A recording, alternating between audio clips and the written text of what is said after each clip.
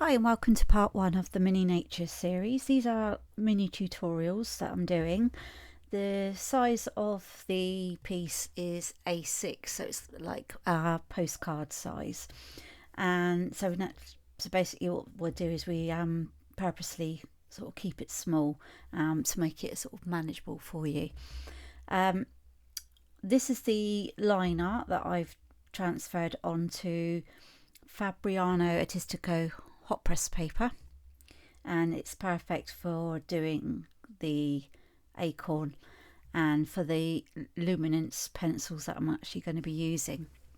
Now you don't have to have luminance pencils. What I'll do is in the notes section of the video I'll provide a link to the line art.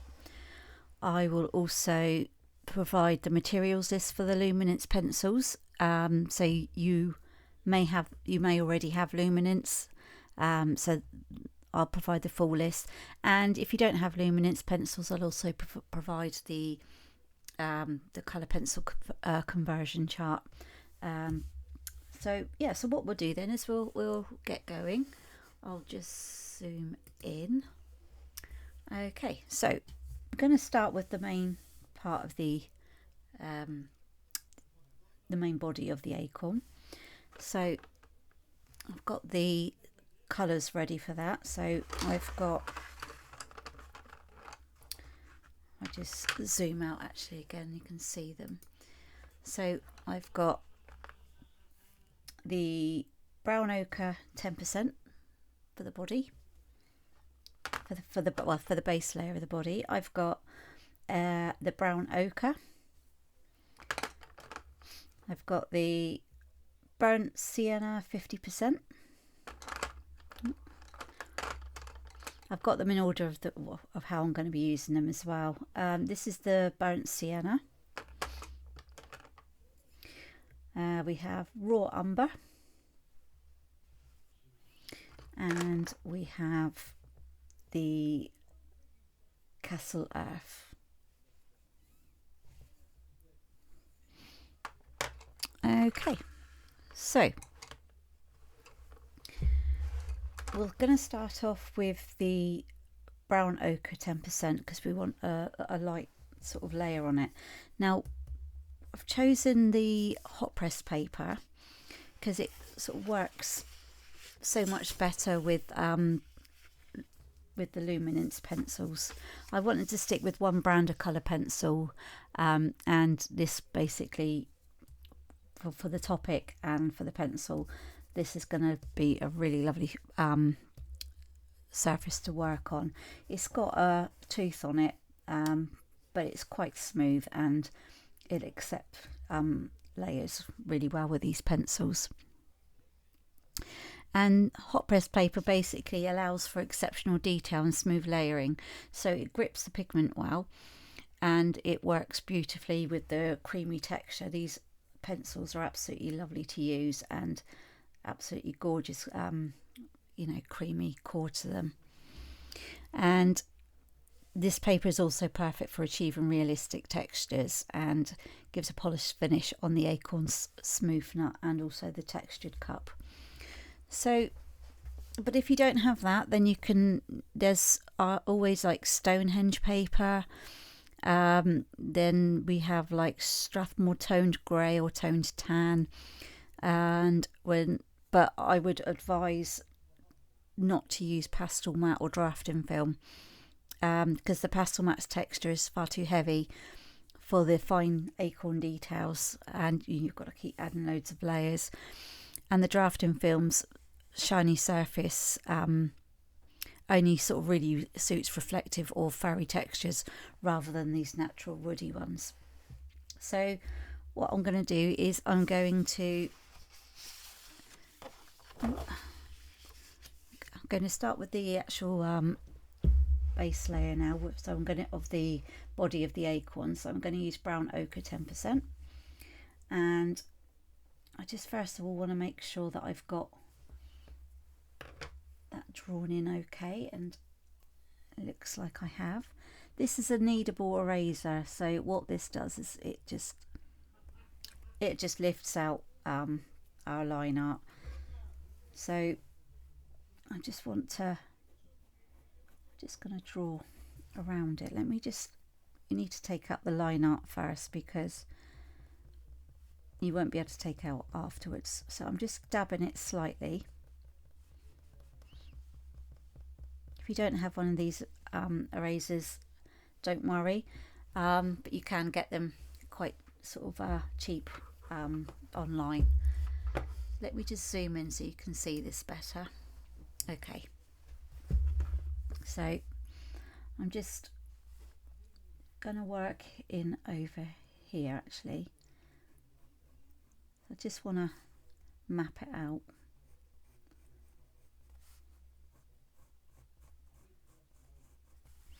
Just very lightly.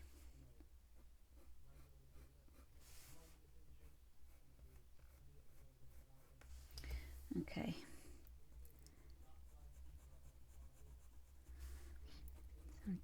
And you can, when you're actually colouring on this surface,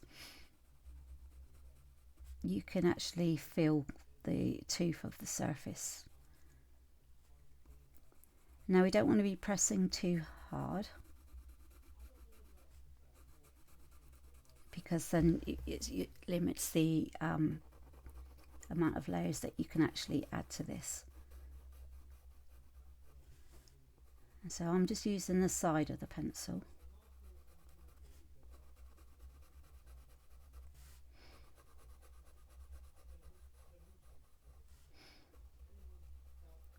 And I'm using a round circular movement with the pencil because it makes it easier to blend you know, all the colours together. So it sort of provides like a, you don't get stripes as such.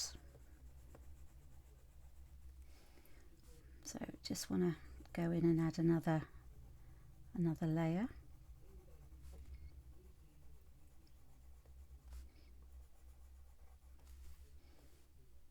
And what you need to do as well is you need to really sort of look at your reference photo and make sure that you're just adding what you're seeing and not what you think is there.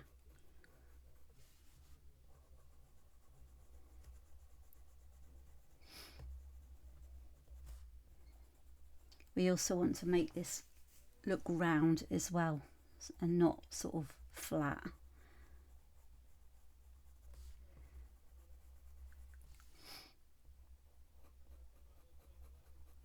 These markings that I've put on here is to sort of help us with the darker tones when we start adding them.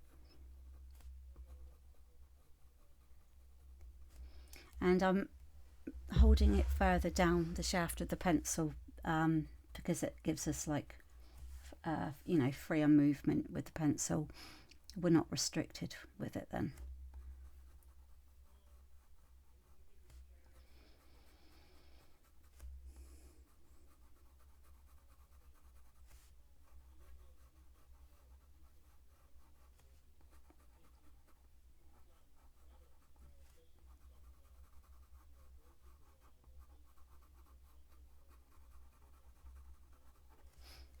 Okay, so next I'm going to go in with the brown ochre, and the brown ochre is actually going to provide us with a mid-layer warmth. So I'm going to sort of go in under there.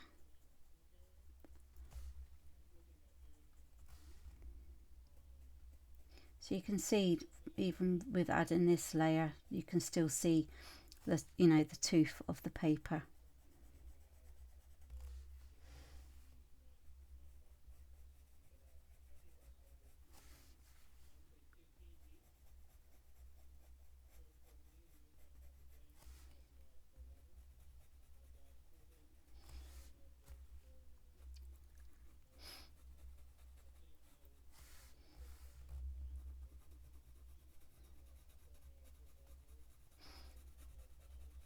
And again, I'm just using light round circular movement with the pencil.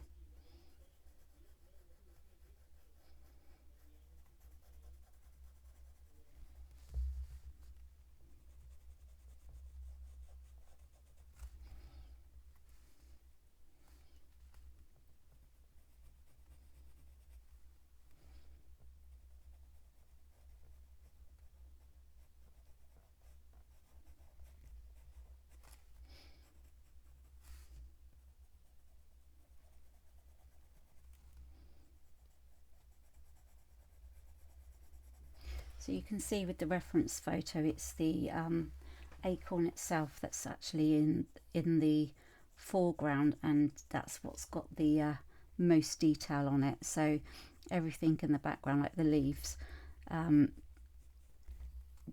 you don't need to actually add sort of too much detail. It's mainly sort of the colour and the contrast we're looking for there.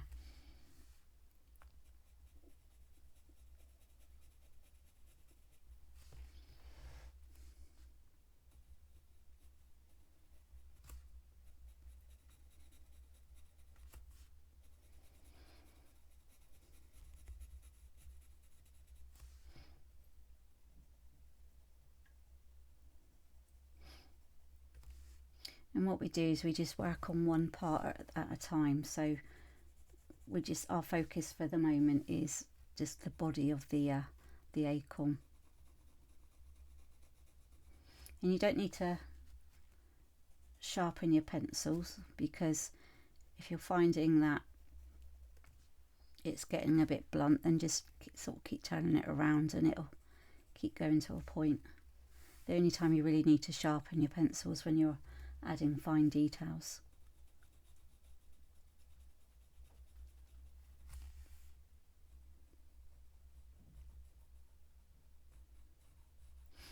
And the thing about doing this is don't sort of rush. You know, to take your time. You don't have to do it all in one go, but you know, being patient is it sort of will benefit your drawings.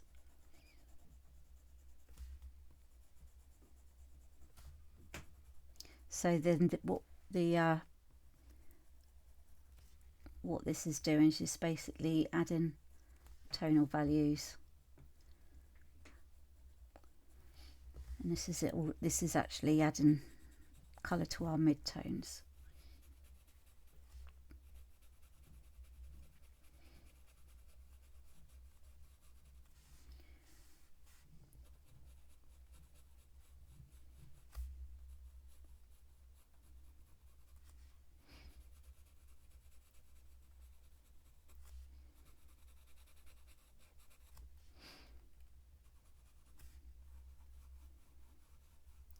And you just want to sort of keep looking at the shape of the acorn.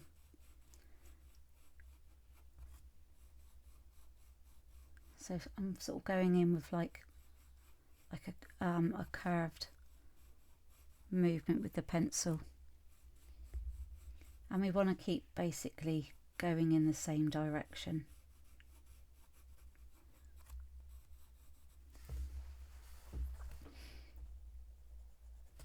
And then of course want to make the sides look round.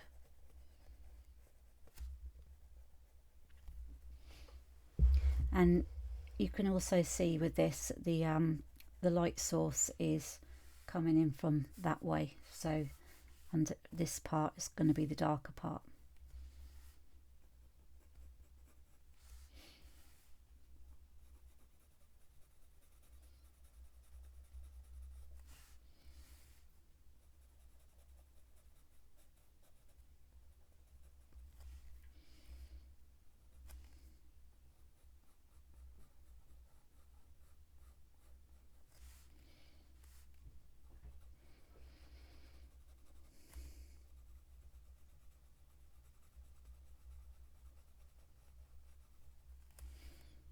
And so this part's going to be the lighter part.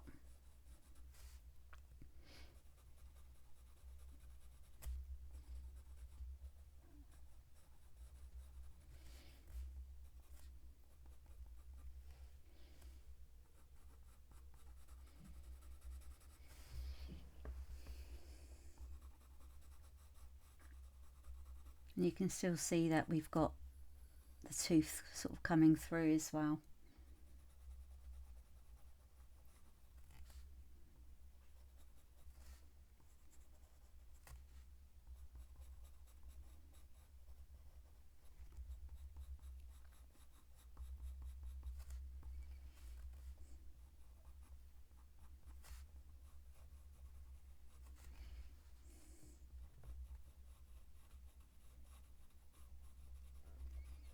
So I'm just sort of adding the shape where the dark parts are going to be.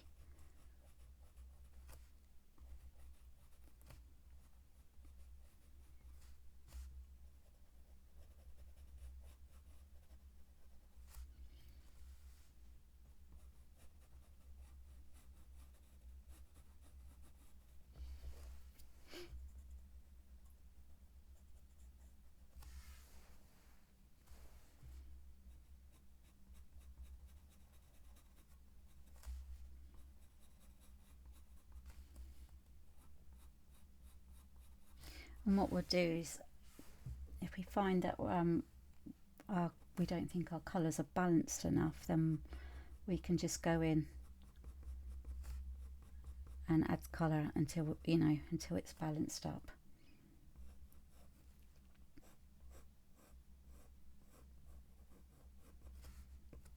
So you can see it's slowly starting to come together.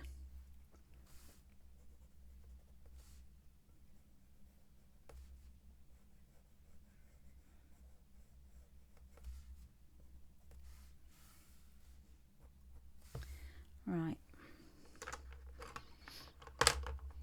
so we're going to go in with the burnt sienna 50%, and what this one's going to do is going to provide a soft reddish mid-tone.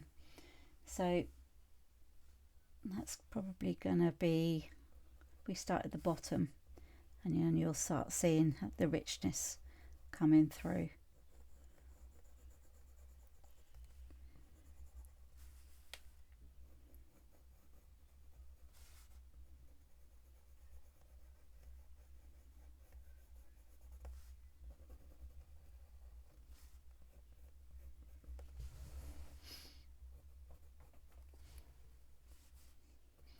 So just keep referring back to your reference photo.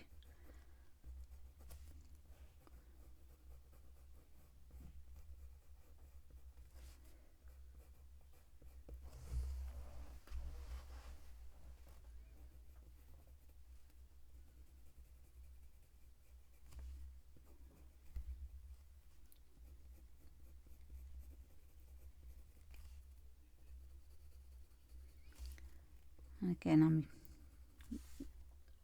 going towards the side of the pencil.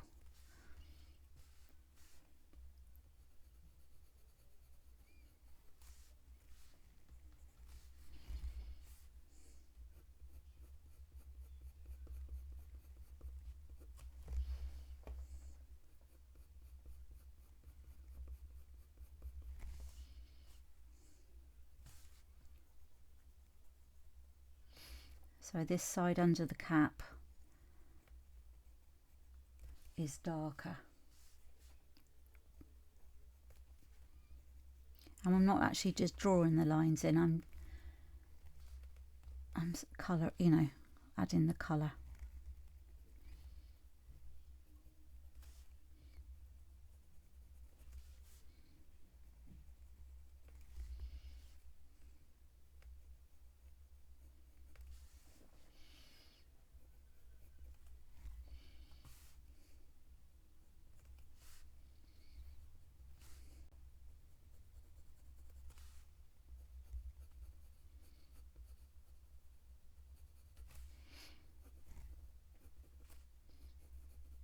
And all the while I'm doing this, I just keep glancing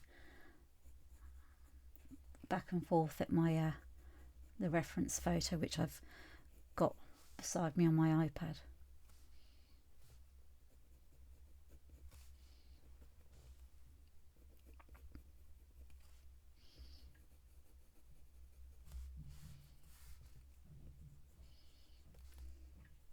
And you can see it's darker around the bottom and coming up around here.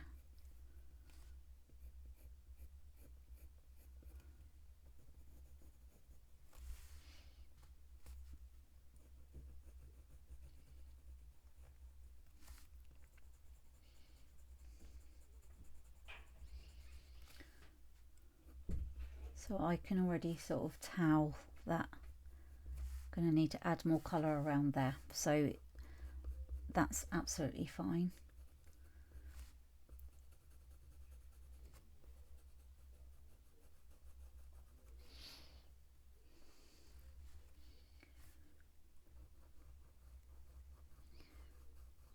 So as you layer up, obviously the pigment gets richer.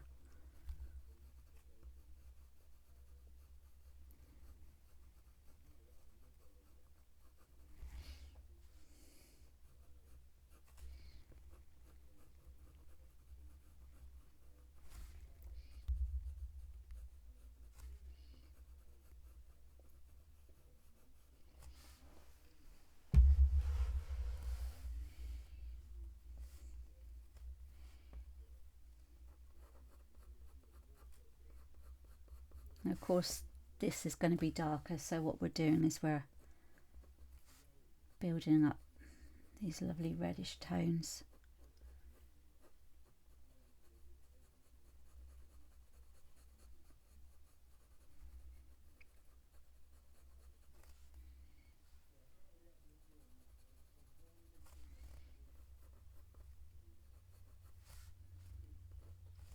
And just keep looking at the direction that the colour is being added.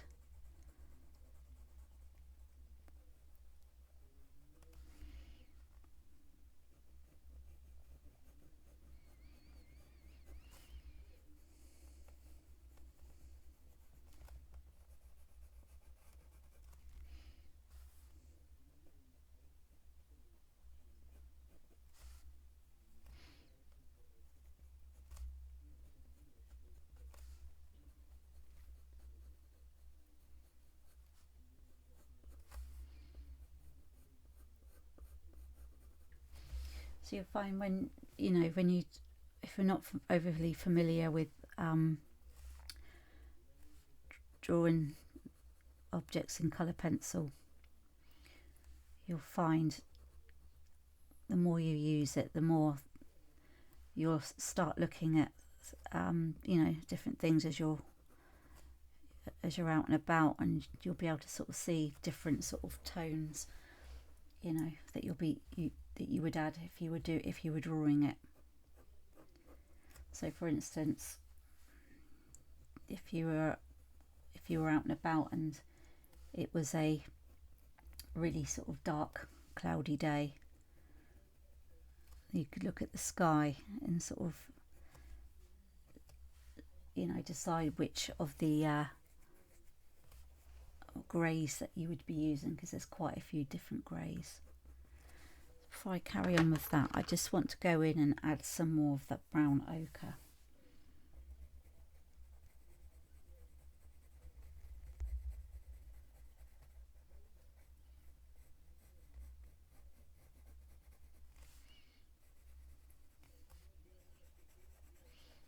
I just want to build that layer out. So again, I'm using the side of the pencil.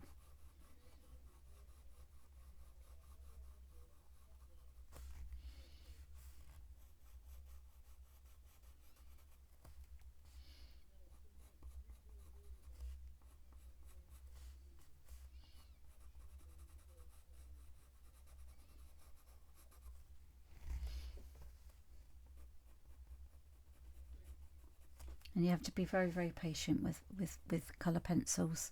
It's not like paints where you can get the colour down quicker. With colour pencils, you have to have the the patience. It's not like the quickest of mediums, but it's very rewarding.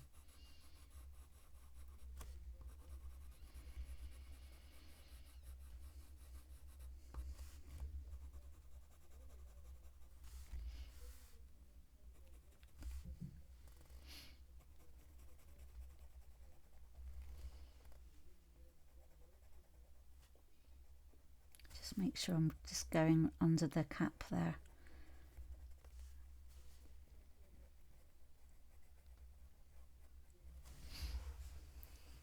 Okay, right, let's go back in with that burnt sienna 50%.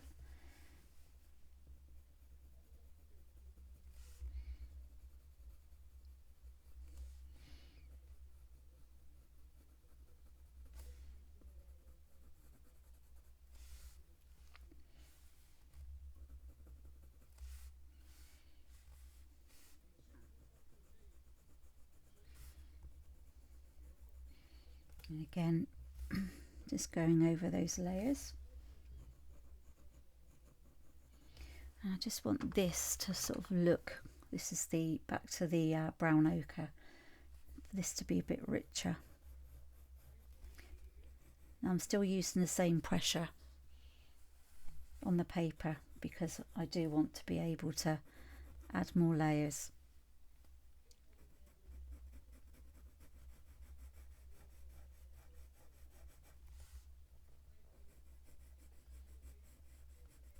These are so smooth, these pencils.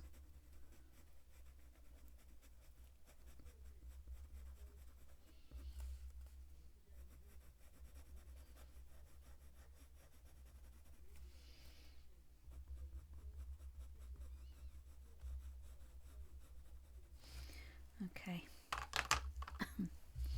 Right, let's go in with the back in with the burnt sienna 50%.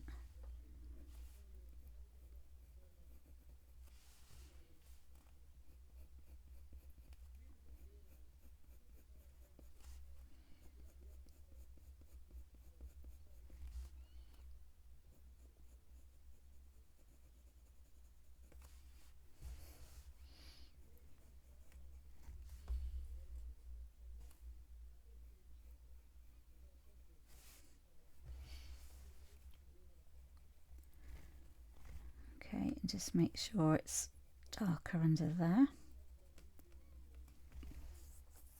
So I'm going to go in now with the burnt sienna. So this is even readier than the 10%, sorry, 50%. And we're going to be, this is going to be adding deeper warm brown for our mid shadows. So just want to start with the deeper shadows at the bottom here for the moment.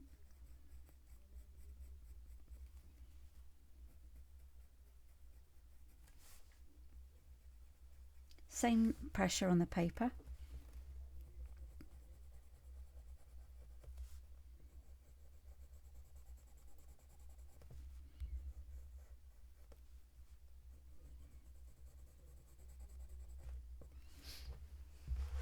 So this is where, with the darker parts now, that it really sort of starts coming to life.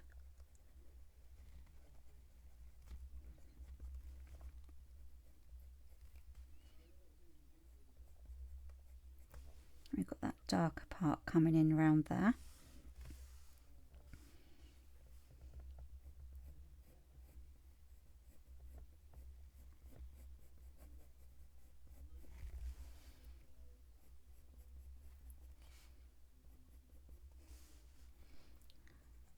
And darker under there as well.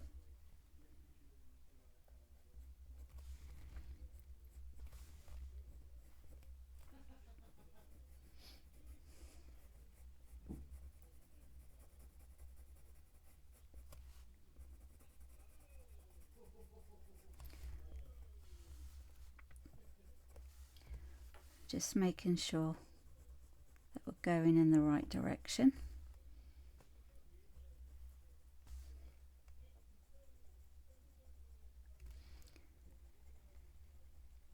This will all start to make sense around here once we start that, start the cap. But it's what we would do is actually sort of balance out the colours again a bit more. Just going to take some of that burnt sienna 50% and then add a bit more on there.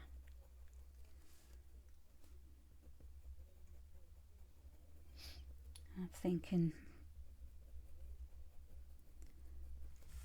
maybe some more of the brown ochre.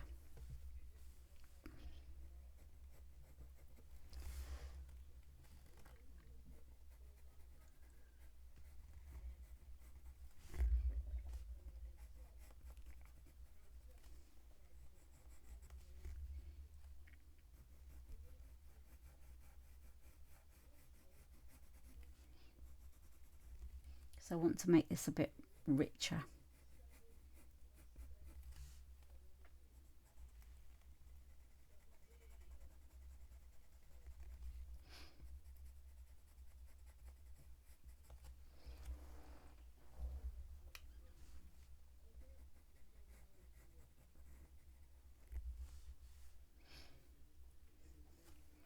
And then the 50% burnt sienna,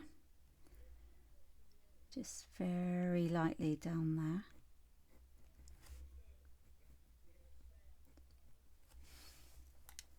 Just going to go in a bit more with the brown ochre.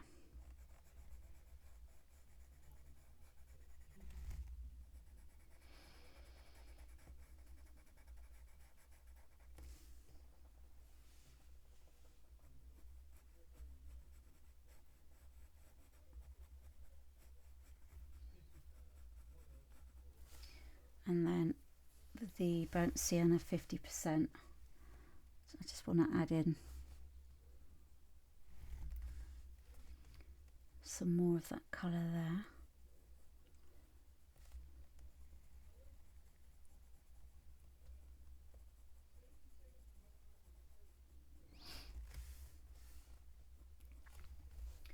And back in with the brown ochre. So I want to make this a bit more vibrant as well.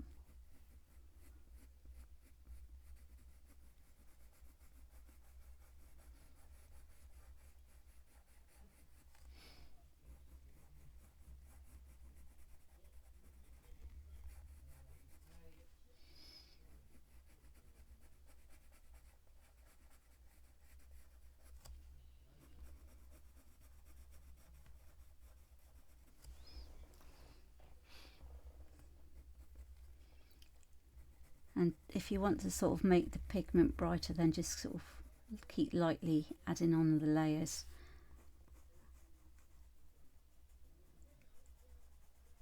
But you don't need to add pressure, you just need to just keep adding the layers in.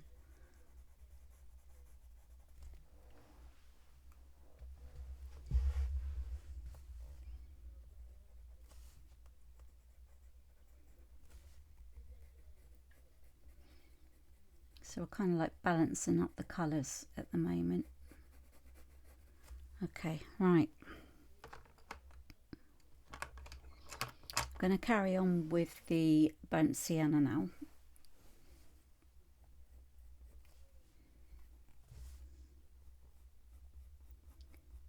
Just add more layers on there.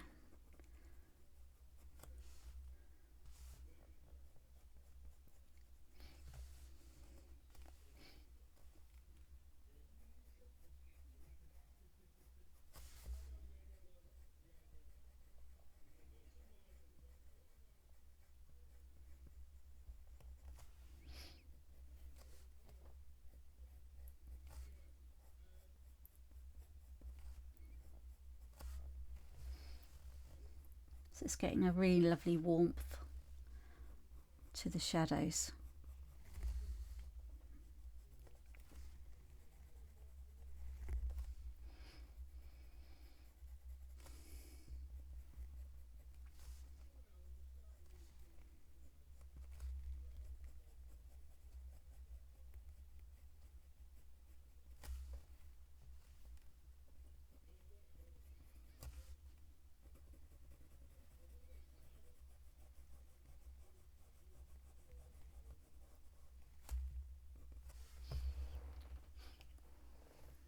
Okay,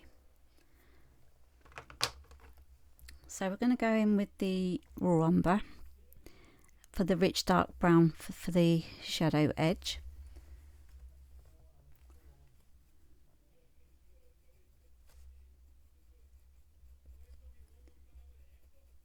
So this is why we go lightly, so that we can add layers on it.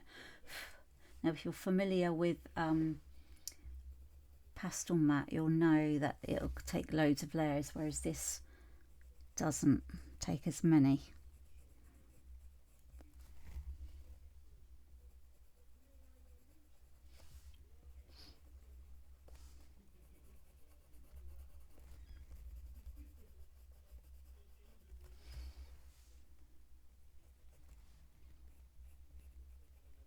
Again, just under the cap of the acorn.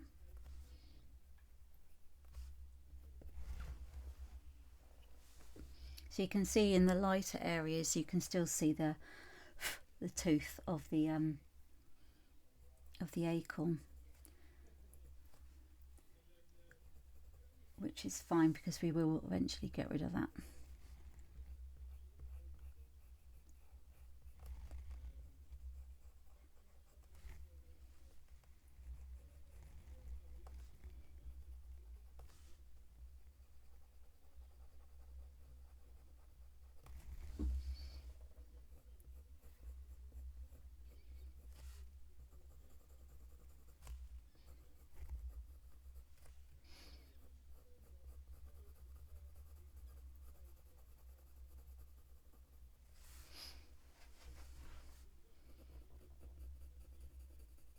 So in a minute, once I've finished adding all of the darker areas, then I'll go through the colours again and start sort of balancing out the colour, the rest of it, a bit better.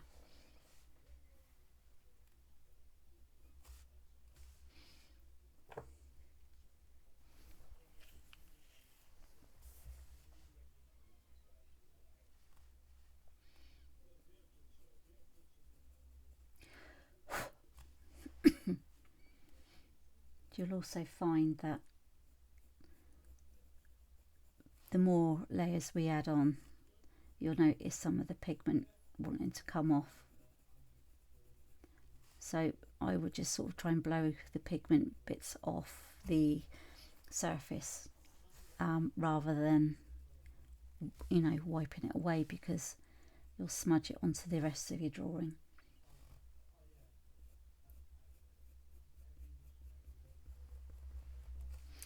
Okay, so I'm going to go in with the Castle Earth, and this is a cool tone, and it's the muted shadow areas. So we've got, just going to add, there's a slight line there, and then of course it comes under.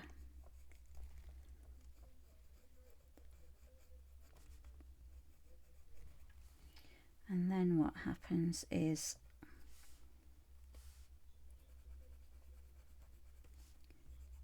very briefly it's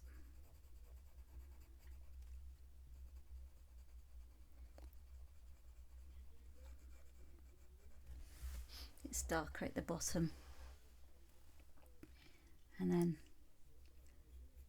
just comes up.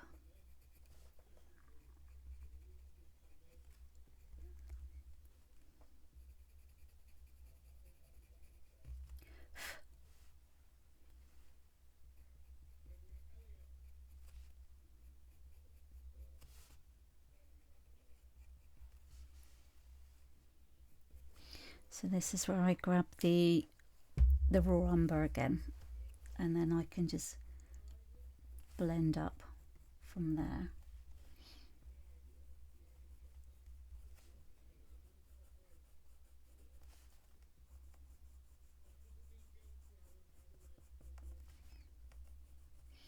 These pencils just blend really well with each other.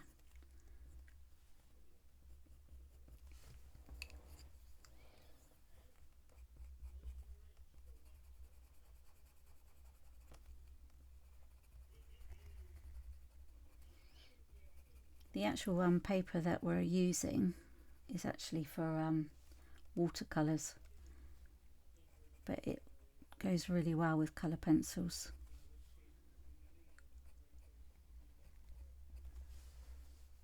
You can see it's quite dark around here. So it's back in with the Castle Earth.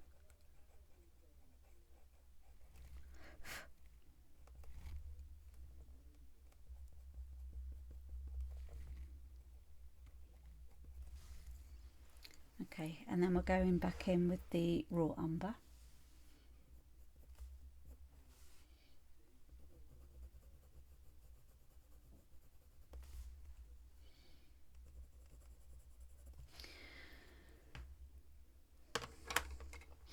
And then I'm just going to take the burnt sienna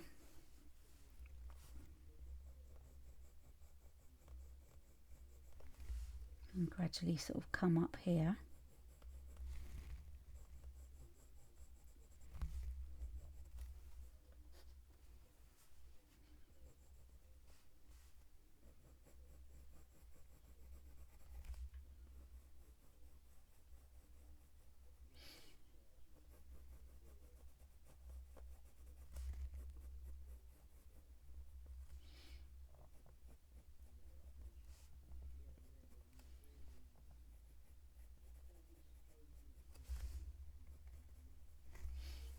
So it's darker, just make sure that you can show that it's darker over this way.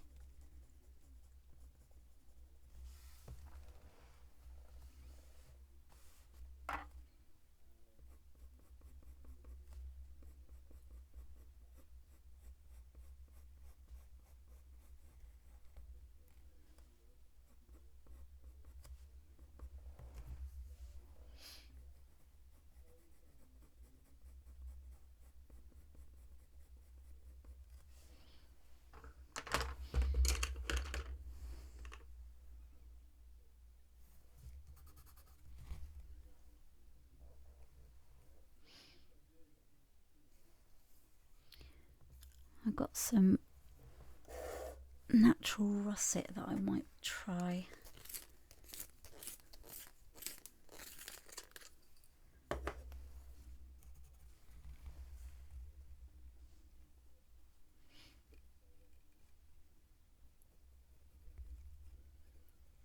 On its own it's sort of quite deep, but being in with like other colours it'll come out differently.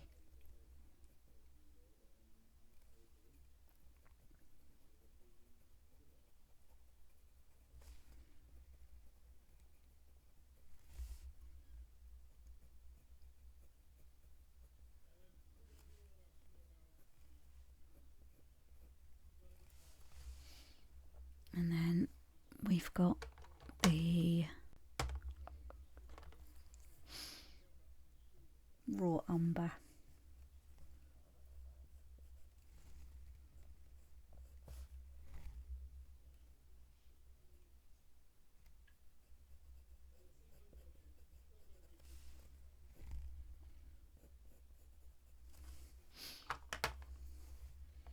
And I'm going back in with the natural russet now. I just think this is a really lovely sort of colour to add with it.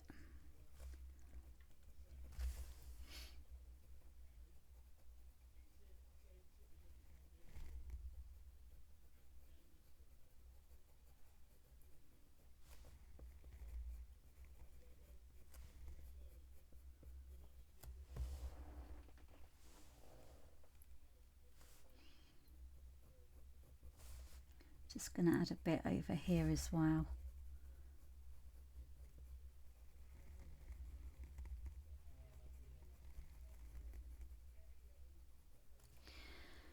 Right, and I'm going to go back in with the brown ochre.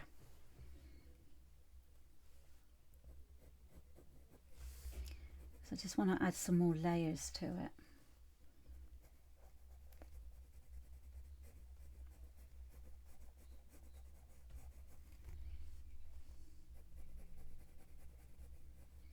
So we've got this part is the lighter part,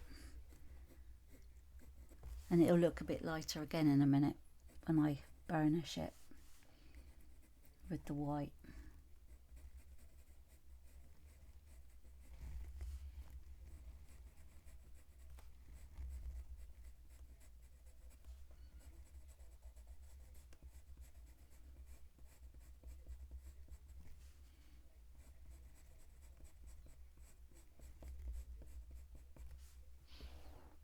So you can see it's going that like orangey browny colour.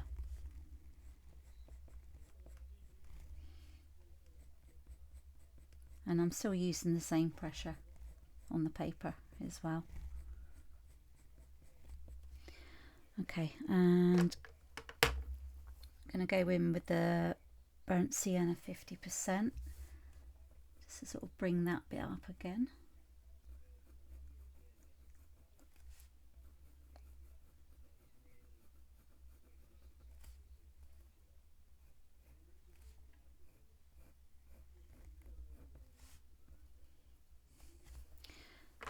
And I'm just going to go in with the brown ochre again on the side there.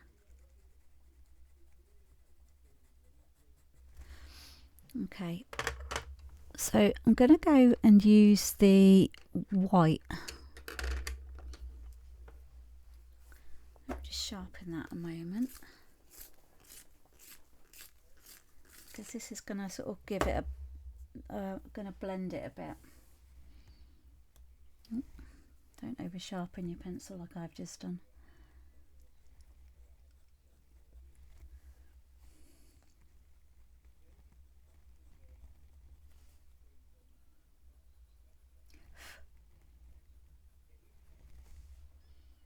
And again, we're not going too firm on this. Oh.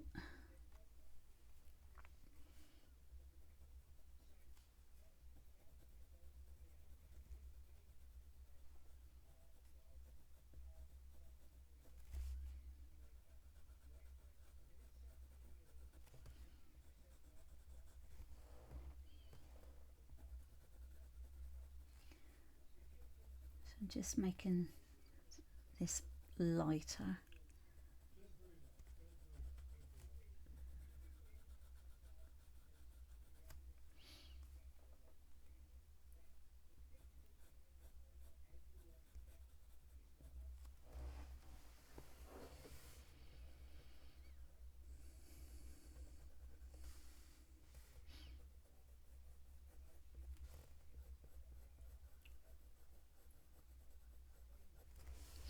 This is also good for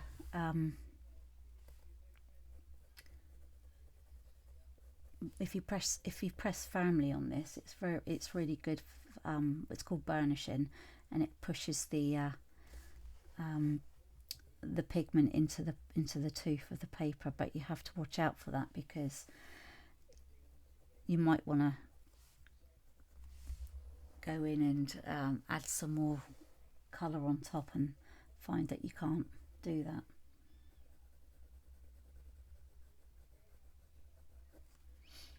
Right, let me just go in and add some more of the brown ochre 10%.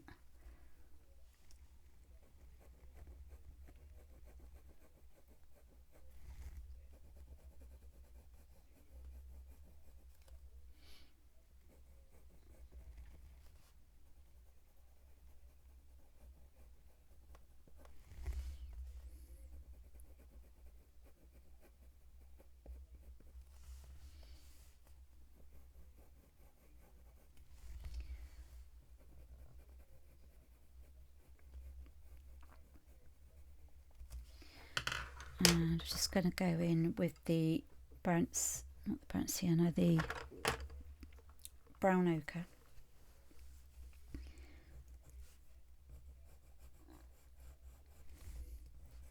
So I want to create some warmth into it.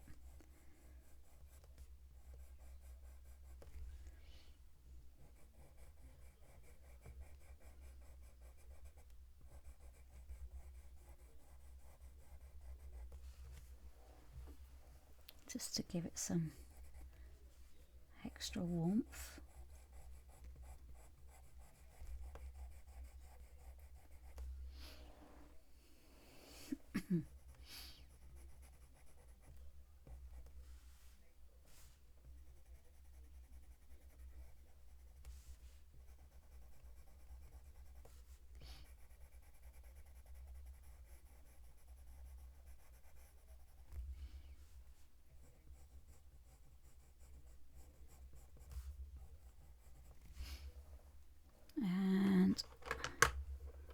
go with some russet, natural russet.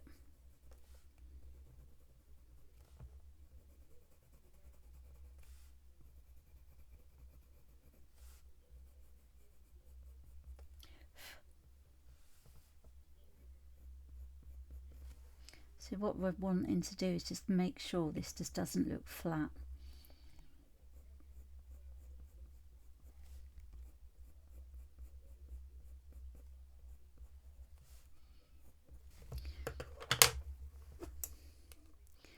Right.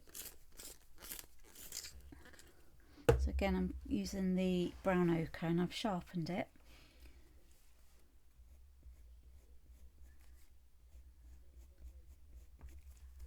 And I'm starting to sort of hold it further down so I've got more like control with it.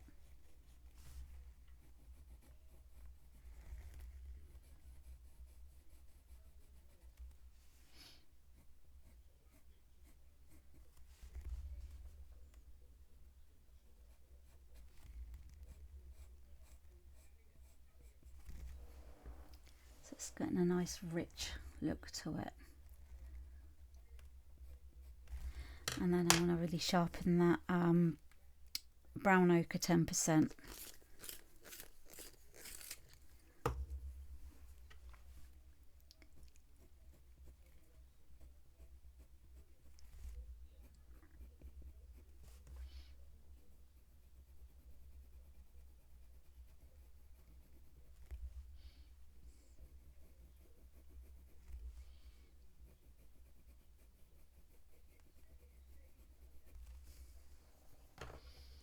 Let's go back to that brown ochre.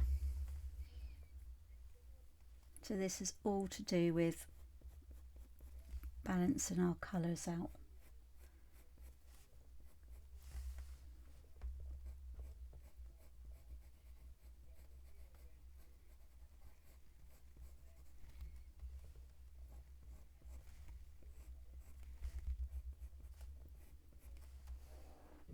So we're getting a nice load of texture on there.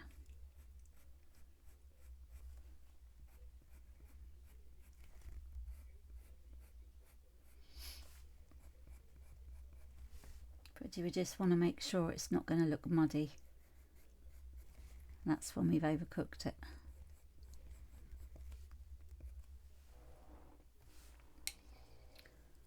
So we want this part to be quite light.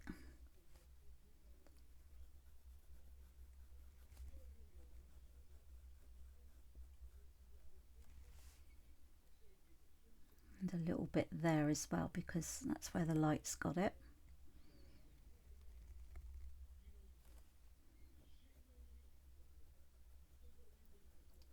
And I'm using the same pressure all the way through with this.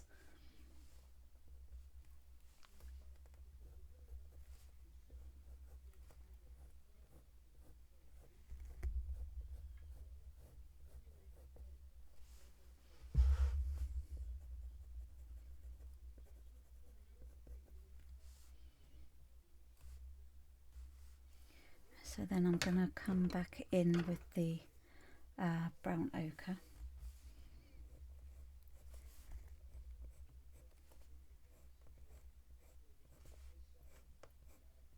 And just follow the shape of the body of the acorn.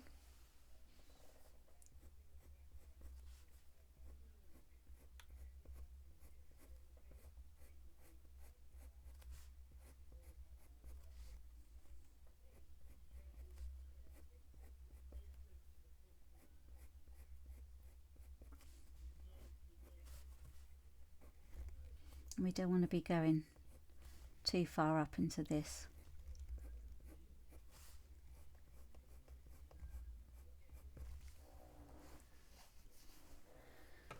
Okay. So going to go in with the burnt sienna 50%.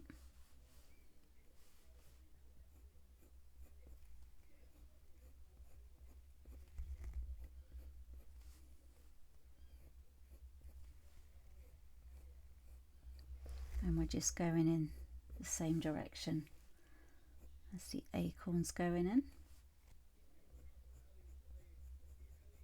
very, very lightly.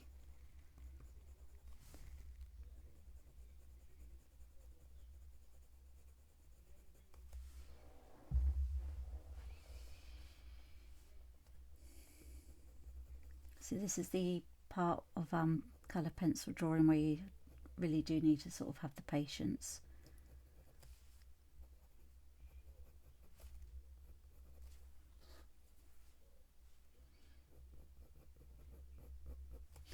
Okay, and I'm going to go in with the raw umber,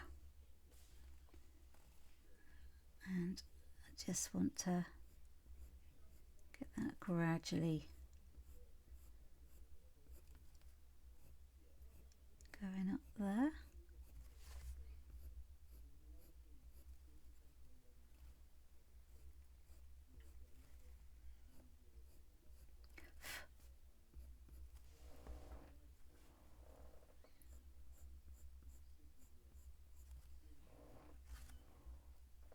And you can see it gradually all coming together now. So we're just following the direction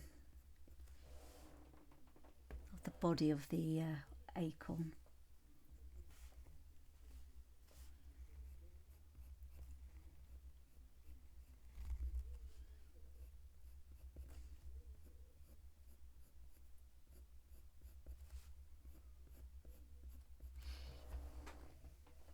And it'll look much better again once we've added this in.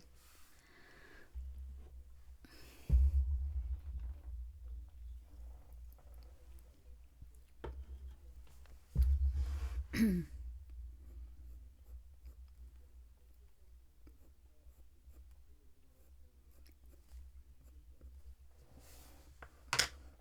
I'm just going to add in some brown ochre 10%.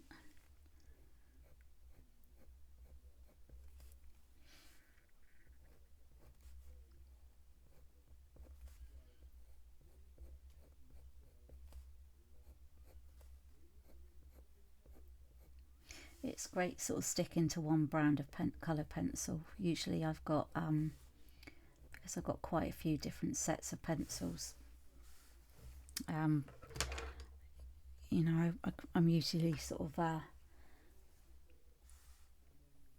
changing around a lot.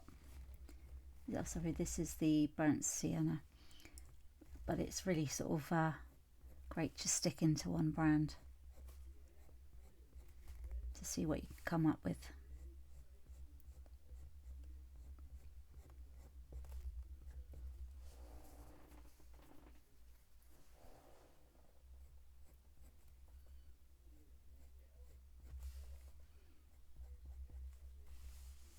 Just want to get that darker again.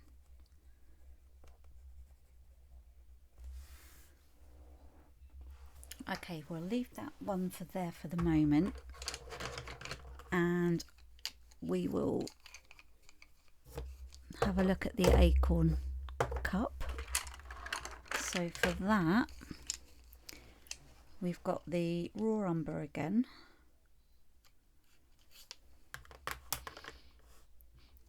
We've got the raw umber 50%.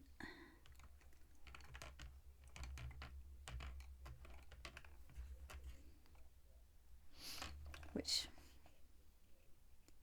is down as the Castle Earth.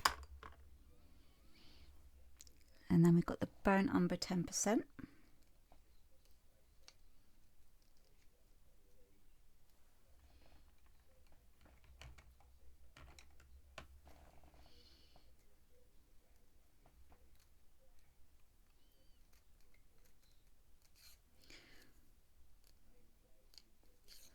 Which is actually the natural russet. The sepia 50%. No, yeah, sepia 50%.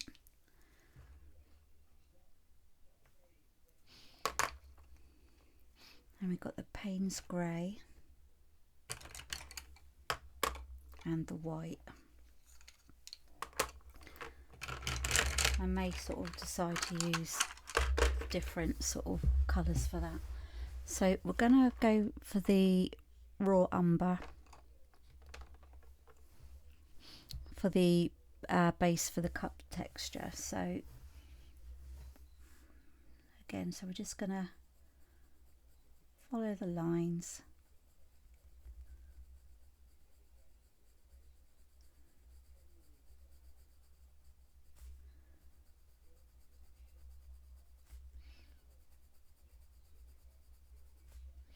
This is when you'll start seeing that this actually makes sense.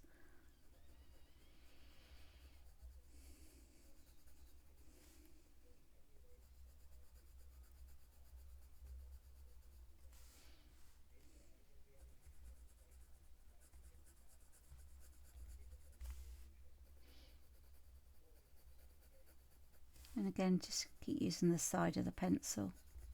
So where we've been using this just now and we sharpened it, we don't need to use the point, we can just use the side.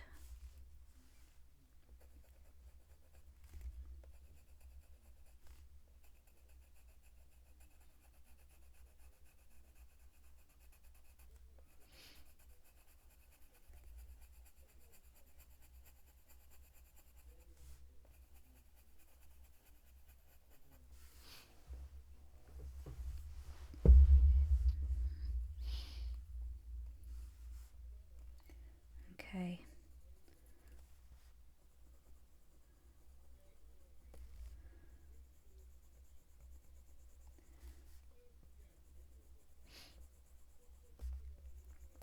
So we're just going to make sure that everything just looks round.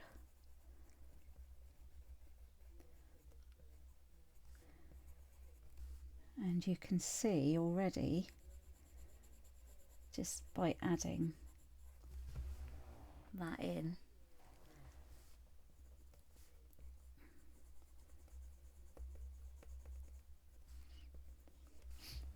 you know, how it's starting to sort of, you know, come to life a bit more.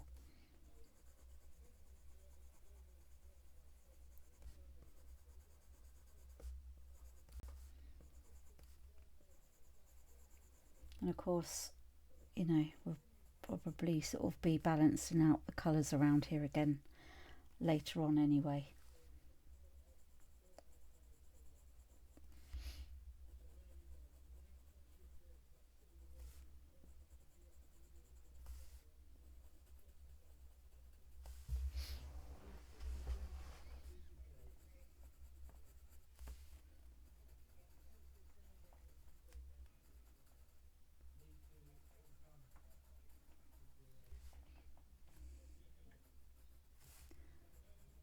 So that's part of the leaf behind.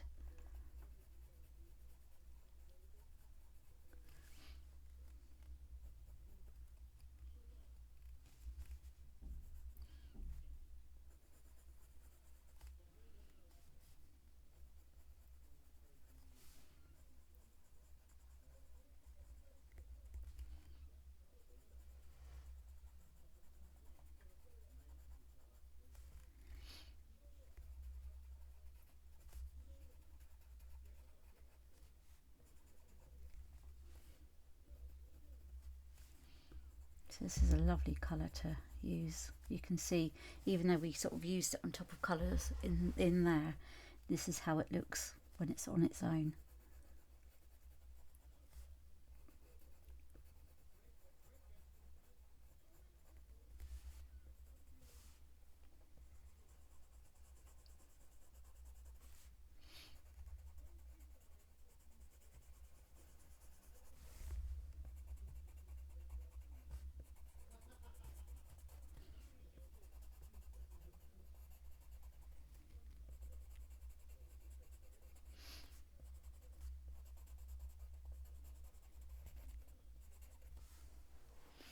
So I'm kind of like doing it so that it's you can see some of the textured shapes there. And again, I'm not going heavy-handed with the pressure. I'm just building up the pigment by just purely by going over it.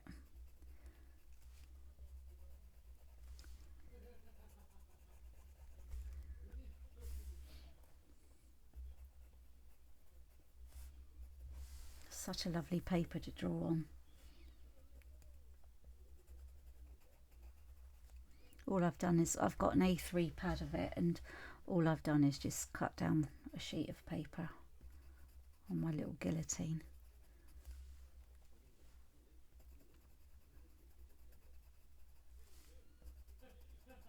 So yeah, so this is how it's looking so far. And of course, being on its own there, you can just sort of see the contrast in the different shades.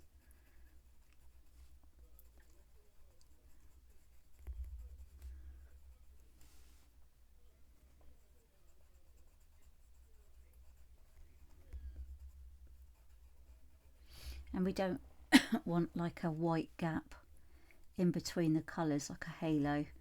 We want to make sure that this reaches all the way.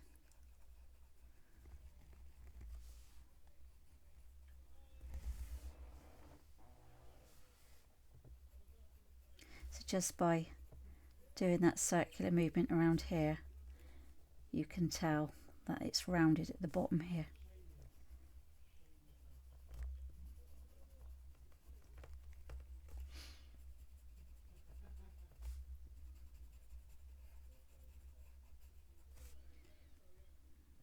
And of course it's going to be darker over this side as well.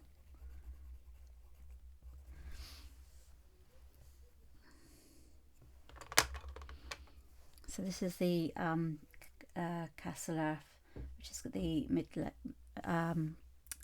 mid-layer tone.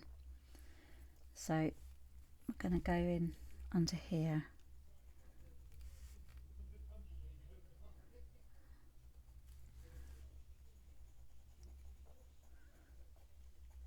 So we're going to work with the texture of the paper for the cap of the Acorn.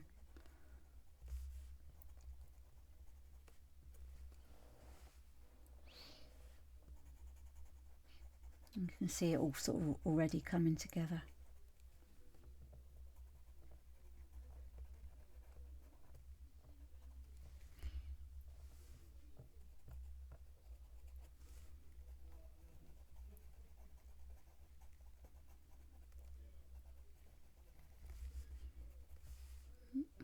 And just make sure you keep going in with the side of the pencil.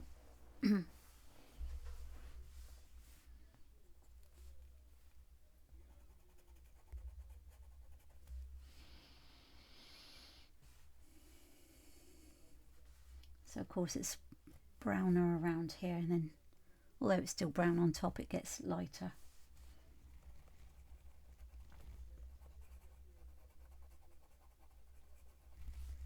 So again, same pressure, but just keep building up the tone by you just keep going over in the same spot.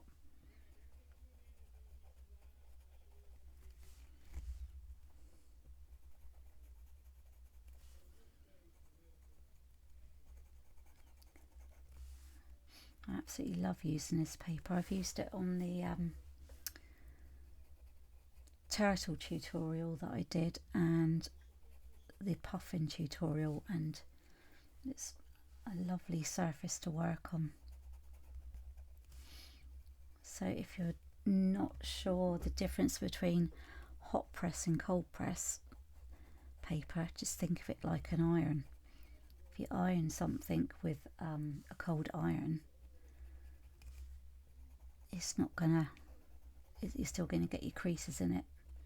So that's what you would for the cold press paper. So it's got more bumps in it, which works really well for watercolor painting. Whereas hot press, think of it as like a hot iron, and it irons out all the creases, which is smoother like that. And this is the one that works really well for colour pencils. I mean, you could use the cold press, but my personal preference is the hot press.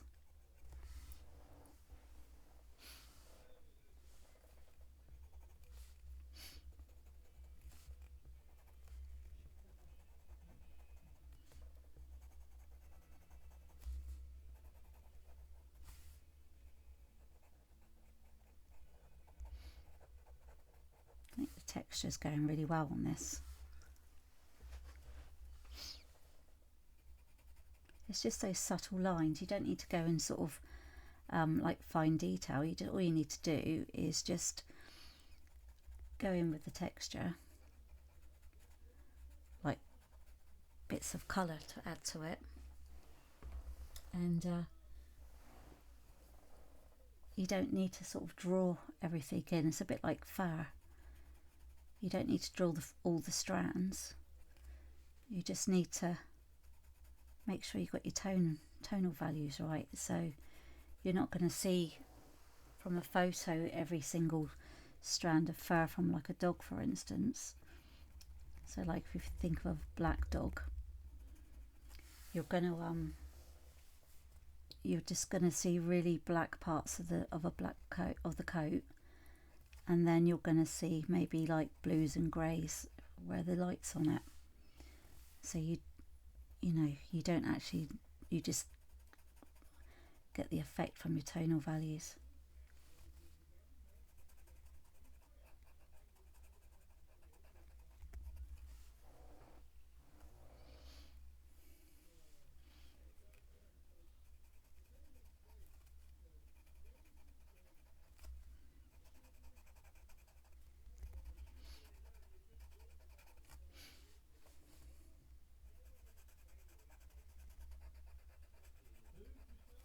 So this is going really well. I'm really pleased with how this is coming out.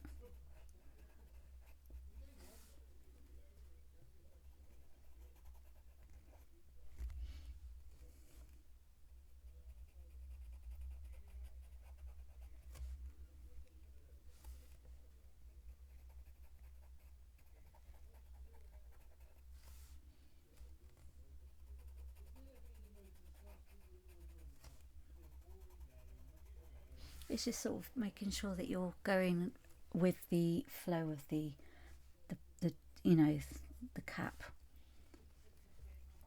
So for instance, and I'm also using the grain of the paper as well. So for instance, it's shorter over here, so you just do smaller sizes.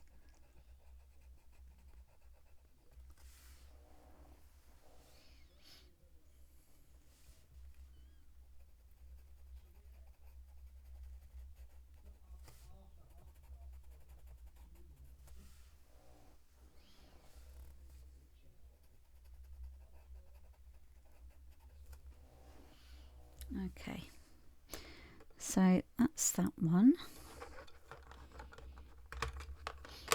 Right.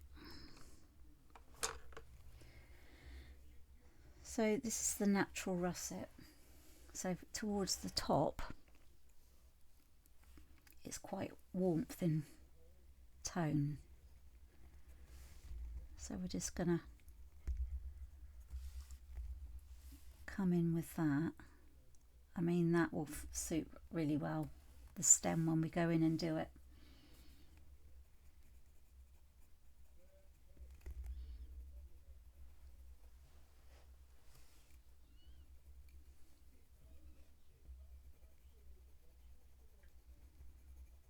And again, it's just kind of like just picking out bits.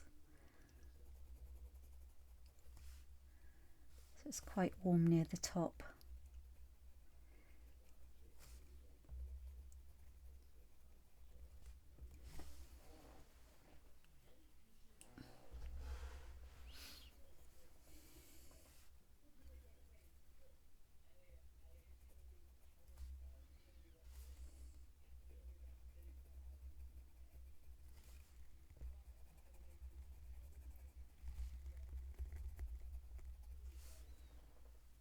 and maybe a little bit around.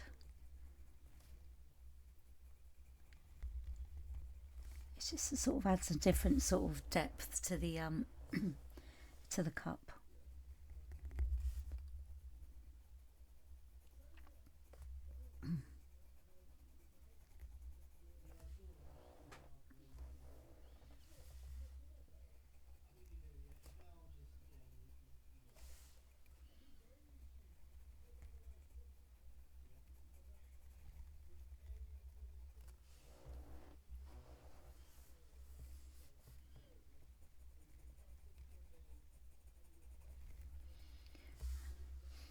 So what we'll do is we'll add all this in,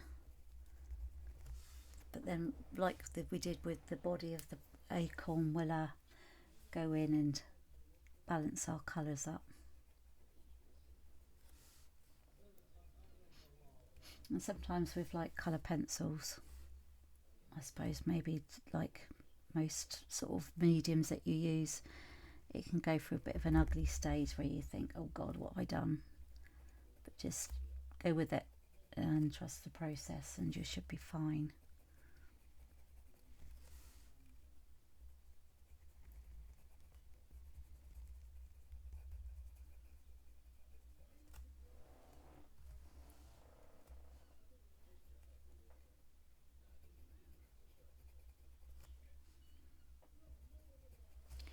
Okay, so we're going to go with the sepia 50%.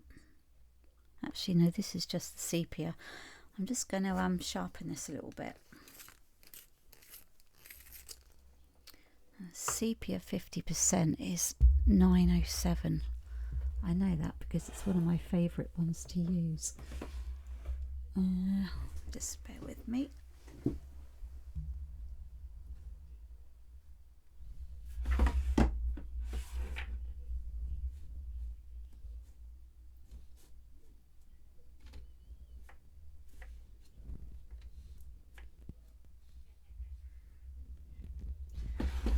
This will be fine. Okay, so with this one we're going to do the dark accents in the cup's crevices. So it's just basically going through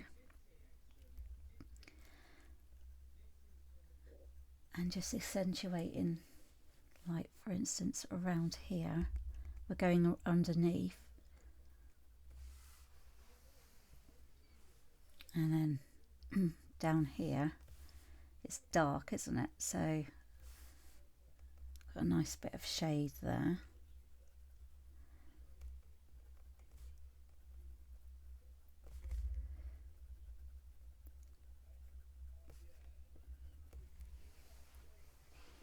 And then you can sort of see these ones coming together, and they're sitting together really well. So what I'm doing for the moment is I'm just making sure this bottom row, I'm concentrating on that part first up until about there. Okay, then what I'm going to do is I'm just going to come in up here.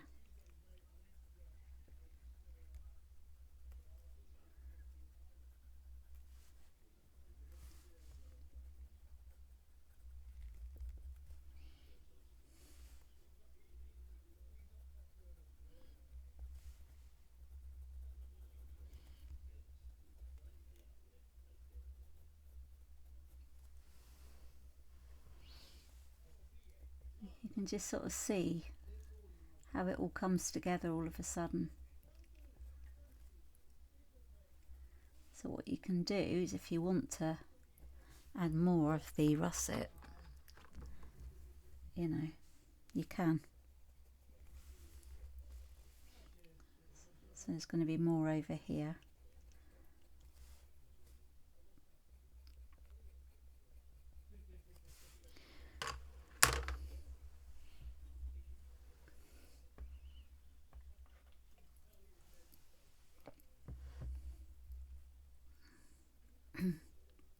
And again, like I mentioned earlier, it's not about adding all the detail, but it's adding the tone that gives you the detail.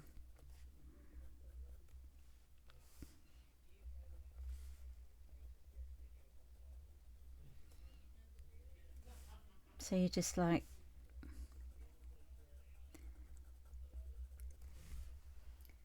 adding it in like that. It's so like effective.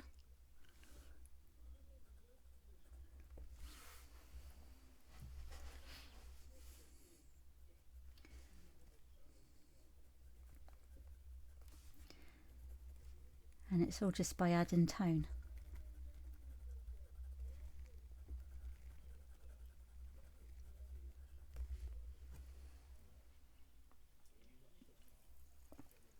And even just by adding that dark bit over there, it made all the difference as well.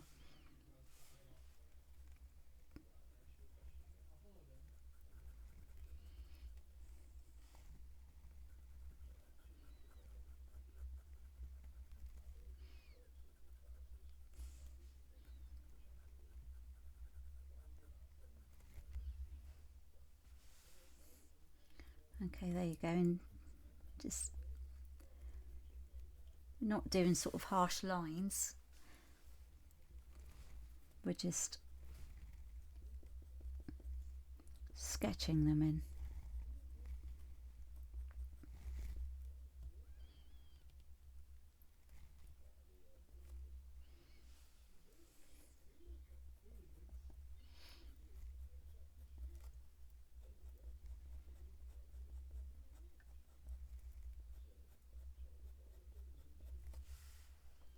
And just by that doing those lines there, it gives you a really nice shadow.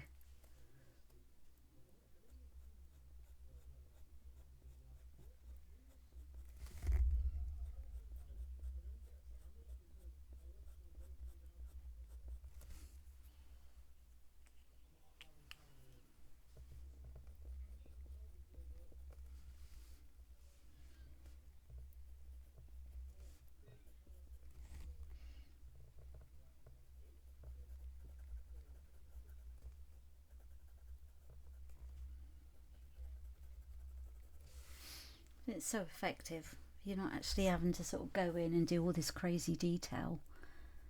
You're just adding colour. And it's giving you like that bumpy effect on the outside, you know, on the Acorn cup.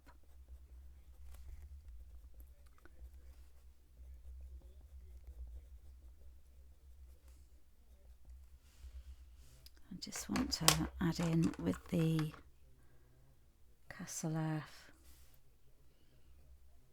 just a bit more down here.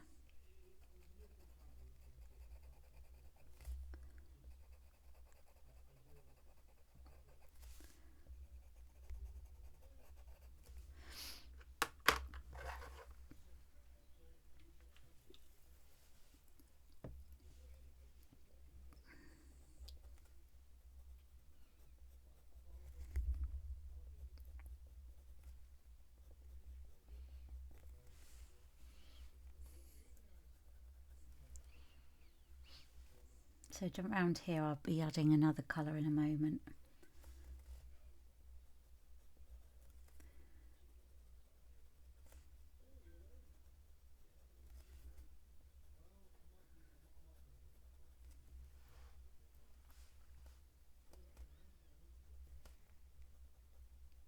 And all we're doing is actually just making minute detail and movement with the pencil.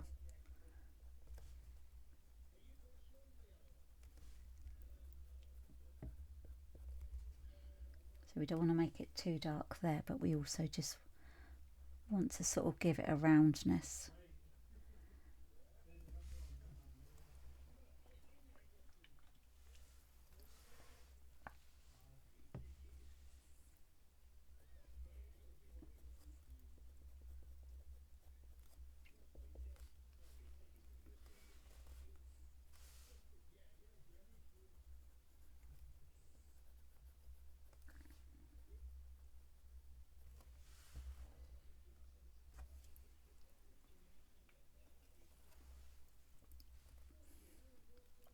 And you know, it will also look even better once we've got the surrounding leaves done with it as well.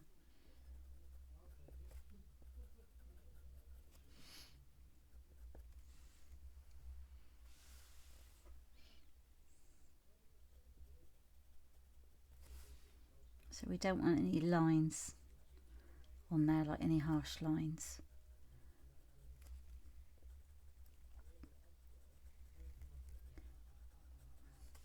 We just want to be drawing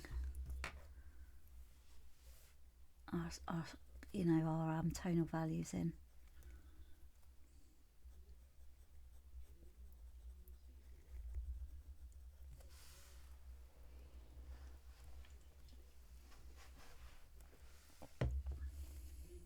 Looks a bit like a soldier's helmet, doesn't it?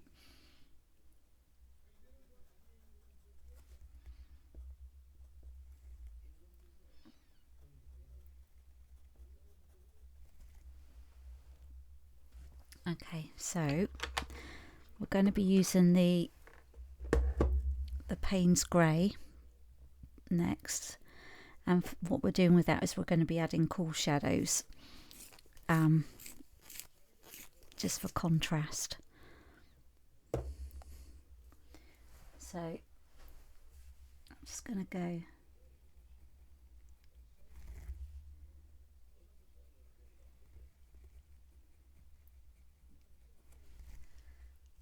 and that, and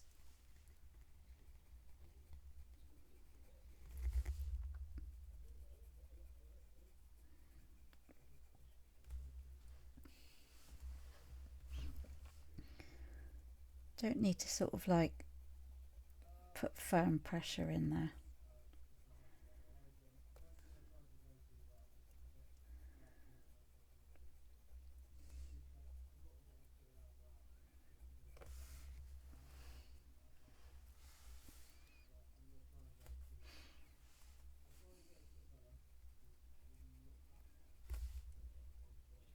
It's just all about balancing everything up.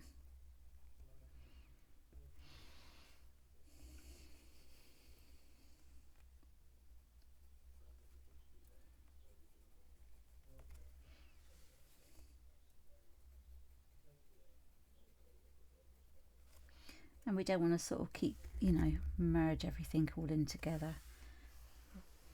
We want to be able to see you know, we don't want it to go flat, we want to be able to see shape to it.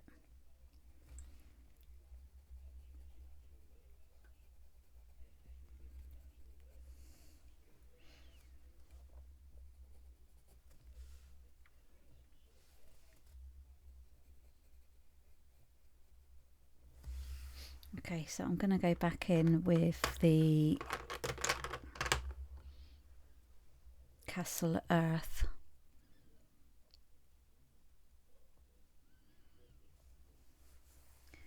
Just going to bring some of this out again.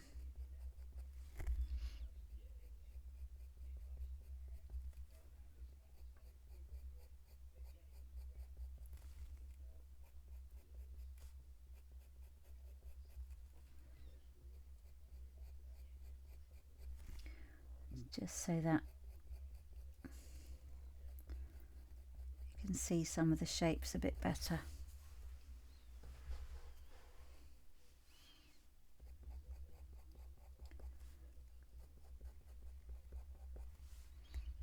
And what I like about this is it's a lot easier than you think it's going to be.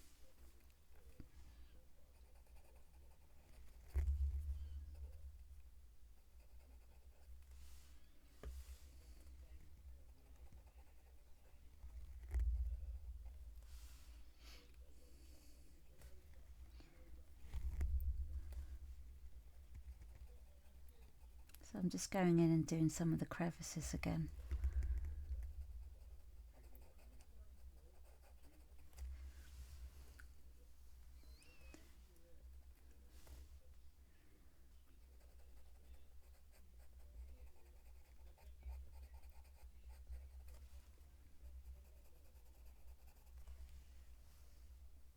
Just make sure it sort of stands out a bit more. So we've got like the warmer shades in that in there, but we want to sort of make it sort of stand out a bit. But we also don't want to sort of overcook it a bit. So just have to bear that in mind.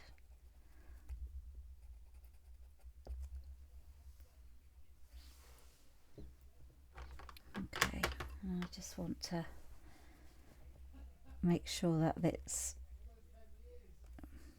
stands out a bit more. It's kind of like knowing when to, you know when's enough.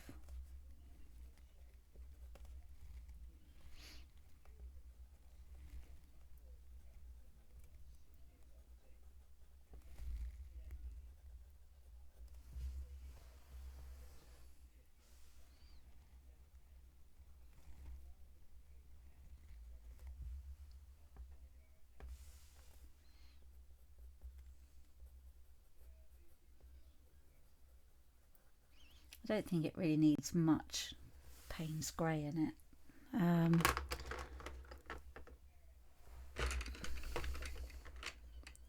I'll go in with some brown ochre 10%, just to sort of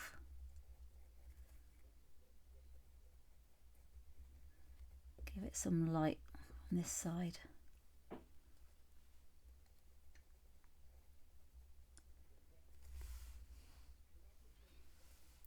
Don't think it needs too much. That's the 548.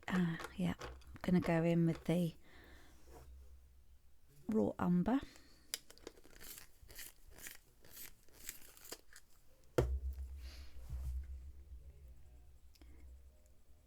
So it's like our very first time when we started adding shape to it.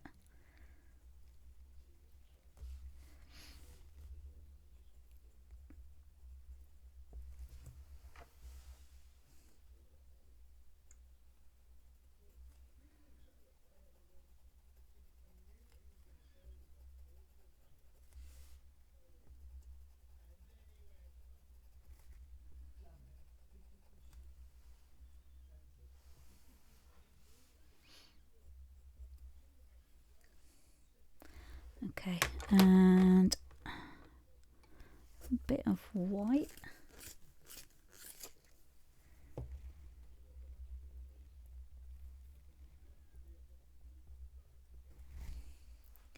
Just so that we can sort of get some of them have got sort of light highlights on them.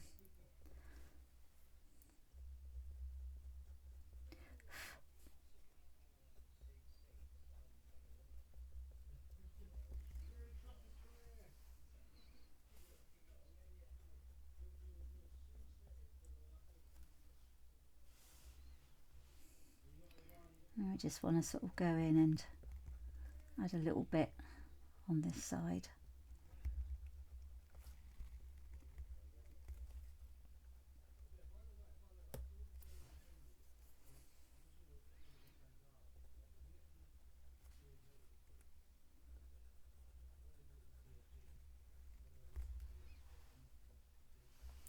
Okay, so I think that's that with the cap. So we're going to go in and we'll do the stem. So we want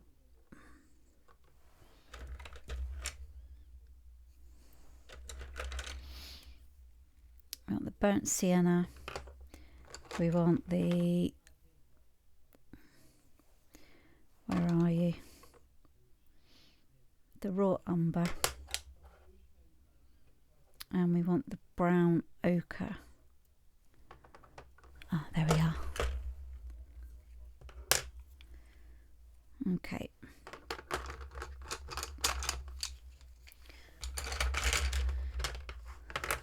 Right, so we're going to start off with the burnt sienna. So you don't have to sort of keep yours flat to the surface, but I'm keeping mine. Just bear with me.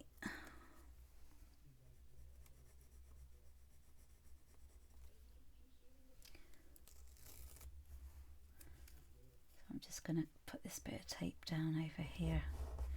So I'm sort of keeping mine taped down in one place so that you can see what I'm doing.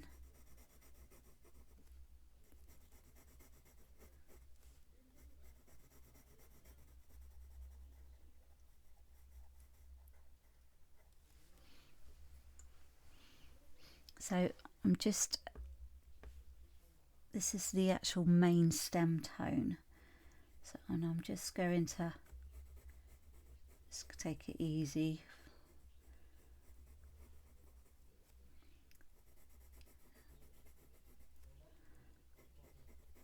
Just getting the layers in.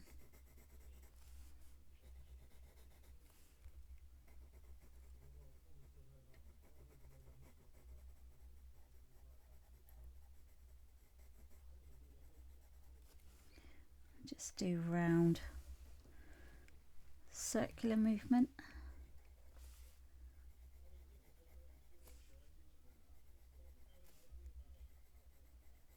So you're working with finer detail here.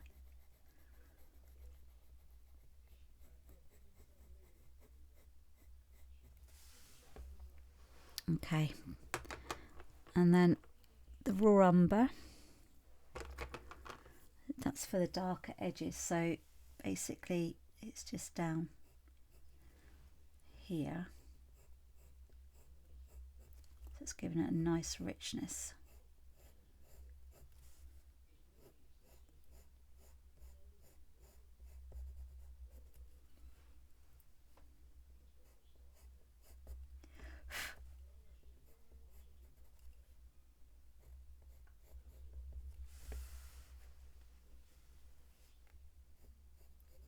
So we're just working on a very small area.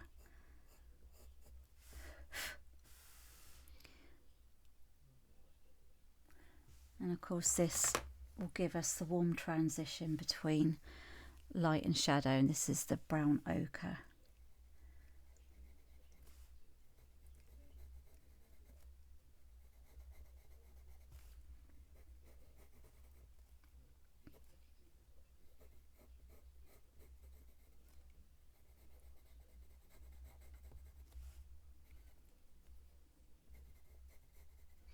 And I'm just going to go in again with the burnt sienna.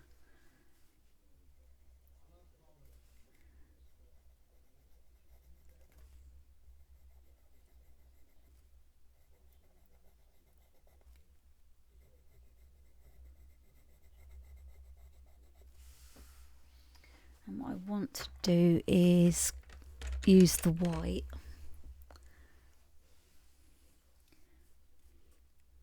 just to sort of blend it a bit.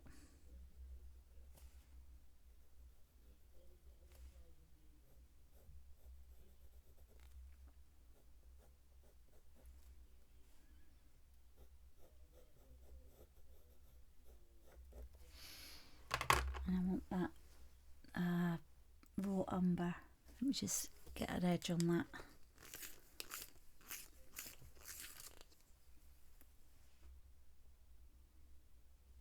Just go very, very careful with this.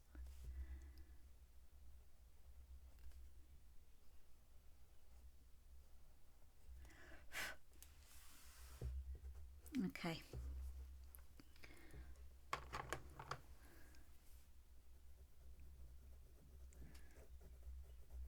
So then what we're going to do is we're going to start with the leaves in the background.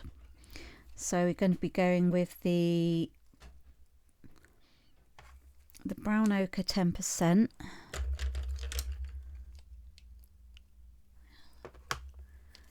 Then the olive brown.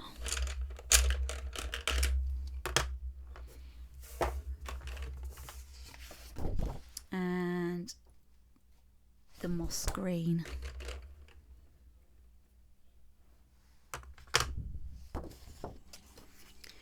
So what we're going to do, let me just zoom out first of all so you can see what it's looking like. So there we go. You can still see it better, because when you actually do it close up, you can, it sort of kind of goes a bit blurry, but when you come out, that's what it's actually looking like. So what we're going to do next is we're going to start with the base wash of the attached leaf, so this one.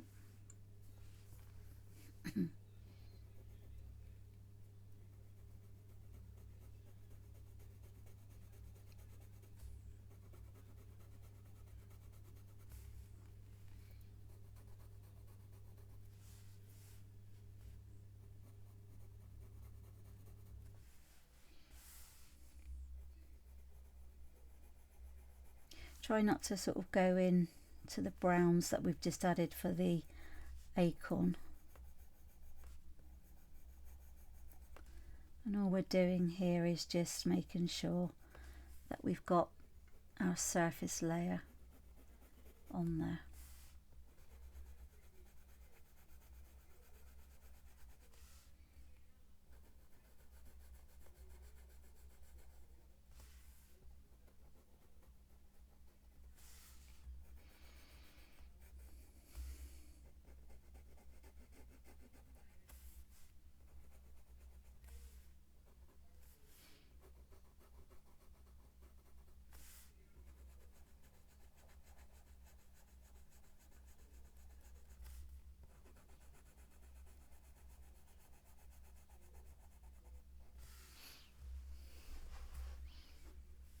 So this is like, we've done the acorn, and this is gonna, like, everything's just gonna bring it into play now.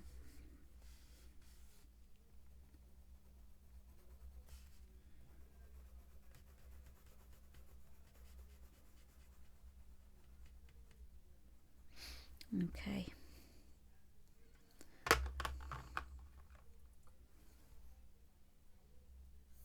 So this is the olive brown. So this is for the mid-tone leaf veins and shadow. So what we're going to do is we're going to just peel that back, because that's just getting in the way.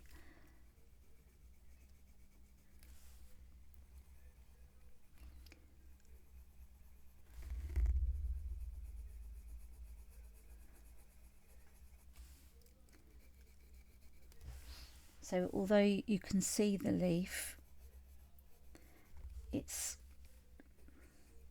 not going to be as well defined as the acorn's going to be.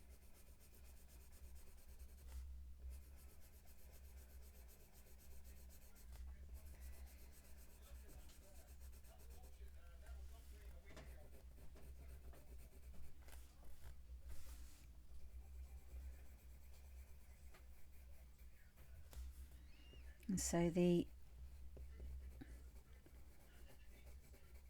leaf is just like curving over.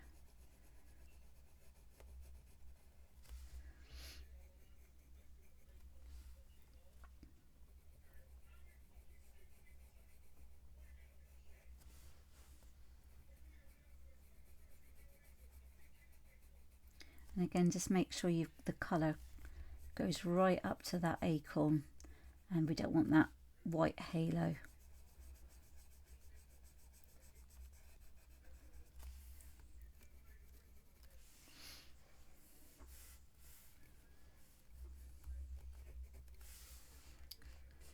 Sorry about this. Don't want to make it look untidy, but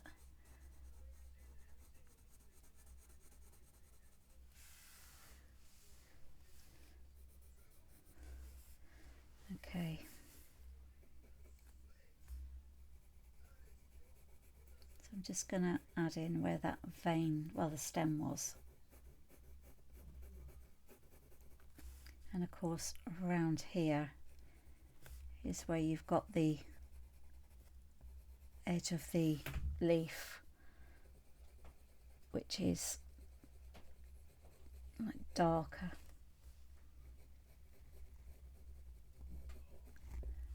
And less vibrant than the other part. So I'm going to go in with the moss green, and around here it's a lot more vibrant.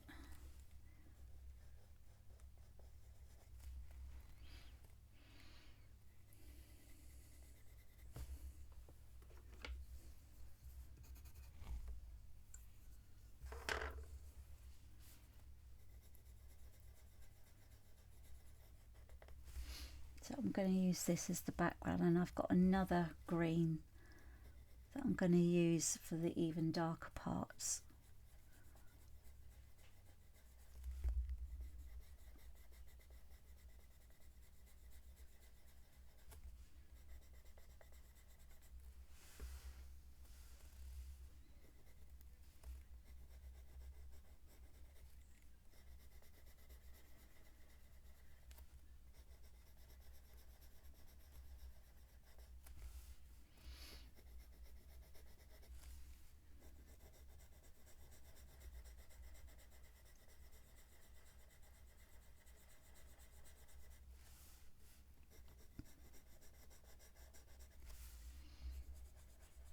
So we're just blending this colour together, and then we're going to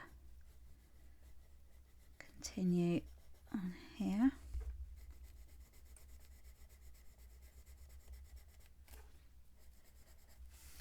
So I'm just adding sort of base layers, and then what I'm going to do is I'm just going to go in and add the detail.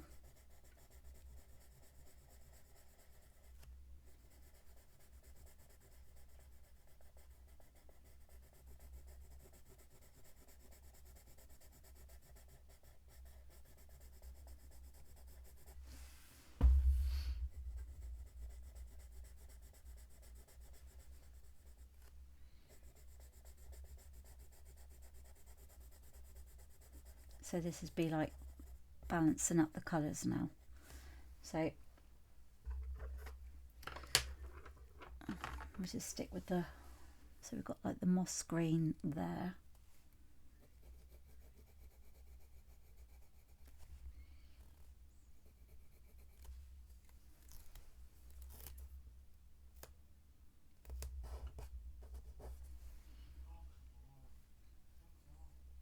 And we're just adding in our layers now.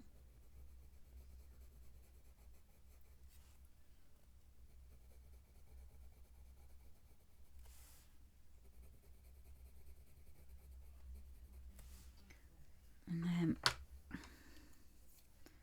just going to try this grass green.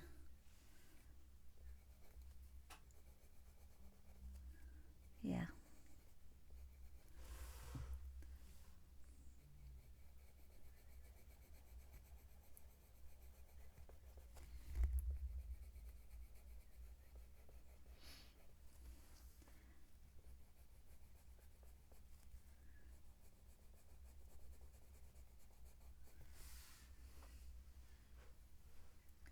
I'm going to use it over here as well.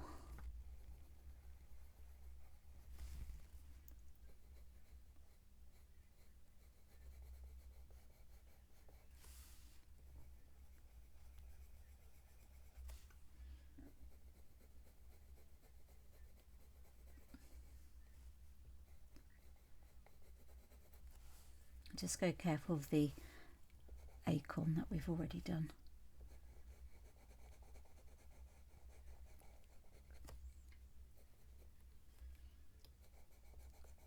So right near the stem,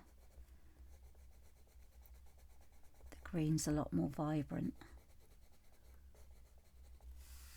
I'm thinking of maybe choosing another colour green. These will all be on your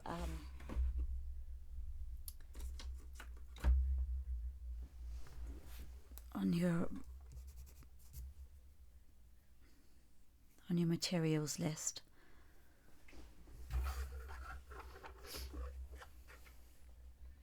So this is a chromium oxide green. Let me just sharpen this one.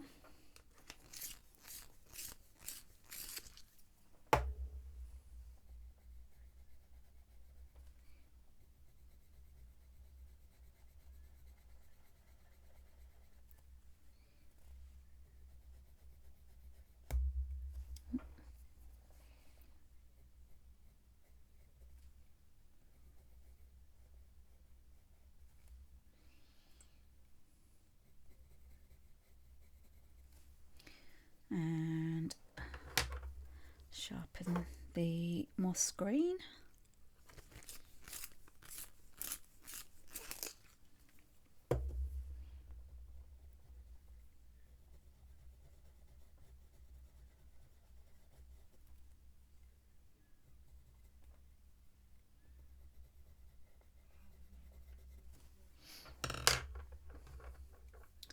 And back of the chromium oxide.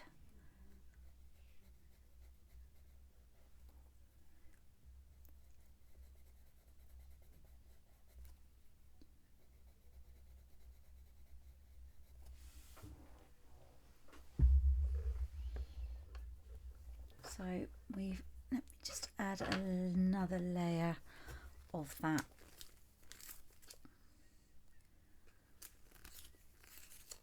moss green on here.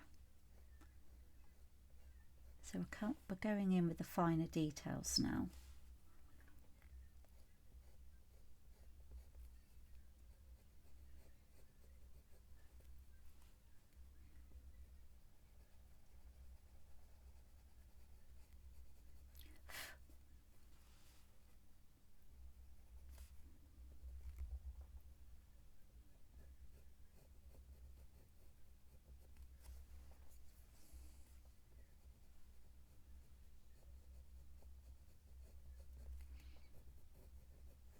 So this doesn't really have a lot of detail in it at all.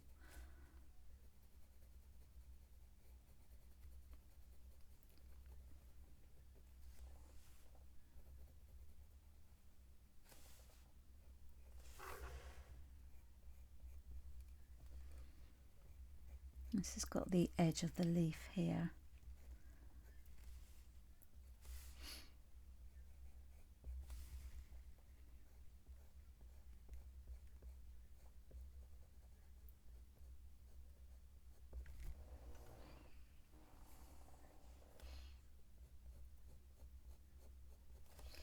And I just want the brown ochre 10%, just to sort of blend that with.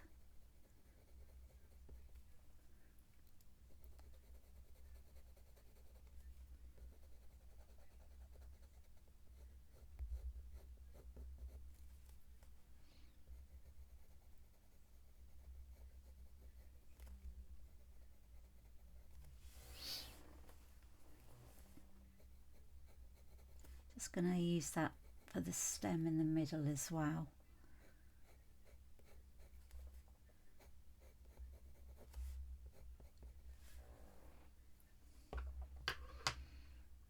And chromium oxide green for here as well, which I'm just going to blend.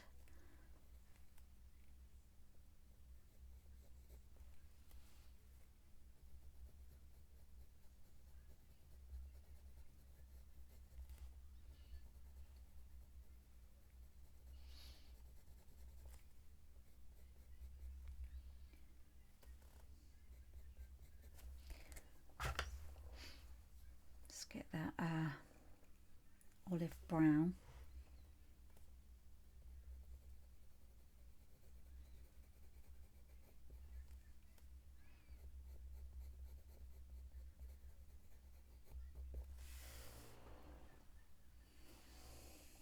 So it's beginning to take shape now.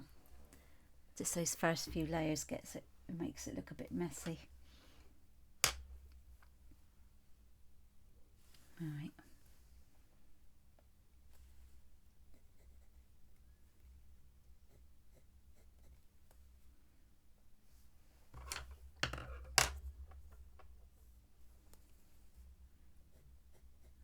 moss green there.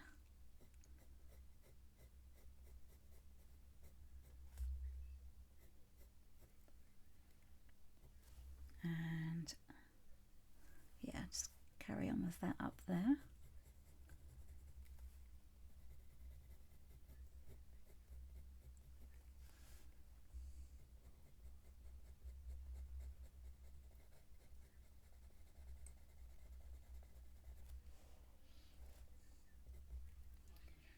And then it gets a bit lighter there, so just sharpen that.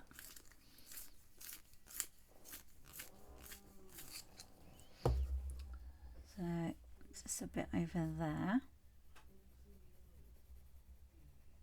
It's got that white halo around it again.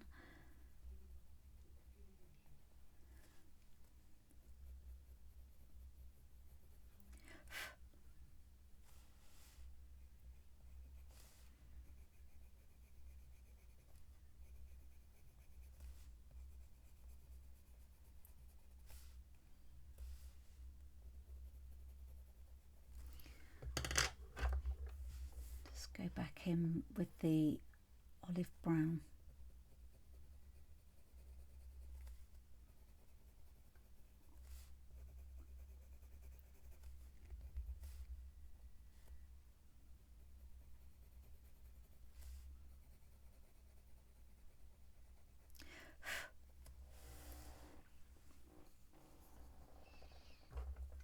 And then the chromium oxide green.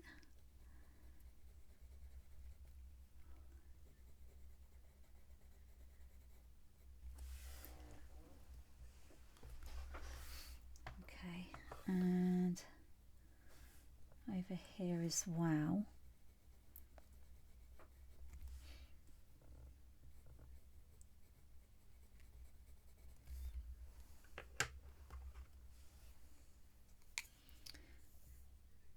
And this is the grass green.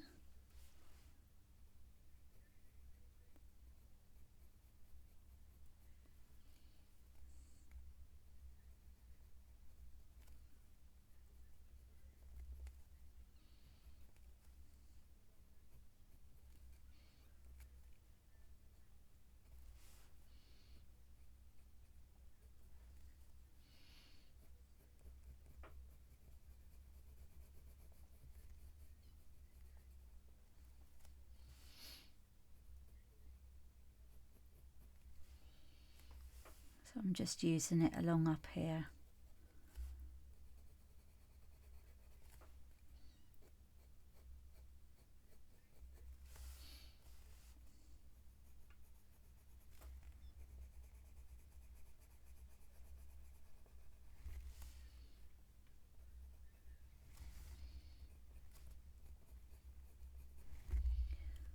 Again, this needs to be a bit thinner.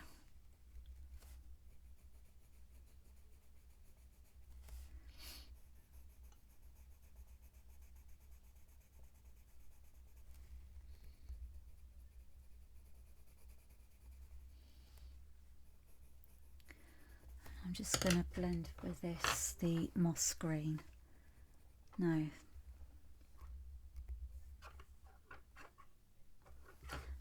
That's the moss green.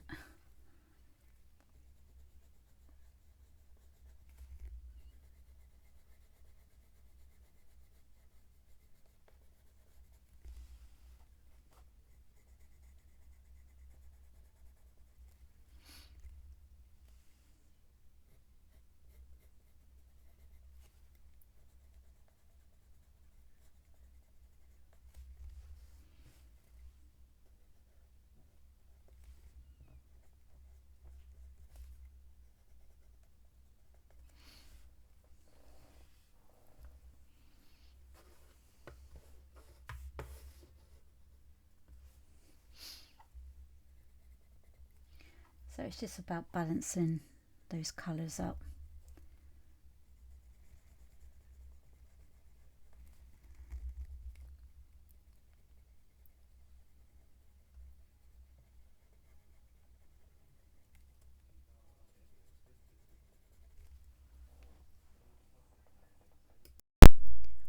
I'm just going to move this about a bit so you can actually see it a bit better. Just pick that up. I want you to be able, I'm going to centralise it because I want you to be able to see it better, and I don't want that sort of too far out the way. I'll just move that over there.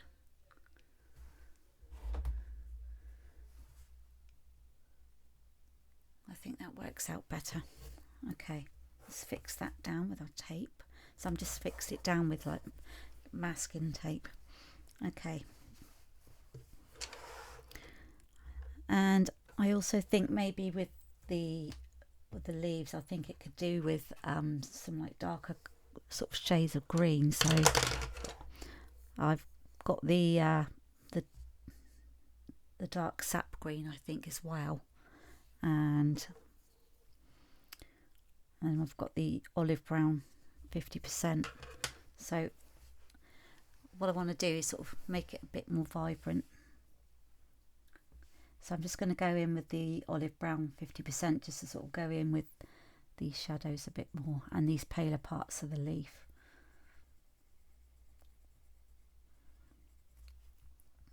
And I've noticed as well that I've not added the stem that this leaf is actually attached to. So once we've finished with the leaf, I'll just add that in as well.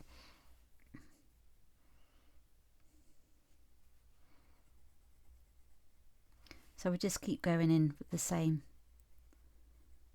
pressure that we've been using.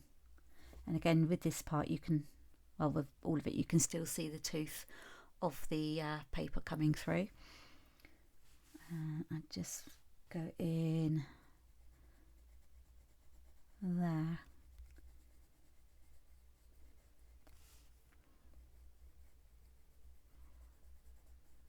So you can see just by these leaves, yes, they're just turning into their autumnal colours before they drop off.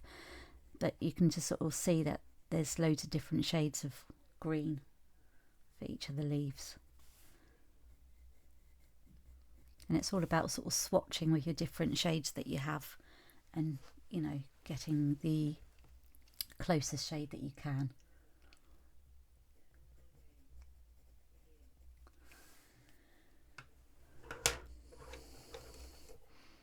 Okay, so this is the chromium oxide green. So I'm just going to continue with a light pressure on here just to sort of build it all up.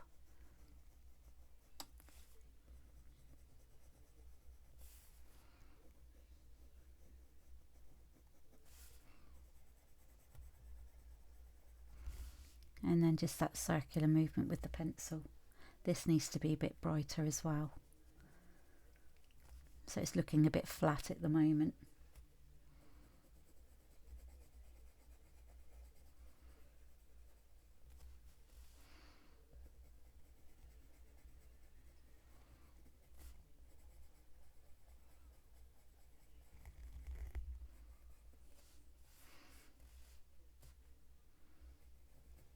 And it's got like a light browny tinge there, so let's have a look to see what we can use. So I'm going to go in with the brown ochre.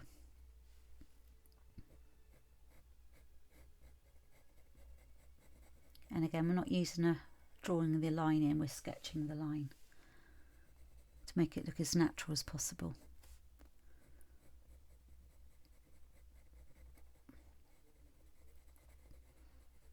And we're using the exact same pressure there as we are on the rest of the leaf, and that just sort of comes in and makes it look a bit more natural. Okay, so this is the chromium oxide green.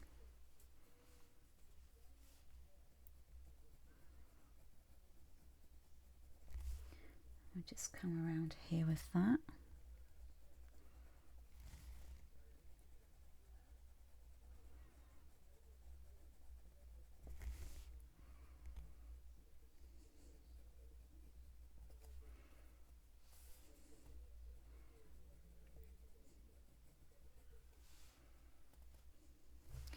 Just go back in with that olive brown 50% as well.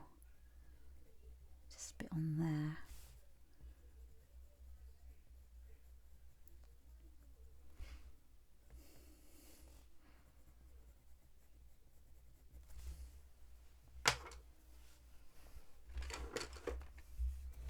Oh. So I'm just sorting my day lamp out. Okay.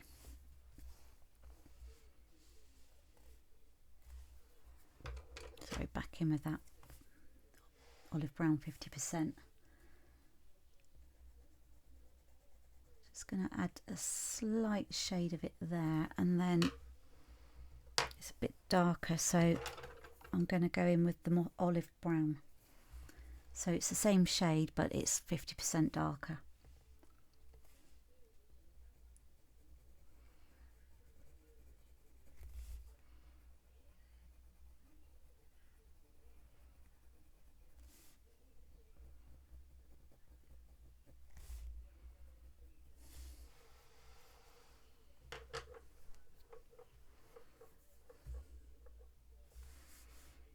And this is the chromium oxide green.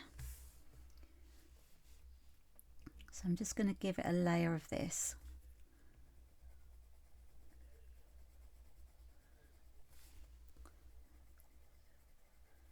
So we want that natural blend from that darker part.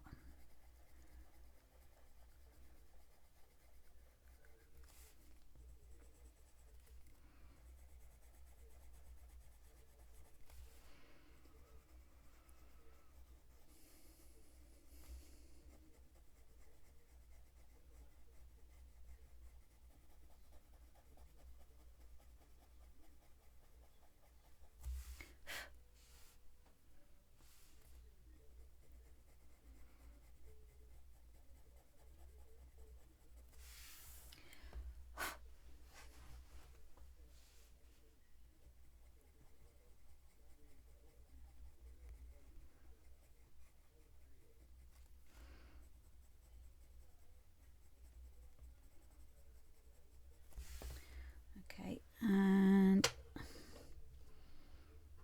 I'm just going to go lightly over with a bit of white, just to sort of build up the layers so we can do our light over dark.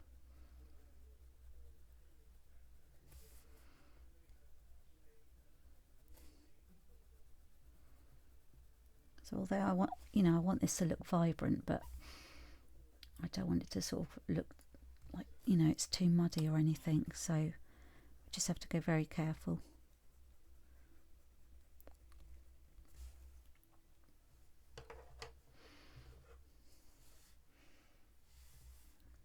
So this is the olive brown again.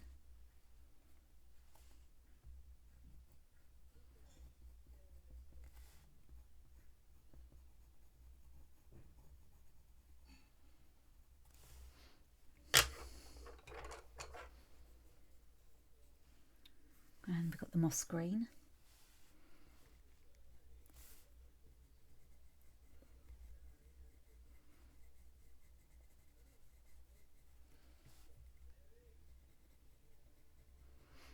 And so what we do is, once we've got this in and we've done everything else, what we'll do is we'll bring the edges of the acorn cup out so that it makes it a bit more prominent and stands out against the green. Because this is like just background, so there's not like minute detail in the leaf.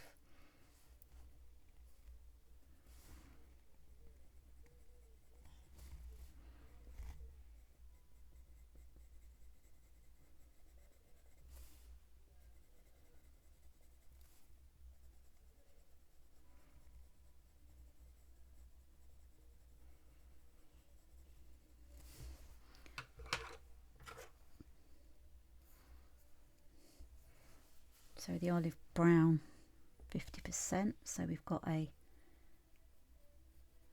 darker piece coming in there.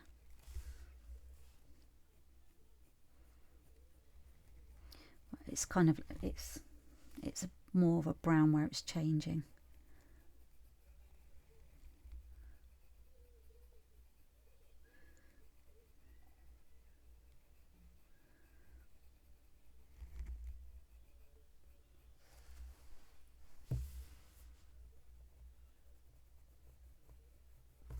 just wonder if that's too bright.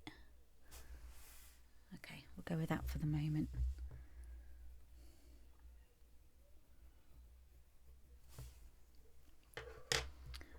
So I want a bit of a brighter green in there, but not too much, as this is the chromium oxide green.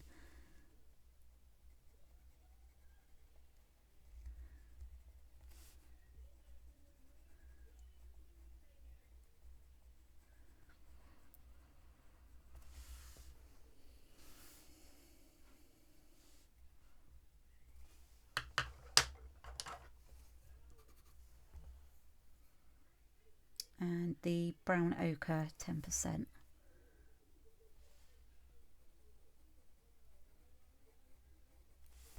So we want to see it, but we don't want to see it that clearly.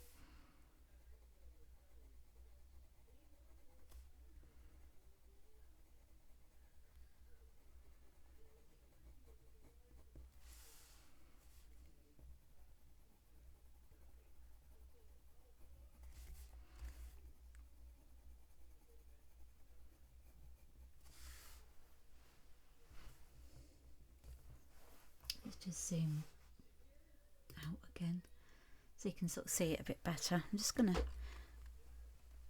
see if that light works better over this side.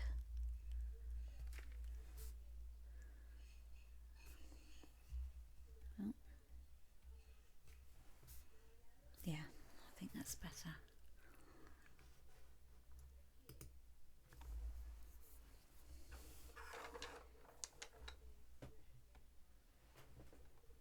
Right, now it's making that shiny. Sorry about this.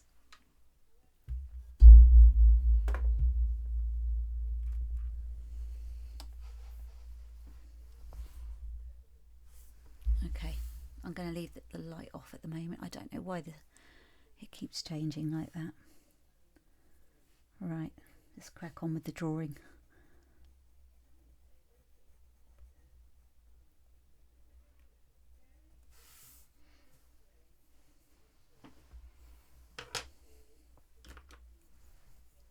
So I'm going to add a coat of a layer of the grass green.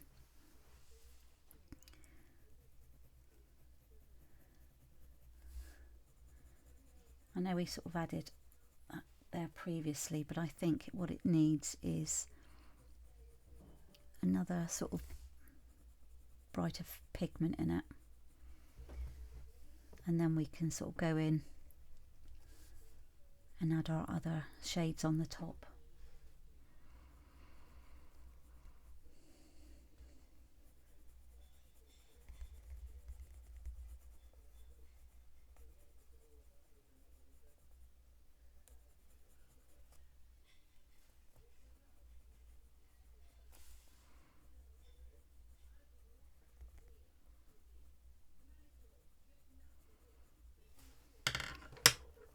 So I'm going with the brown ochre 10% on this lower part.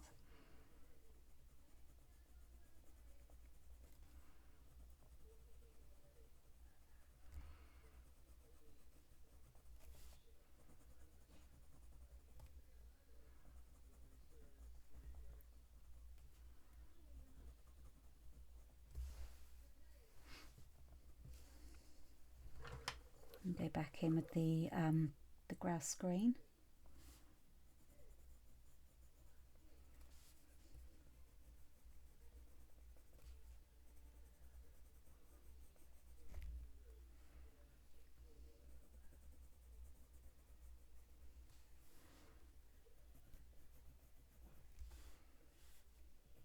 Just going to come all the way up here with this, and then we can sort of work on our next layer.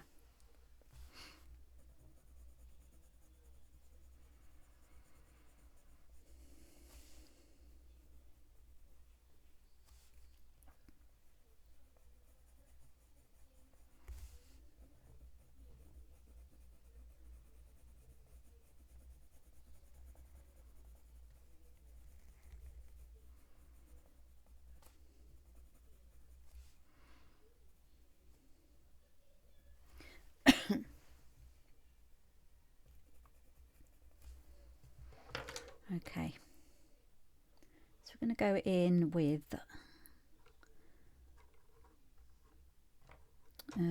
so I'm just thinking out loud.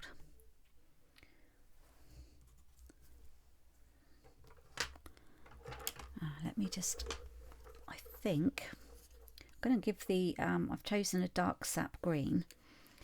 It's quite dark on its own, but when you add it to already sort of number of layers, it will come up different than if it was on its own. So it looks quite dark. So I'm just going to go in very lightly and then just gradually sort of build it up. And see, there you go, you can sort of see it's actually working well as like a shadowy part.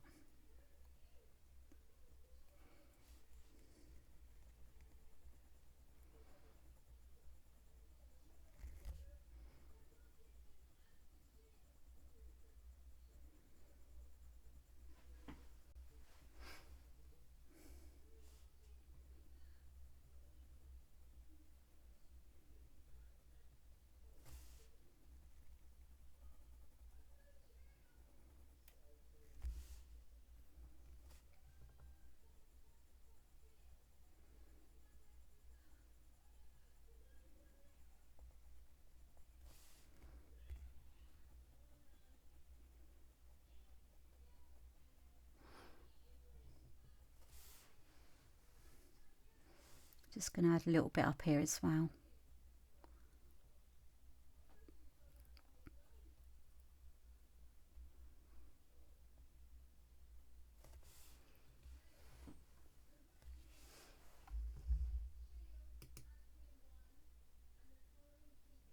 Yeah, okay.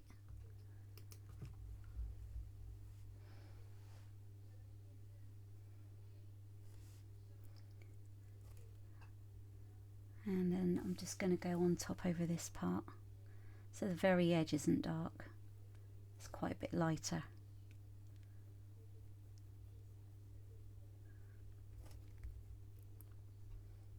I like these pencils on the hot press paper because I think it just gives it a bit of a painterly look about it.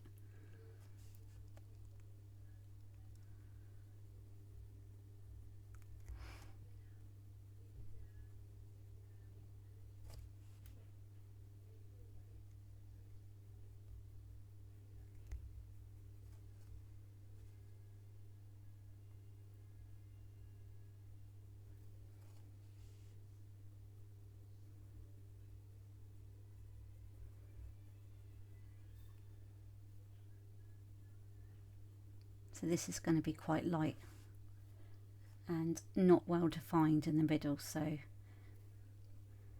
but here we're just adding the darker bits of the leaf that's from the middle.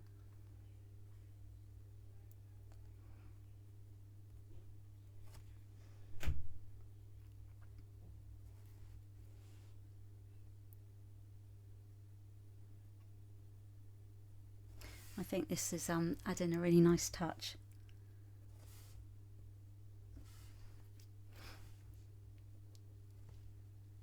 Okay, that's that.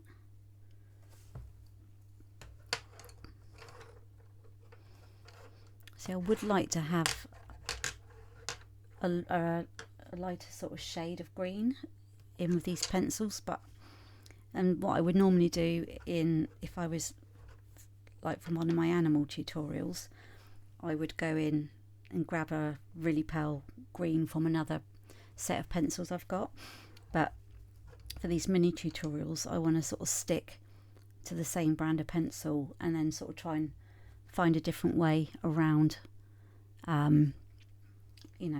choosing another brand of pencil. So I'm going to go in with the white on here.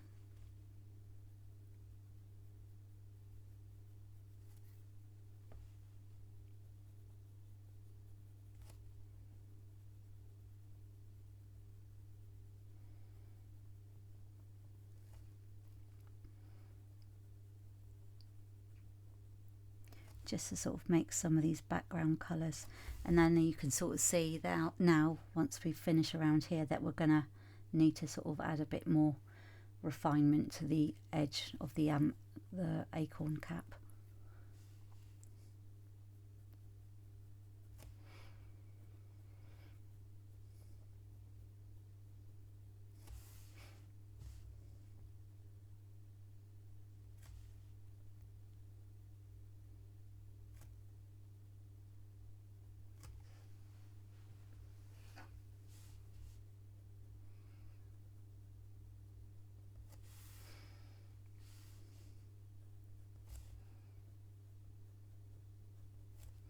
And I'm just sort of blending this area in as well.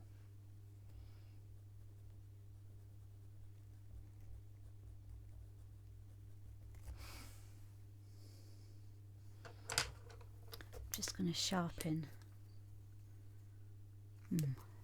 So I'm just thinking out loud here. No, I think it's going to be this one. Just going to add a bit more of a point to the brown ochre 10%.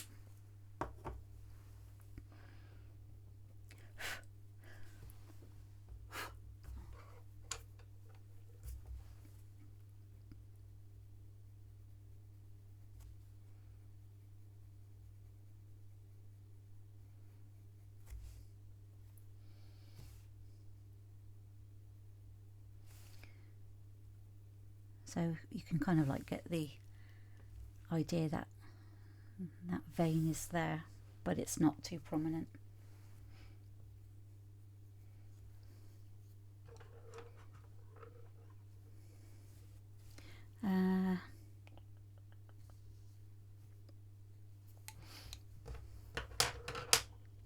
Just going with the olive brown just around there, a bit more. So we're kind of almost out of layers around here.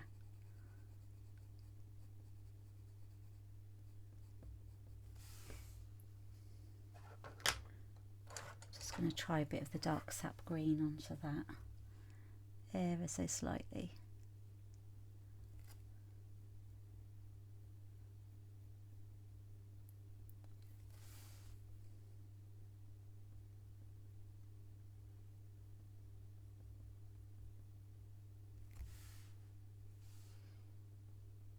That works really well.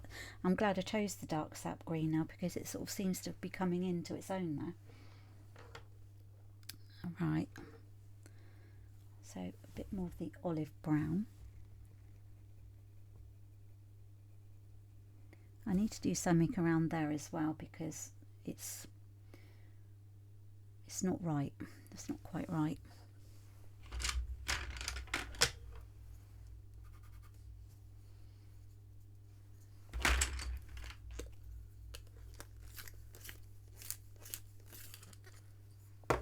This is the French grey 10%, and I can see bits of grey in there.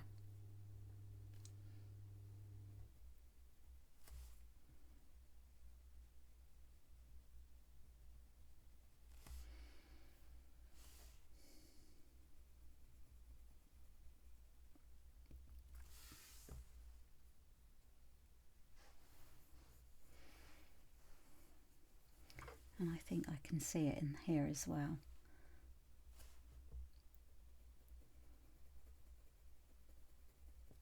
So I'm just adding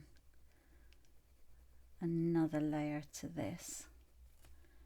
It really sort of isn't defined as such here, it's just like colour.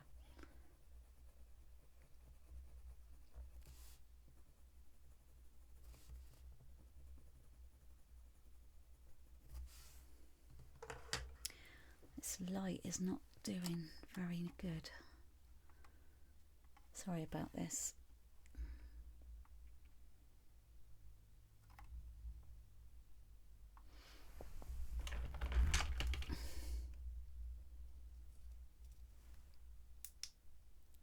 Oh.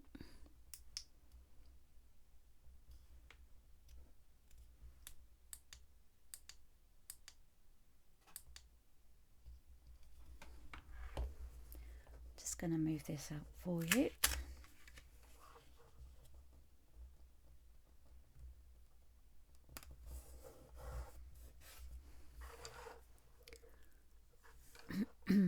Okay. Right, so let's just continue working around here. So we've got a lighter sort of part coming around here.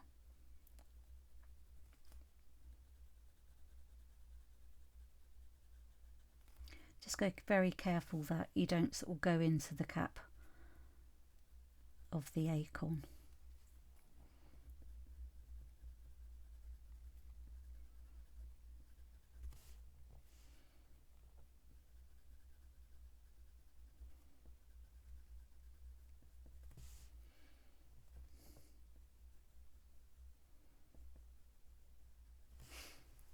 Okay, this is a hideous light today, I'm so sorry about this.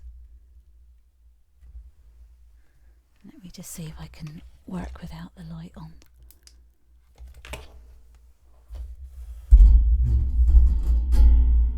Oh.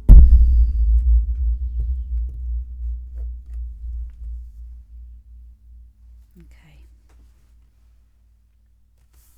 Yeah, I think that might have to be better. Okay. So we are, ideally I could do with like a spring green colour there, but let's see, we'll work with what we've got. So I'm going to go in with the grass green.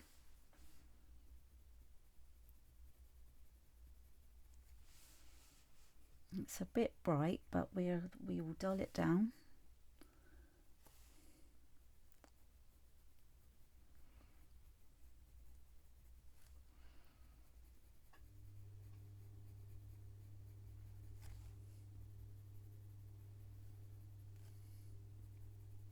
And actually going in with this on top of the other colours, it's not as bright as if you were using it on its own. So that's a good thing about when you're blending colours together.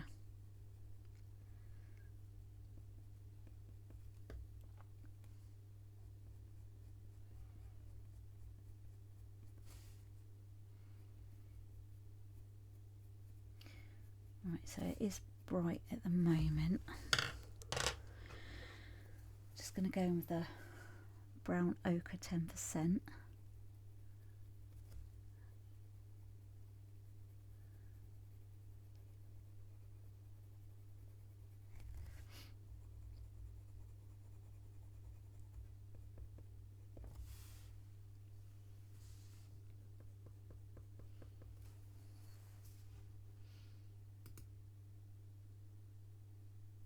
Okay. Yeah, so that's looking okay. I'm just going to work like this for the moment. Okay, let's get some more of that dark sap green in.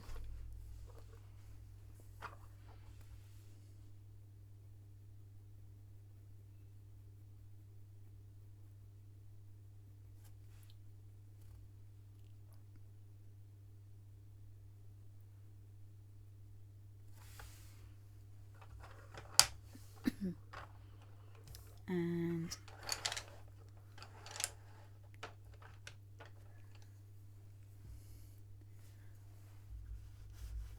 then we're going to go in with the, let's have a look.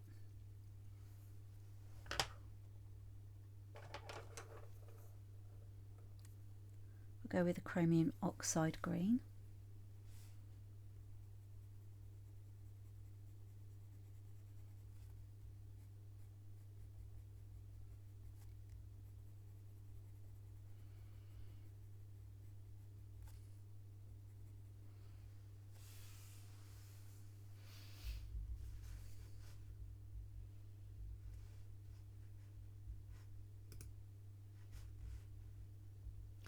Alright, just zoom in again.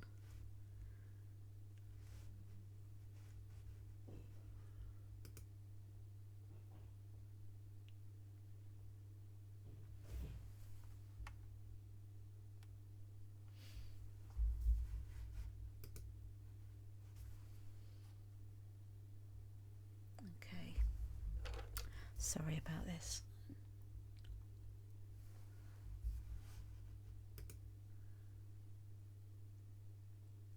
Right, just going to get a proper focus on it. That's better. Okay, let's crack on with what we're here for.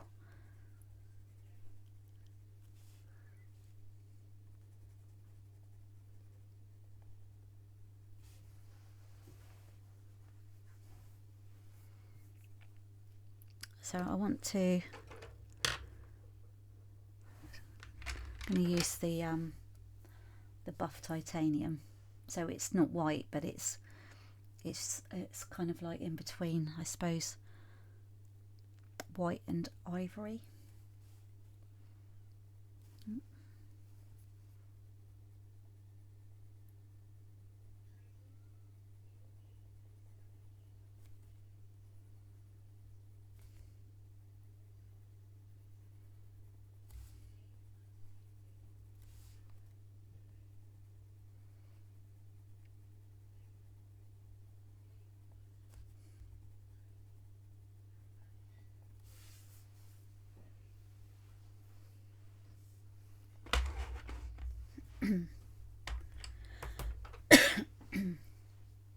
Okay,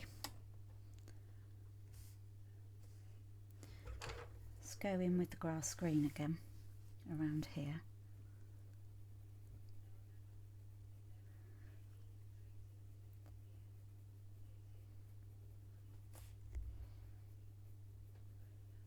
So we're virtually out of layers around here, so we can, if we go lightly, then we can just about add a final few few colours on there.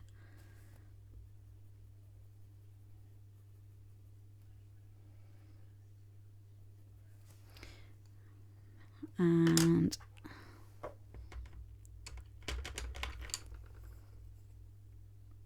just going to go on a bit of the raw umber just to sort of get a slight bit of darkness around under that part. Okay. Now with the French grey 10%, just want to sort of go in and add a bit of highlight around here because it's the lighter side.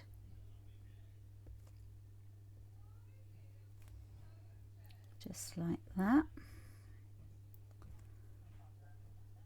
So you don't need to press too hard with this either. And then of course we need to define that bit around there as well. So for the leaf itself, I think we can just sort of, call that bit done. And I want to go in with the burnt sienna and just go in with a bit more definition around here.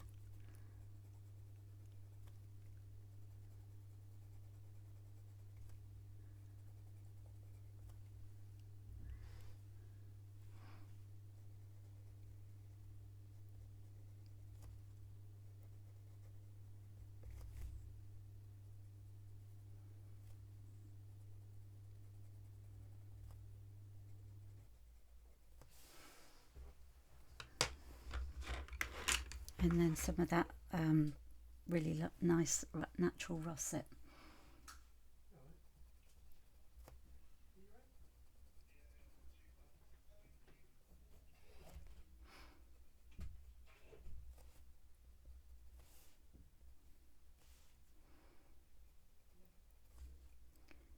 So just going in a bit more on the top there.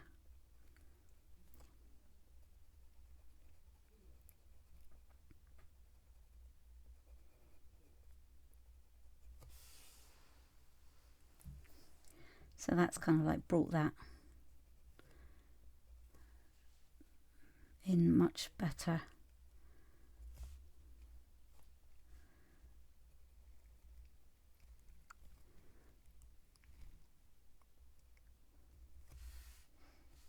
I just want to make a bit more definition into some of these crevices, because some of the areas are quite sort of reddy browny.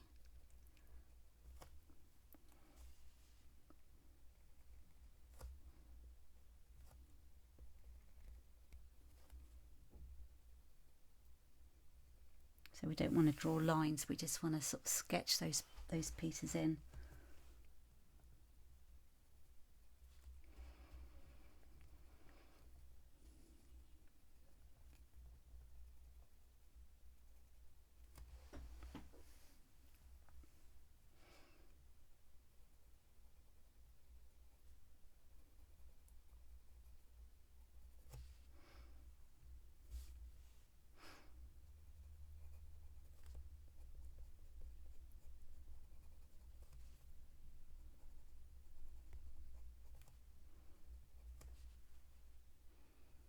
So then it's kind of like, you can see it's sort of bringing it to life and bringing it out a bit more around here.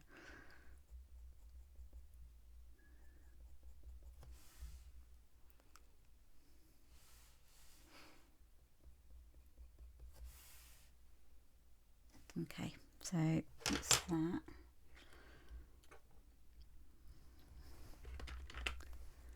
And I'm going to go in with the Castle Earth and just add a bit of shadow around here.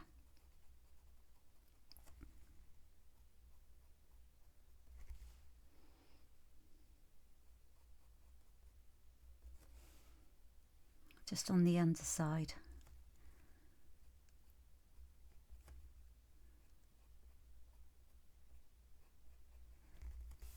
Let's get a bit of a point on that.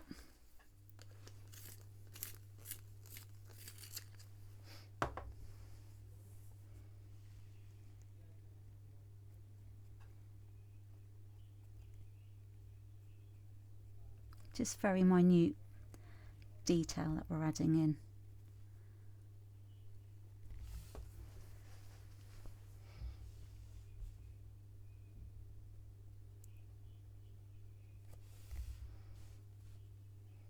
And I can see that we need to add a bit more under there.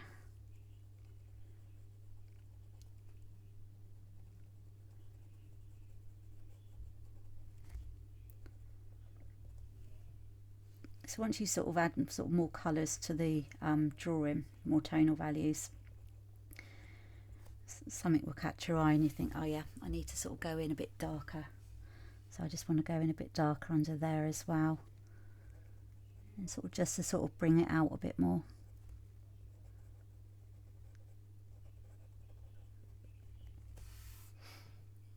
And oh yeah, that one. And I just want to sort of go in slightly darker under here. This is the brown ochre.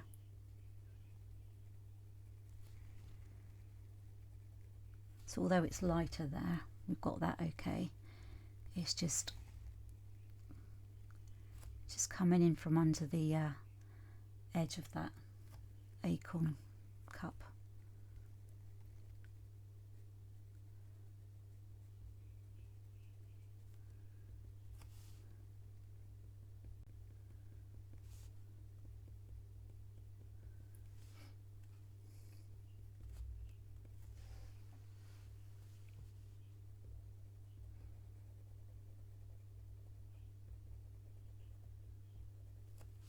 Okay.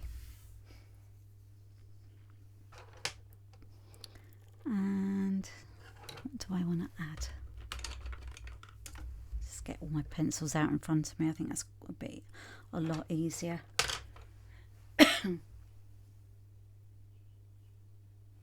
So this is the burnt sienna 50%.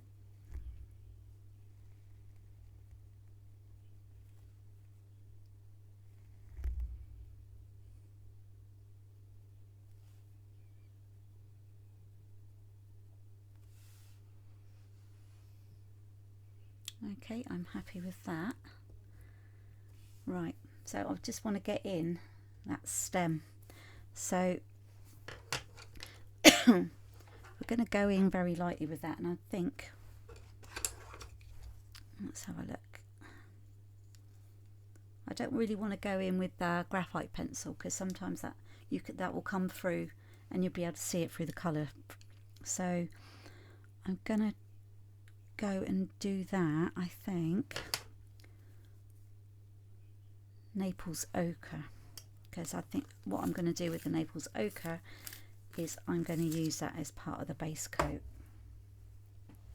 So let me just get one of the reference photos that I had.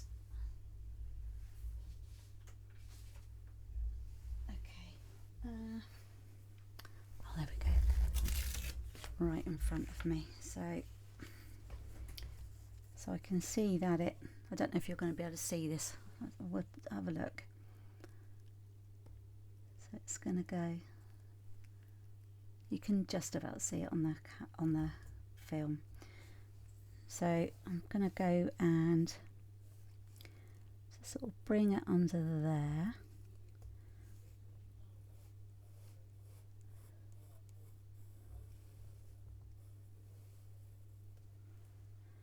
And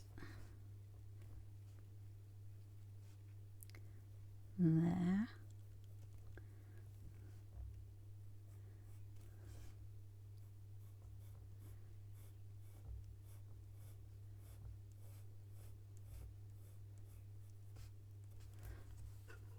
Right, so you can just about see it on that. And on the actual drawing itself, right here is a very light part, which is where that stem's coming up. So, and then we'll go over that slightly darker in another shade of yellow in a moment. But for the time being, we're going to go through with this very light colour as our base coat for the stem.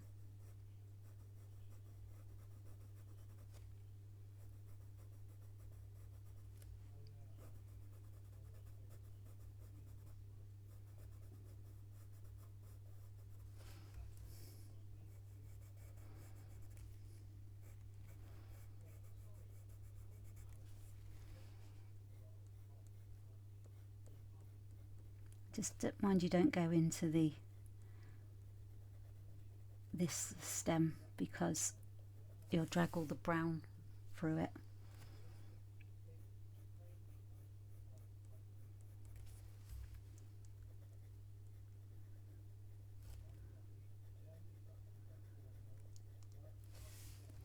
So just go in with another quick layer. Again, you'll probably find it easier, you can move your piece of paper around so that you don't have to be a contortionist, but that's fine like this. Okay, so the next layer we're going to go in with is this is the yellow ochre. Okay, so I'm just going to get a bit of a point onto that.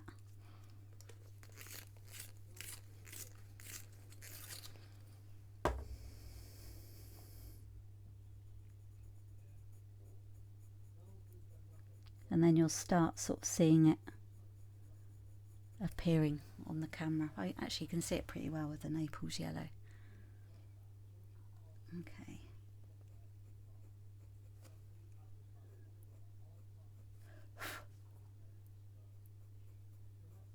So I'm just using this to build up the layer. And then I'm going to use another colour, another shade to bring some of the shadow onto it.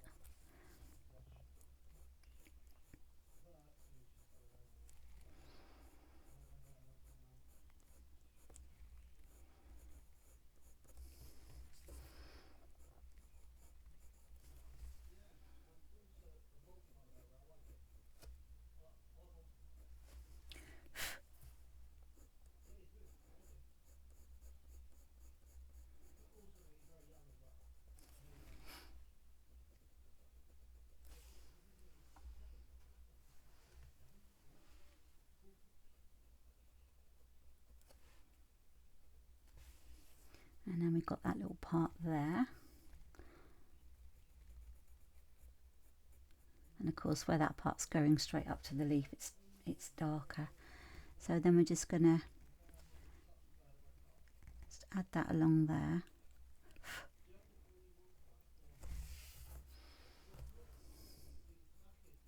So I hope you're enjoying this tutorial so far. So I'm going to be doing one of these tutorials a month, so and uploading it onto my YouTube channel. So it's, you know, it's always going to be there. So if you find that, you know, life gets a bit busy, then you know it's always there ready for you to pick up from it again whenever you know you got the chance. So I'm kind of like sticking with the seasonal sort of challenge. So I've got a list of sort of different things that I'm going to be doing each month. So as I'm starting in autumn and October, that's why I sort of chose this acorn. Right, so I want another colour. Just gonna, so we've gone with, that was the yellow ochre. I'm going to go in with the brown ochre now. So that's what I really like about the ochre shades, is that you've got loads of different sort of you know, pigmented colour in that series.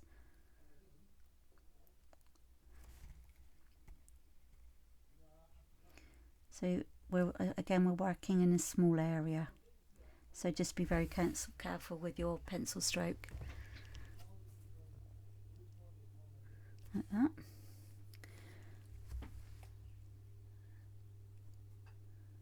Just gonna come down on the underside of the stem. And if you find that the pencil's getting a bit blunt, just give it a bit of a sharpen.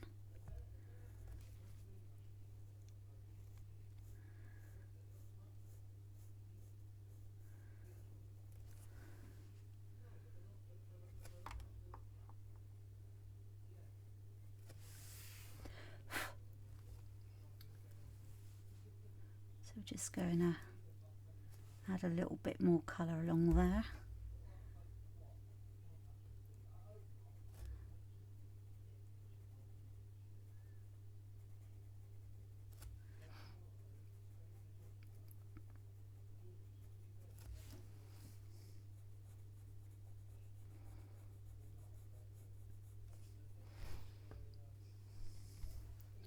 So of course it's still looking quite yellow.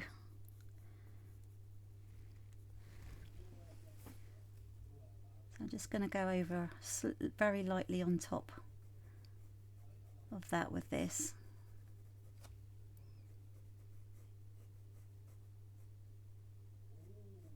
And then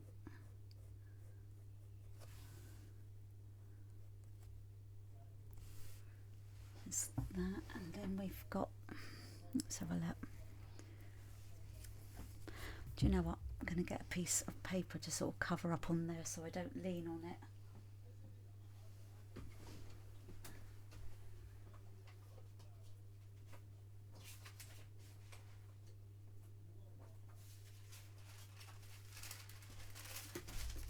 So I'm just going to use this soft paper. This actually, with the pad of Polydraw drafting film I have, this is the sheets that have come in between to protect the drafting film, and it's really good for leaning on and protecting, you know, your drawing so you don't smudge it.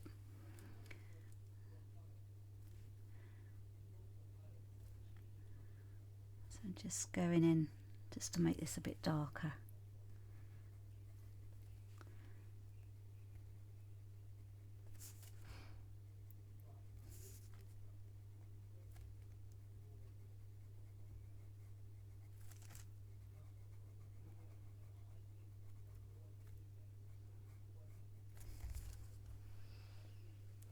And I'm going to go in with the Naples ochre. just to sort of blend it slightly.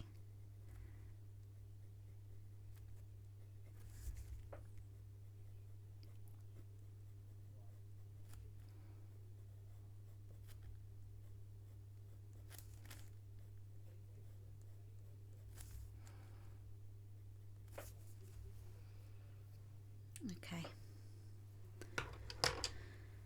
Right. So now we're going to start on, what we're going to do is we're going to start at the top, and then what we're going to do is we're going to bring it on down to the rest of the leaves. So we've got the green one there, and then we've already got the brown one just there. So I've got some really lovely colours for the leaf and for some of the, you know, the stems there. So what we'll do first of all is we'll work on that one first of all. Now I'm going to go in with the yellow ochre to start with, but what I'm going to do is I'm going to lift out some of the line art because it's quite dark, but just leave enough there so that we know where it's going. So I mean, you'll see from the reference photo I've not included everything over here. I just wanted to sort of add some stems and some leaves to go in with the acorn. So let's just put that over there, and just going to add, we're going to do some more with this stem in a moment once we've added all this one in. Actually, let me just centralize that a bit more for you so that you can see that much more clearly. Okay, so just putting that there to lean on. If you don't have one of these, then a normal piece of paper would suffice. So same normal light touch.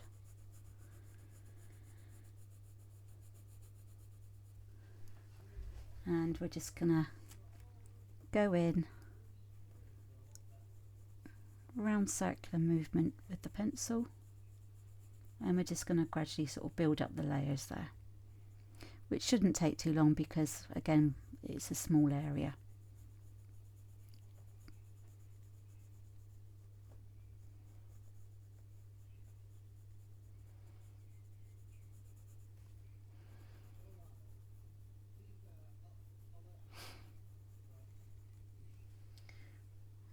Okay.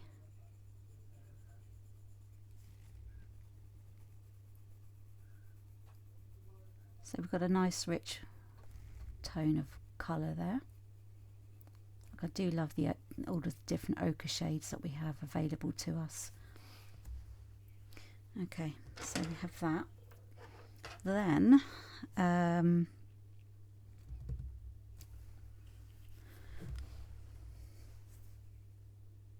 right.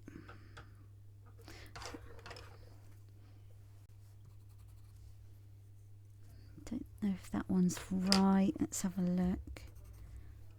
No, we're looking for something.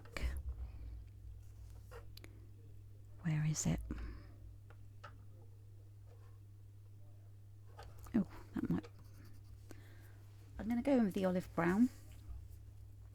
So I'm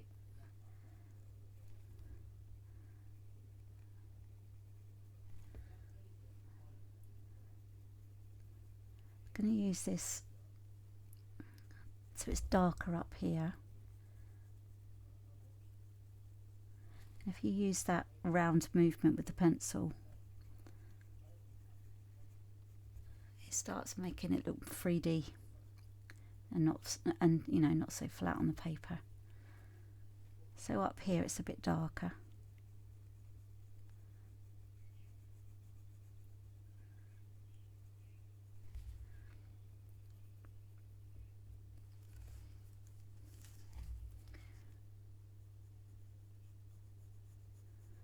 Just gonna bring some of this down.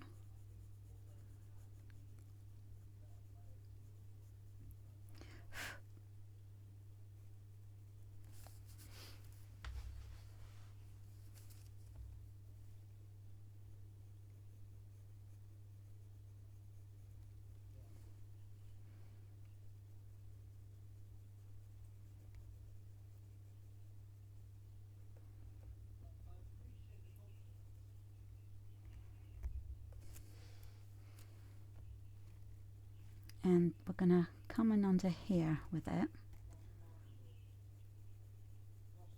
like that.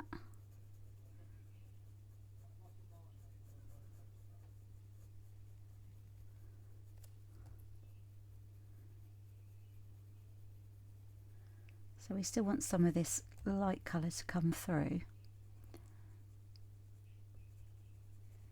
I'm just going in lighter with this.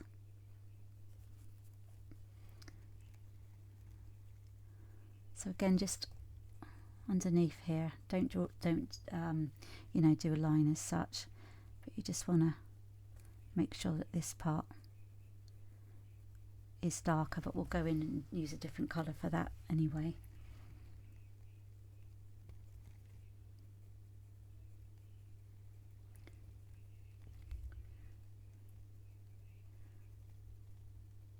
We're just going to do various different sort of shapes on here. And what we'll do is we'll, with the lighter parts, we'll go in again with the yellow ochre.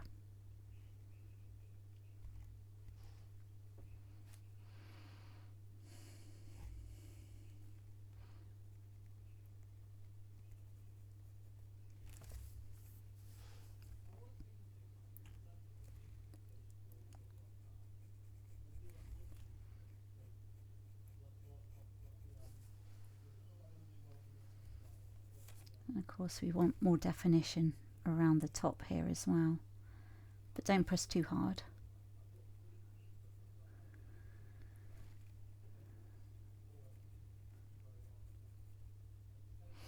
So of course this part of the materials list I mentioned about having the Fabriano hot press paper.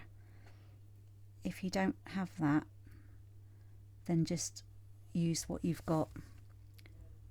But really, you don't really want anything that's too smooth. You want something that's got a bit of a tooth to it. So if you've got like I don't know, like a sketchbook, then you know, and it's kind of got a slight rough surface to it, then that will be absolutely fine as well. Because the tooth just, like, you know, grips hold of the pigment.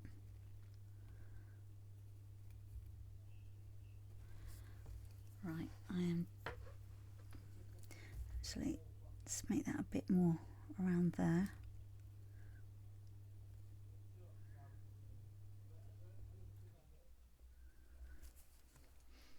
Okay, and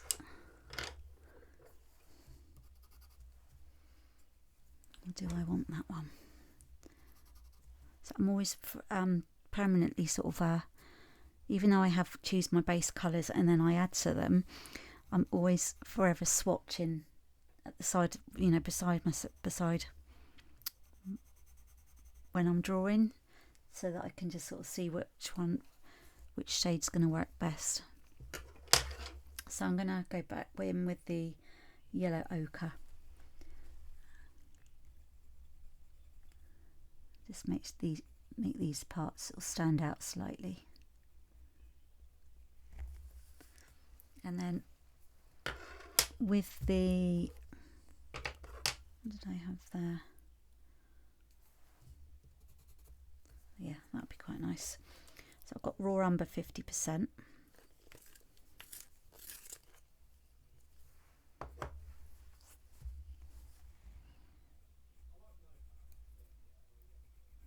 If you get a chance ever to sort of use these pencils, I definitely recommend it. They're really lovely to use.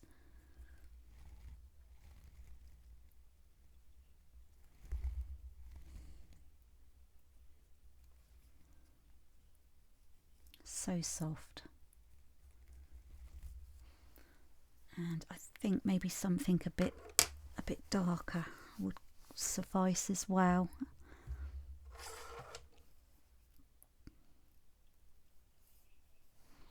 So this is the raw umber. So it's, as you can see from this one being the raw umber 50%, and that's the raw umber. It's just got less pigment, you know, less of the dark pigment in it.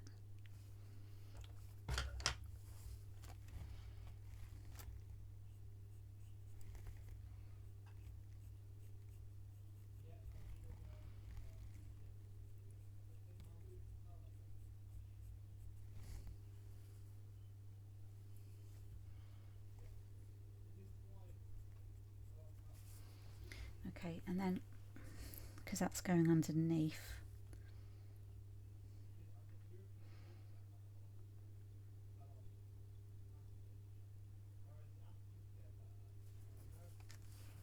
I'm just wondering whether it's worth adding that in.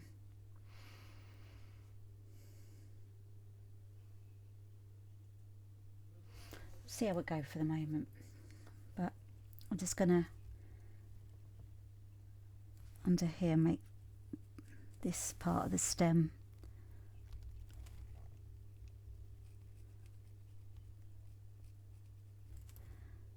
darker.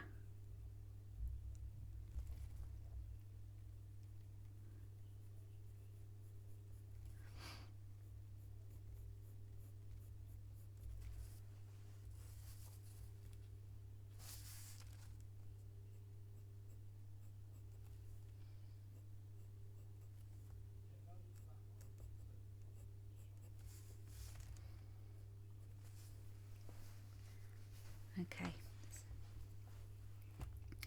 so I'm going to say we've also got a bit of a leaf there as well, but what I'm going to do first is I'm going to go in and do this stem. So I'm going to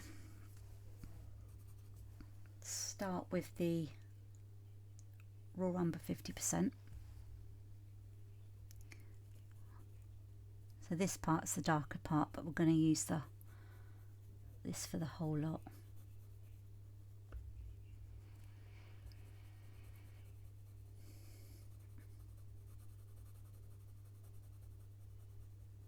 And same pressure as we've been using throughout this piece.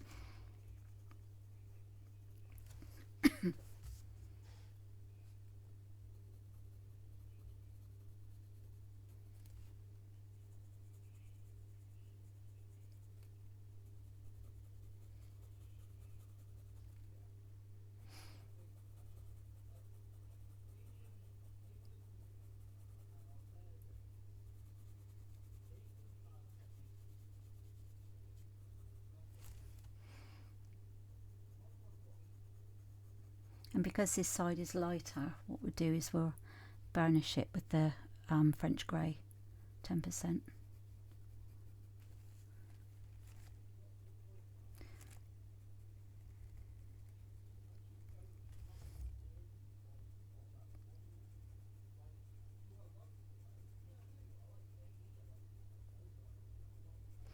Just have a quick drink.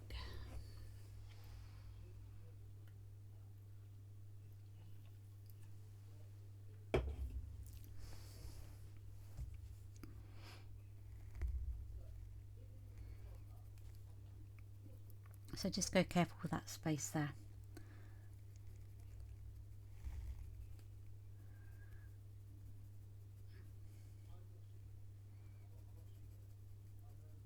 So I'm just adding a darker layer to this side.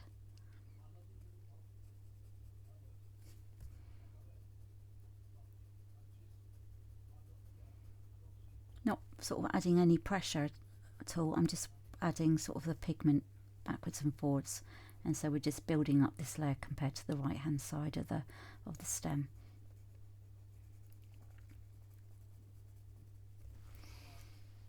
Okay, and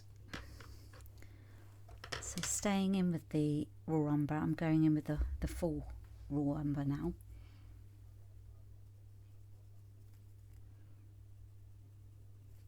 again, just those round circular movement with the pencil.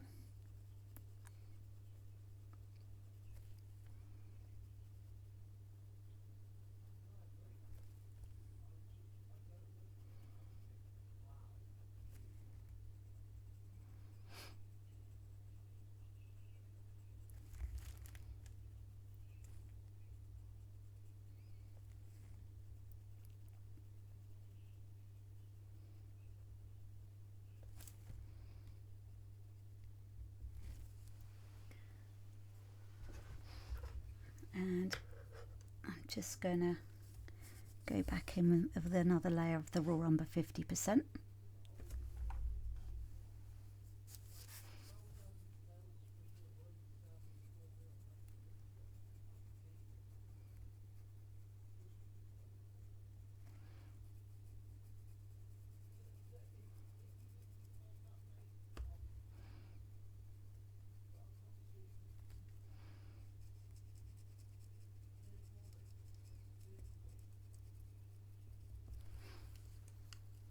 And then back in with the raw umber.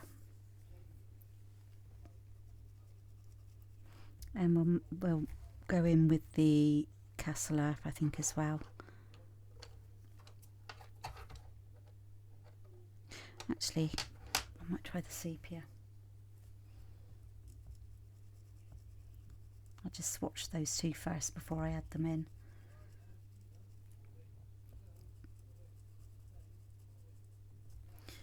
Right. Okay, and I'm going to go with Castle Earth because it's a bit warmer.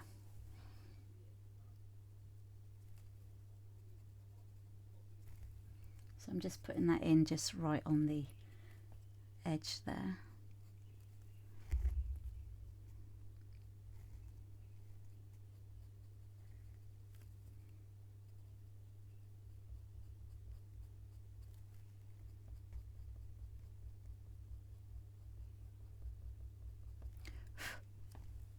Just remember to sort of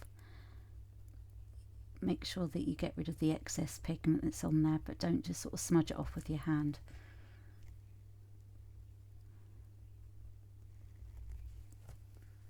Okay, and where's that? So we have the French grey 10% here.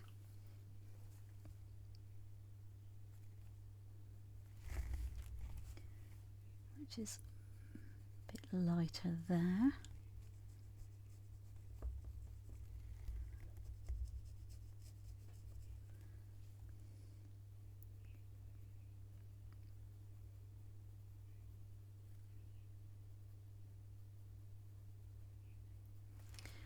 And I'm just going to use some white.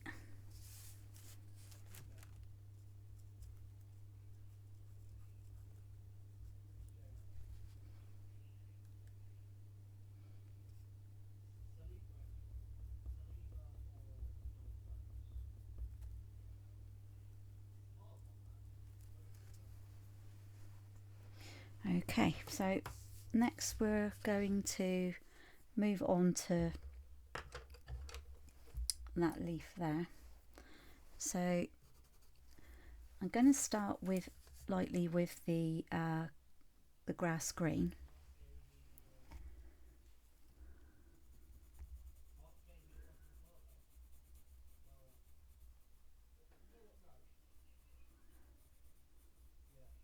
Just remember to sort of not go into the dark colours that we've added, because that will discolour the leaf.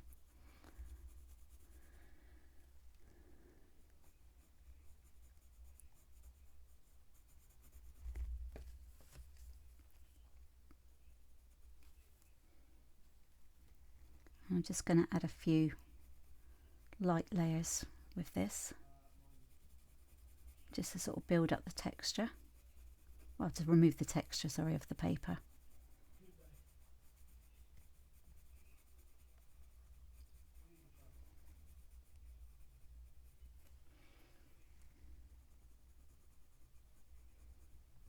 And again, because I can get the same control of pressure on the pencil. I'm holding it up here, and that's how we get the lighter pressure on there.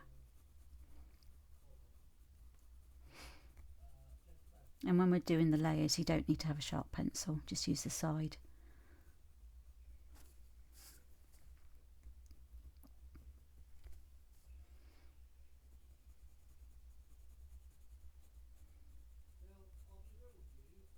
So I'm just starting now to bring that down like that, and then it sort of goes a bit lighter. So then I'm just gonna come up here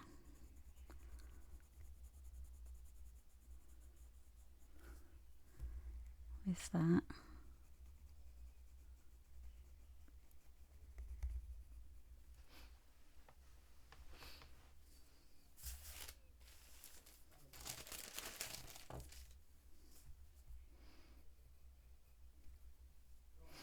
Like that.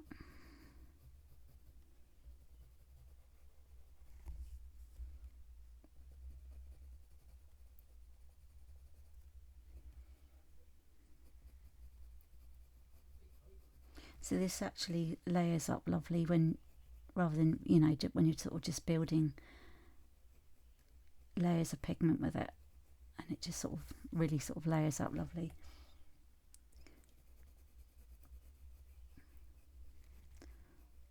I don't think I'm going to sort of add many sort of different types of greens in here.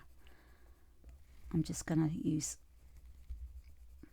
do more layers in some areas than the other, and then maybe go in with that dark sap green in a moment.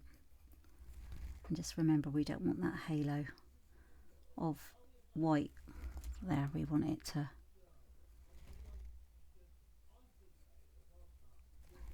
make sure that we get rid of that part, but just be careful with it.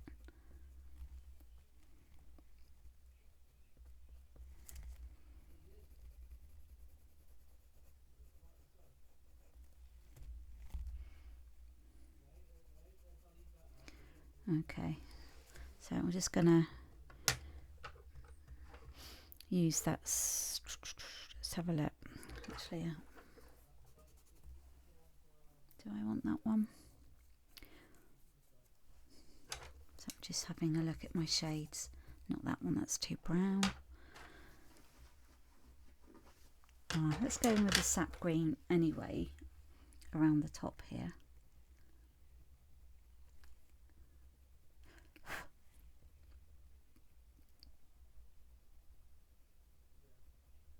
So of course, when you're using that round circular movement, you're blending in the colours, and then also you can see that it's taken away the tooth of the paper.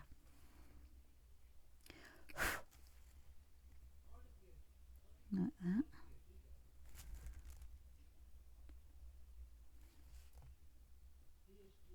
So of course this is standing out really nicely against that stem that we done just now.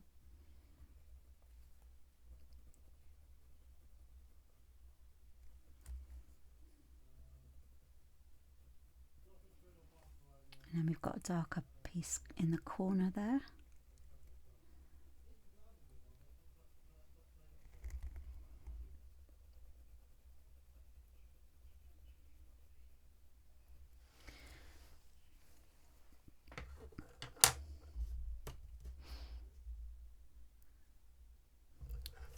Right, so we've got a darker, so we've got a lighter area.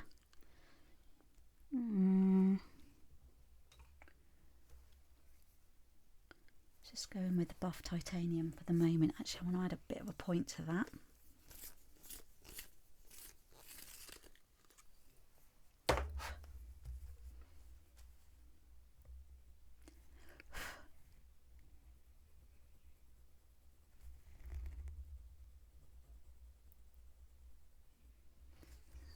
So that kind of makes it a nice pale green.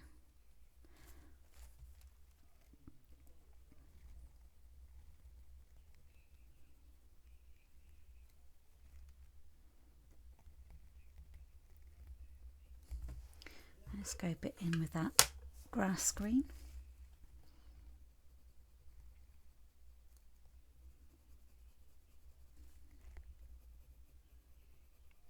So we can put that other layer on top of that, and it takes it to a different shade, all the while just blending in, overlapping from that sap green.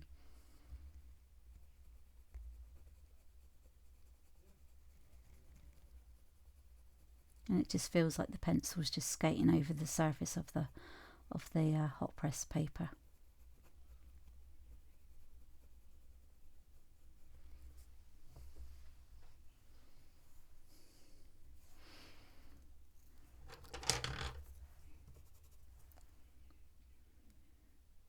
I'm just going to add a bit of the chromium oxide green into there as well.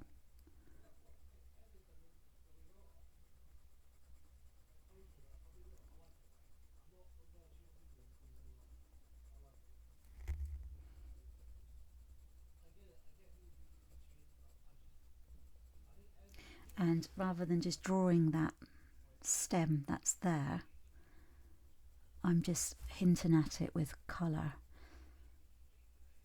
because I'm not going over that colour with a line. I'm just actually using my layers and my different shades of green just to bring that in.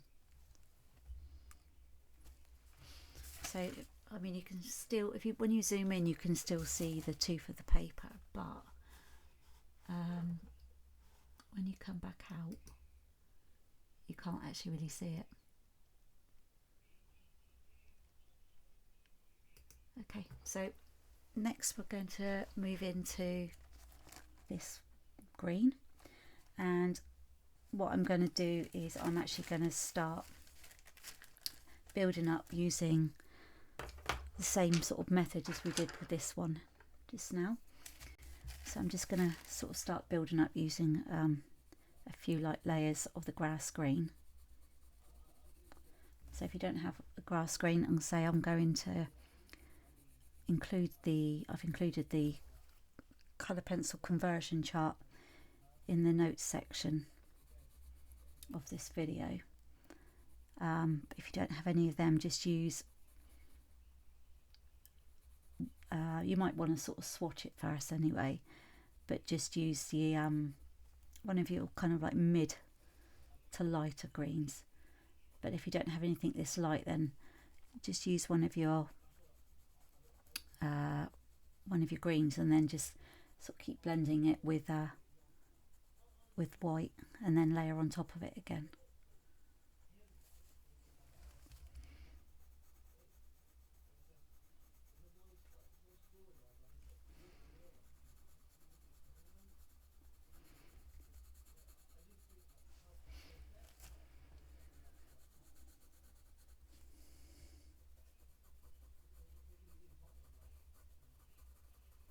So this part is quite dark, so I'm just going to add more layers to this part first of all. So I'm just going to keep going backwards and forwards with this pigment.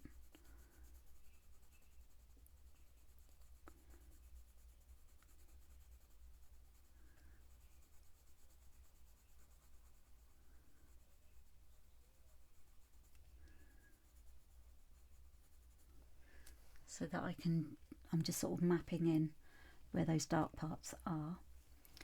This part is dark too.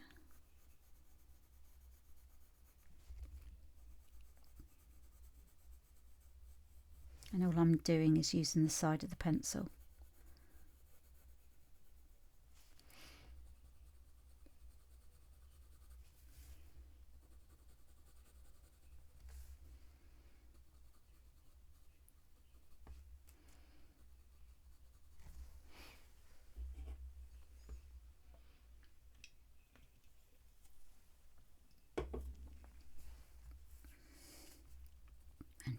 And just in there as well.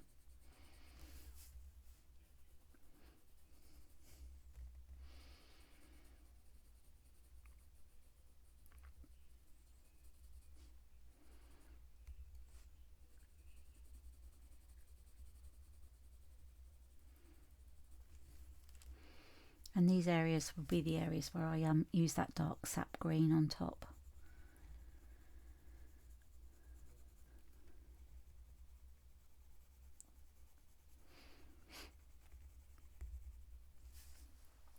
always enjoy working over sort of bigger areas like this.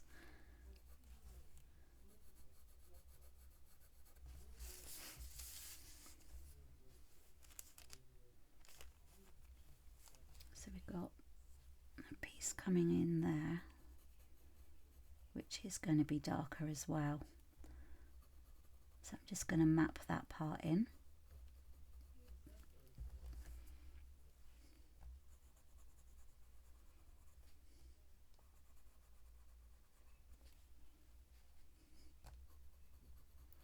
So we're not drawing this in, we're just going with the guidelines of where the, where the line art was.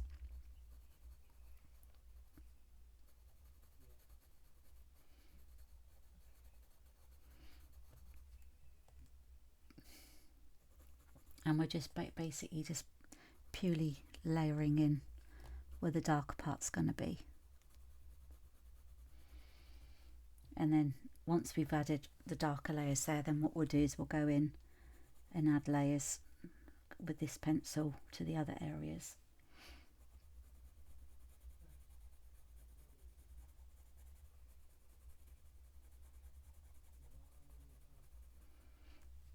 And then around there, around the edge.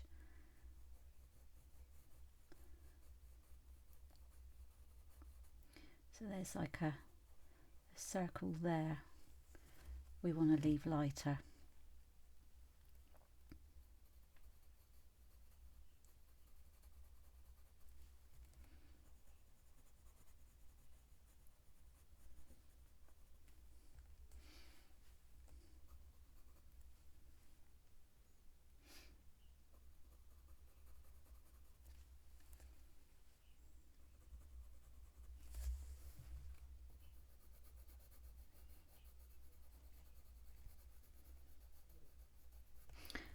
I mean, I always find drawing very relaxing anyway, but even more relaxing with the drawing is just adding layers and just colouring. It's just so, it's good for mindfulness.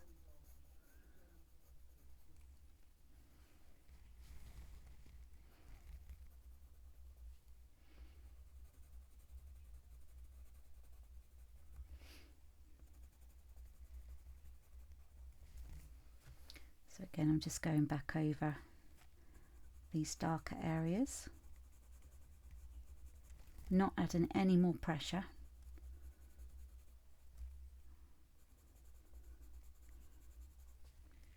But I just want to make sure that this has got more layers compared to the other lighter areas.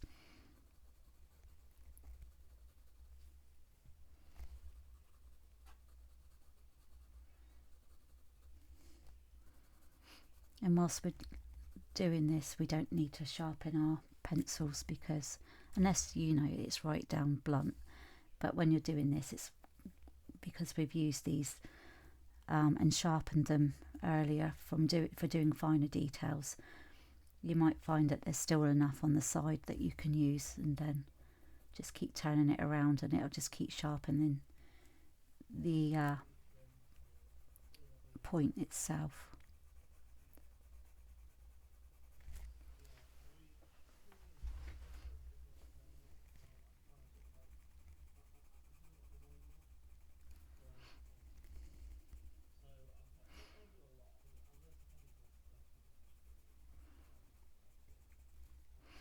I'm so excited about these this mini series that I've started.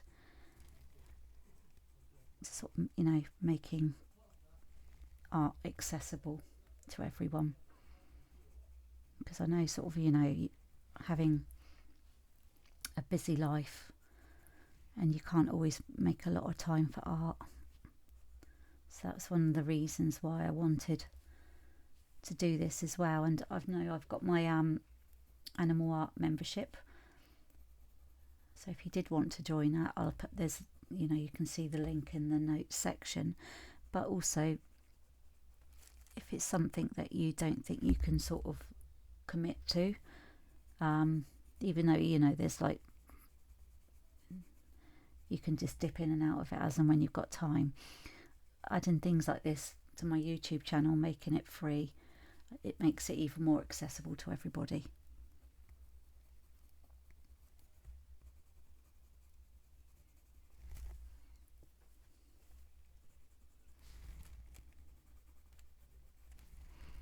Because I sort of just found that, like, over the years when I was just starting out, that I really wanted to learn, didn't have the time, didn't have a lot of money, and it was kind of like, and then you had to have sort of certain experience, and then you had to sort of commit to a huge amount of time, and I just found it like really difficult. And as soon as I was able to, this is what I really wanted to do for people. Okay, so we're still mapping in those darker areas.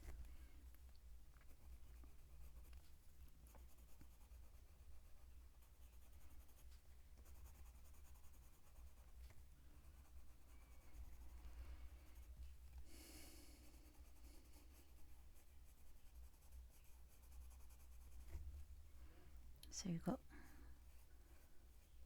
like circles there.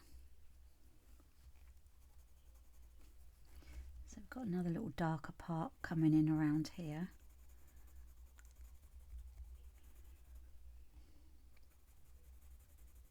As soon as I've mapped in those darker areas, then I'll just go in and start adding the light, you know, the rest of the lighter areas.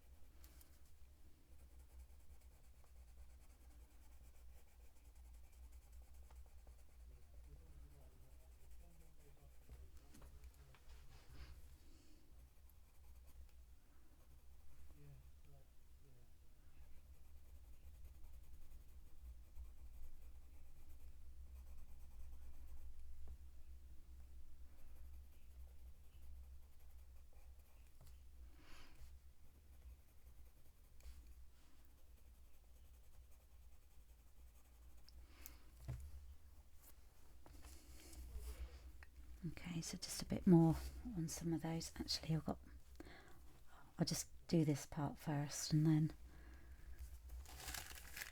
so there's that round circle part there. So just want to make that a bit more vibrant.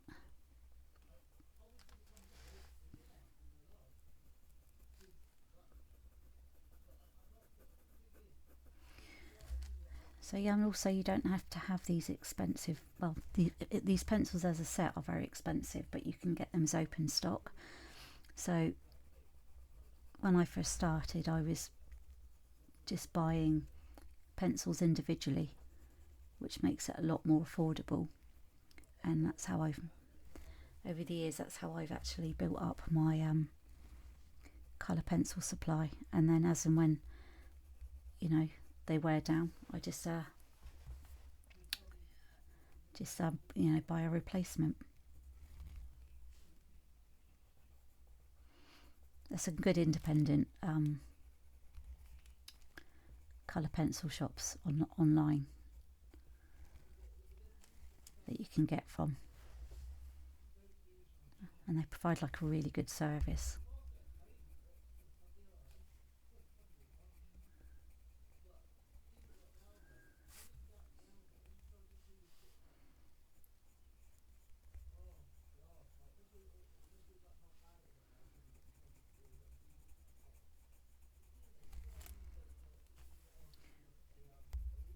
Just a few more layers on these darker parts, and then we'll start moving on.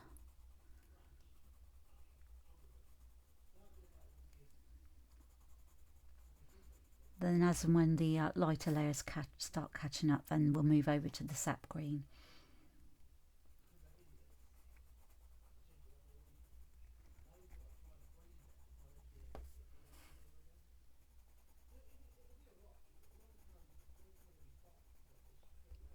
So these ones are all light fast, these pencils, so you know, they're good for their vibrancy for up to 100 years. This is archive quality paper, so it's not going to fade. So, you know, just you could like hang them up on, put it on your wall, and it'll stay just as vibrant. And as you know, just don't, I mean, you probably wouldn't anyway, but just don't sort of put them in direct sunlight, because anything that you put in direct sunlight sort of, you know, bleaches.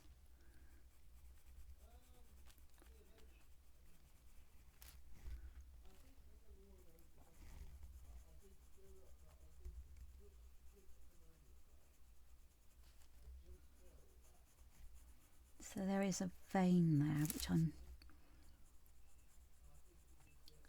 not going to go into yet, but it is very light.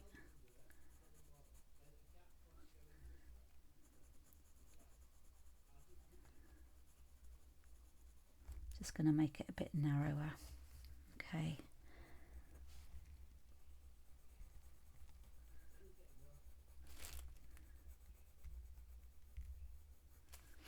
So don't sort of go too heavy with these darker areas, because you don't want to run out of layers. You want to be able to add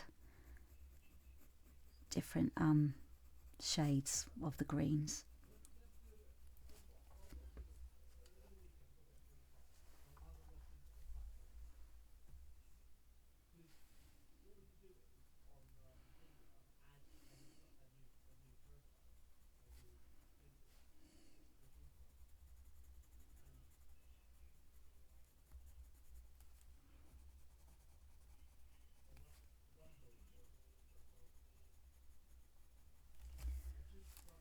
Okay, so we've got a slightly darker area there.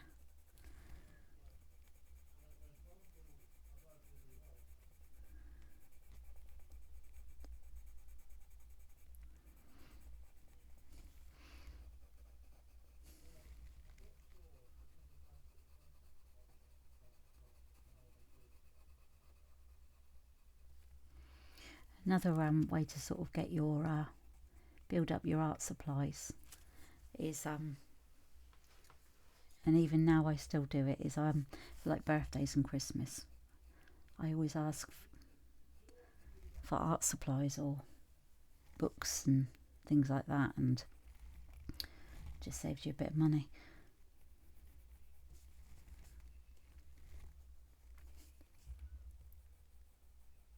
And then before you know it, when you've done different projects and stuff like that, you suddenly realise you've got a really nice collection of art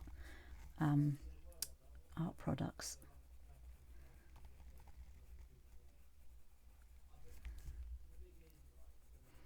And if if you're able to and you've got the space, then you can hopefully set yourself up like a workstation for your art.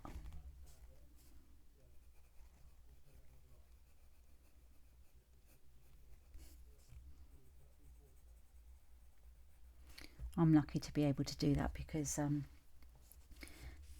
there's only 3 of us, just my husband, myself and my son. So I was able to make our spare room into an art room.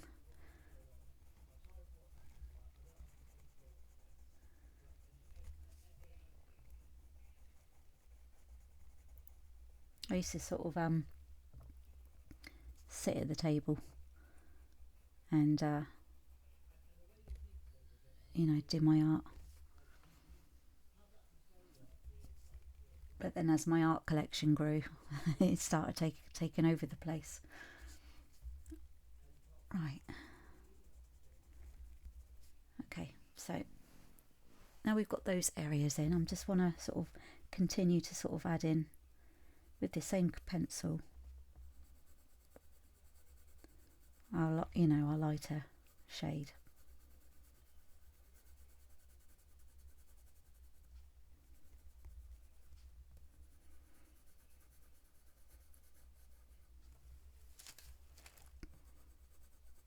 So we're just basically just going over with the same shade, but these ones in these lighter areas, there are a few layers behind the darker areas.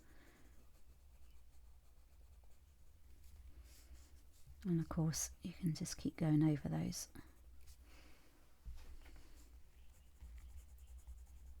Just bring that over a bit more.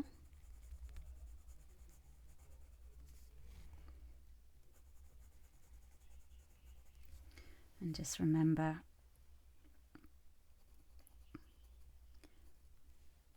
you've got this leaf here.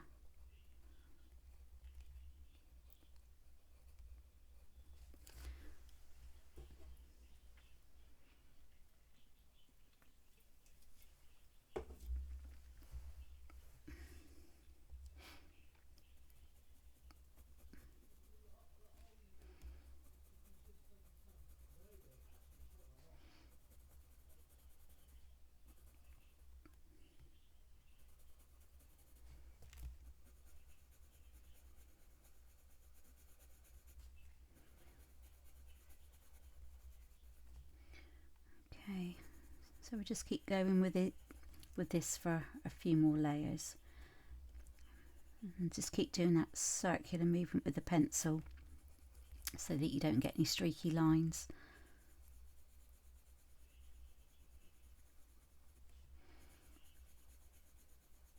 And when it starts to look like this is catching up a bit with those dark layers, initial dark layers, we'll go in with the sap green, and then we'll come back in with this pencil with the other lighter layers.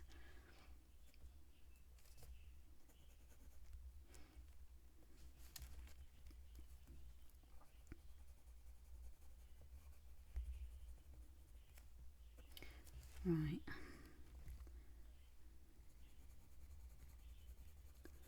Just want to make this a bit darker around here.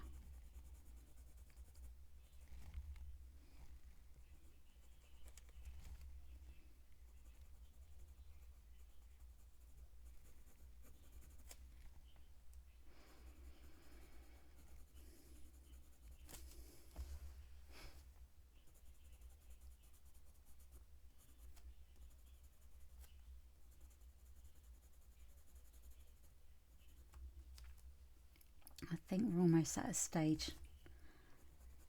Just going to add a bit more layers with the darker areas here, and I think we're almost at that stage where we can go in with the sap green. So if you don't have the sap green, then just use your darkest shade of green that you've got.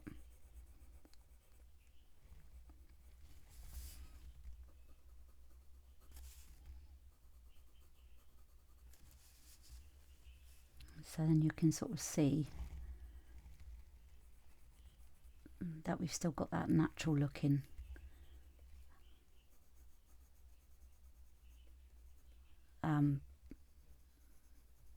vein of the leaf there.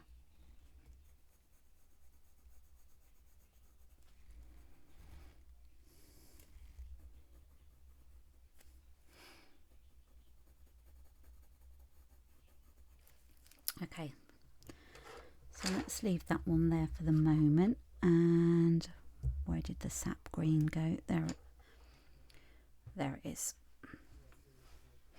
Okay, so again we're going to use the side of the pencil because we don't want any fine detail on this, because it's a background leaf, and because the acorn is our focus.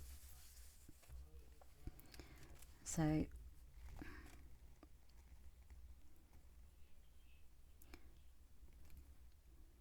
just going to go in around here.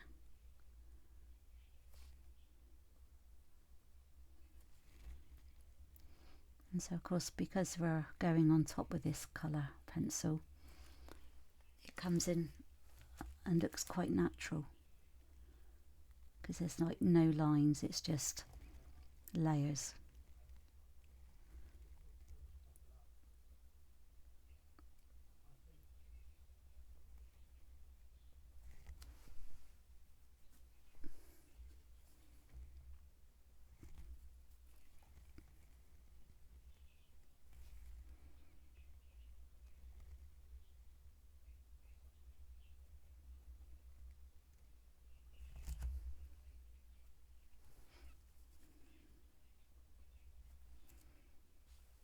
So I want, actually, just going with the grass green again, I want that bit.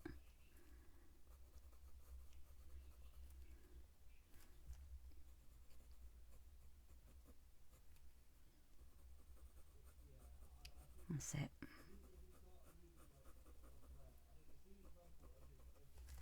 There we go. Right.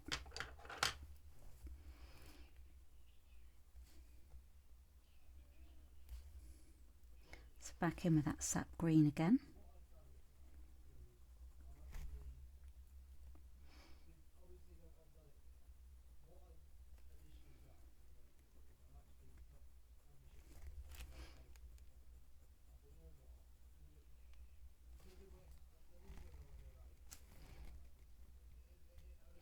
So I'm actually, you've obviously, when you've started with this tutorial, you'll be able to see that it looks like it's a very long tutorial, but as I said, just you can just sort of pause. I know life sort of gets in the way at times, so just come back to it as and when. And what I'll do, I'd love to sort of see your finished pictures, so I'll add my socials on there as well, and I'll just put a hashtag. You'll see that I've put a hashtag on there as well.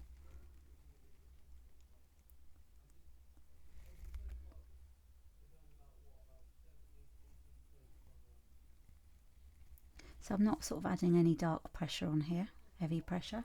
I'm just going around and doing exactly what we did with the grass green.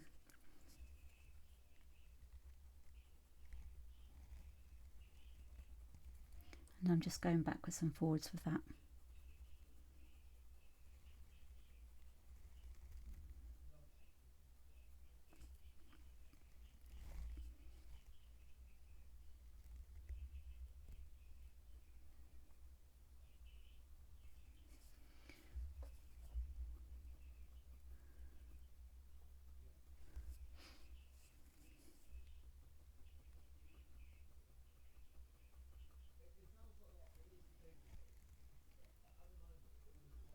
And this, doing it this way, like doing these like little mini tutorials, it gives me the chance to actually use different colours, because I find with animals you tend to use, although we're using different browns here anyway, we don't sort of tend to use a lot of greens. Although at the time of like filming this, the current sort of tutorial that I'm filming for the membership is a red-eyed Amazon tree frog. So there's, you know, lots of lovely greens and that in there.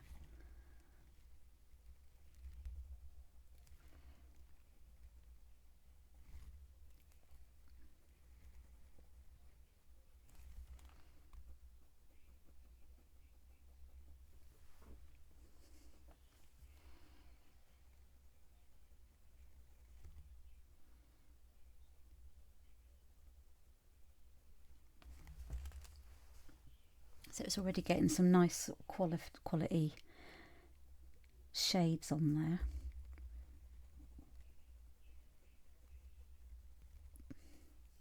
And it's got a bit darker around here.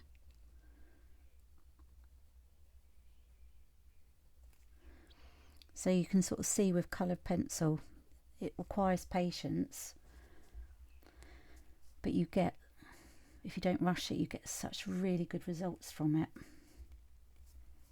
I mean, I'm addicted to colour pencils. I absolutely love them.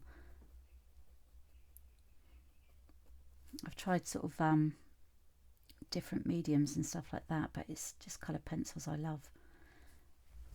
I started, when I first started regularly drawing, I was using I used graphite pencil all the time, and I was drawing human portraits, which I really love doing. And then I just suddenly thought, oh, I'd like to give colour pencil a go, and not look back.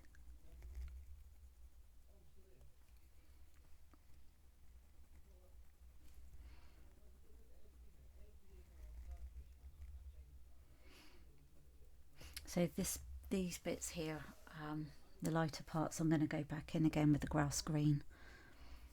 But this is just to sort of make sure that I've got all of the darker areas in. Because where we sort of mapped it just now, I don't want to sort of lose those darker layers. So again, like you see, you've got that line coming out there, and we've not drawn the line, we've just sort of shaded it, and that just makes it look a lot more natural.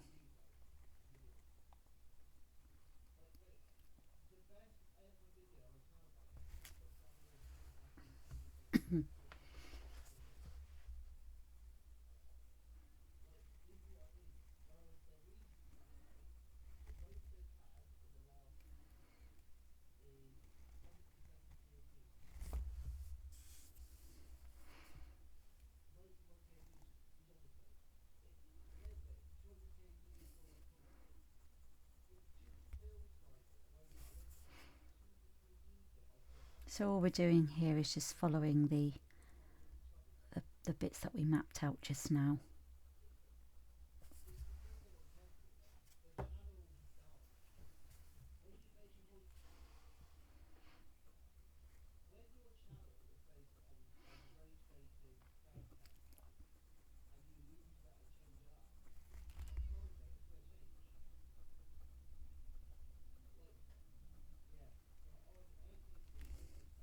And so we're just, again,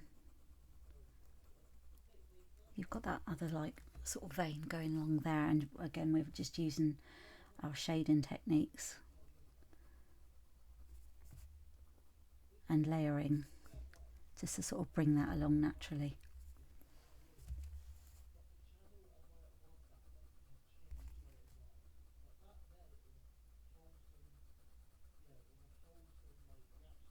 So then we don't sort of have any sort of harshly just sort of drawn lines.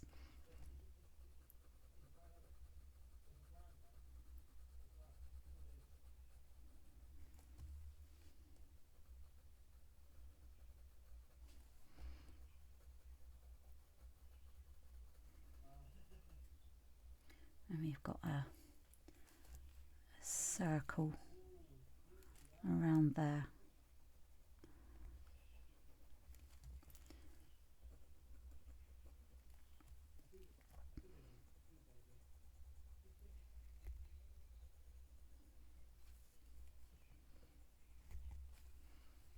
And it's slightly dark there, not so dark as this part here, but we will put the sap green on it, and then what we'll do is we'll just, the darker parts of the sap green will go over again.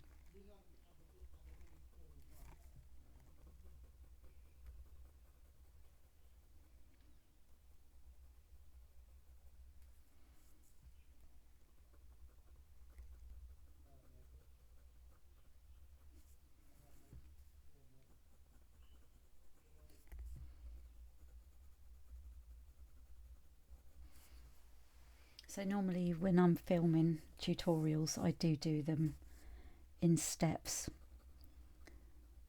but I just wanted you to sort of, I wanted to do this all in real time, just to show you, you know, what's possible and how long it takes if you do it all in one go.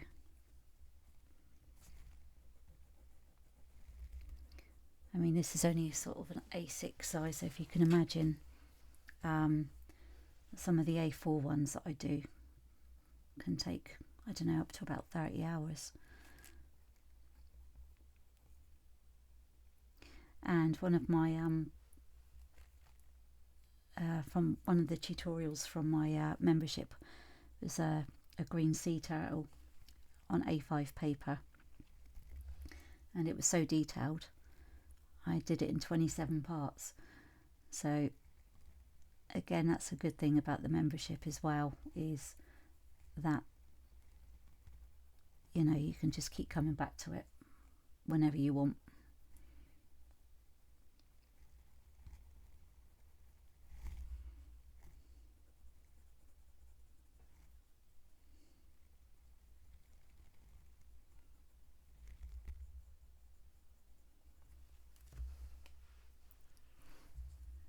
Right, I'm just going to go in over there.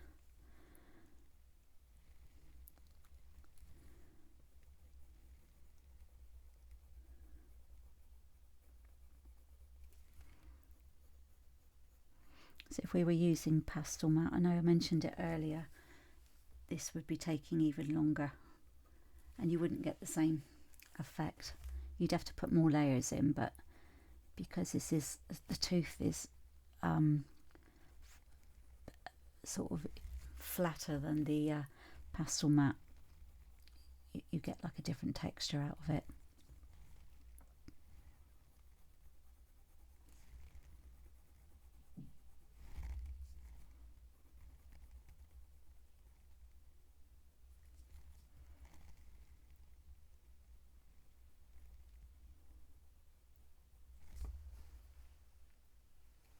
And so have you noticed that we've not actually drawn any of these lines in, we've just you know, just gone and added just layers of it. Now there's a line there, but it's very faint on the actual drawing, so on the actual reference photo, so at the moment it stands out quite a bit, but once we've sort of add more layers in of the lighter shade, it all won't stand out so much.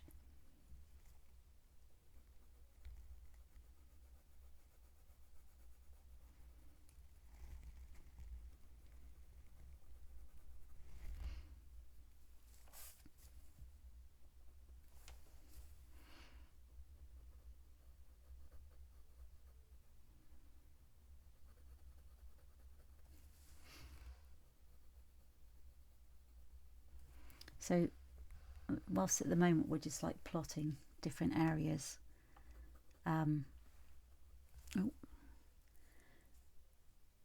it will come to the stage where we're actually, sorry, just keep shaking that camera, where we're going to be doing like we did here and balancing our colours out to get those final layers in. But this is the actual, just the mapping area, mapping stage.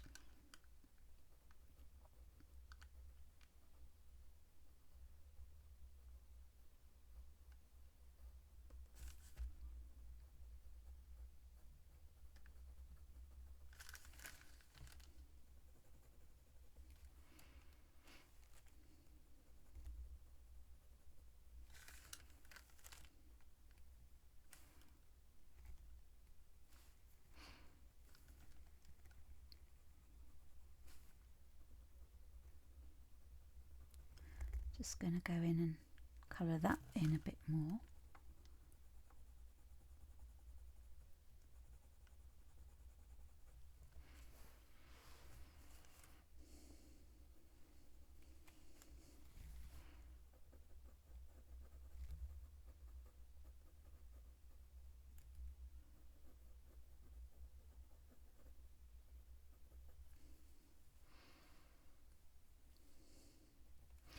Okay, so I'm just going to go back in with the grass green because we need to add more layers because there's not so many in there. So we can go in and add more layers here. Same pressure, no darker and no, you know, no heavier.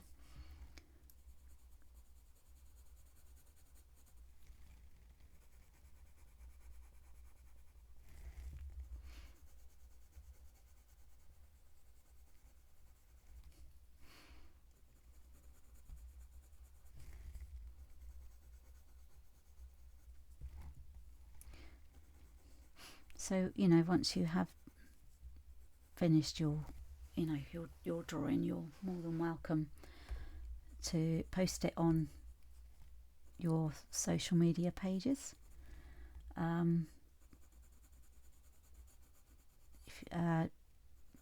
If if you could quote that it's a tutorial that you've done with myself, that would be very much appreciated. And also, if you can also name the, so basically reference the reference photo, which you'll be able to see on the materials list in the notes, because although this reference photo is, you know, free from pixels, I always mention the photographer who's, you know, who's taken the photo, and which enables us to sort of make our, you know, create our drawings.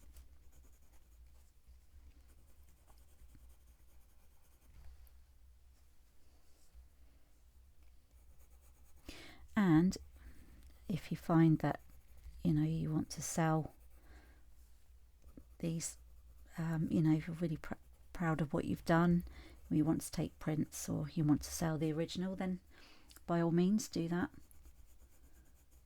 That's absolutely fine. It's your creation, and you know, you should be proud of anything that you create.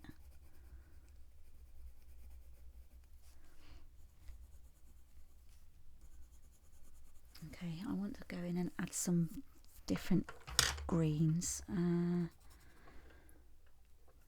Let's have a look. I'm just swatching at the moment.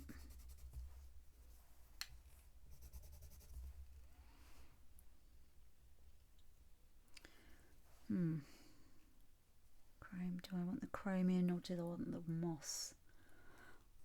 I'm going to go in with the moss green around the edges here.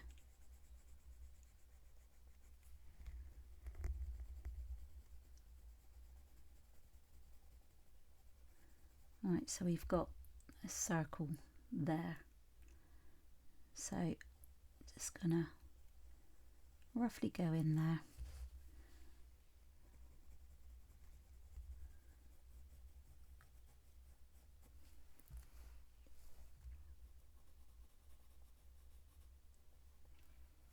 So it's going to be lighter in the circle and darker around the outside.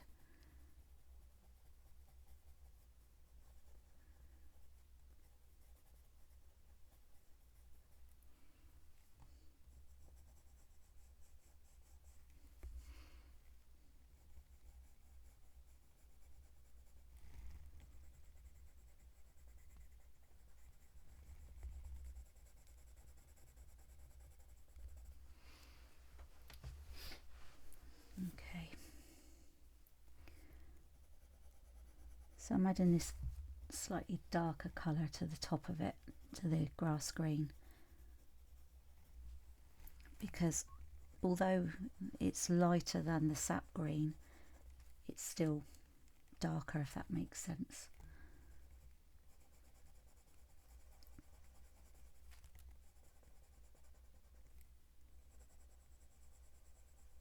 And just keep going with those circular movement with the pencil, so that you know, the colours blend better.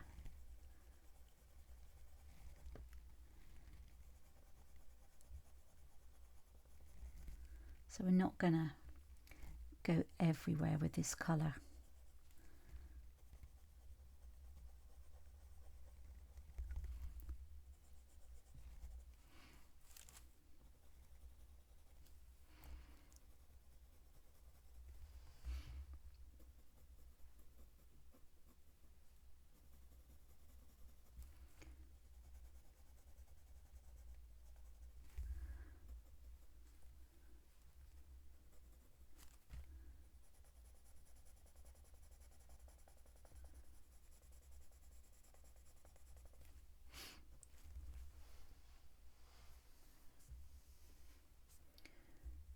Okay.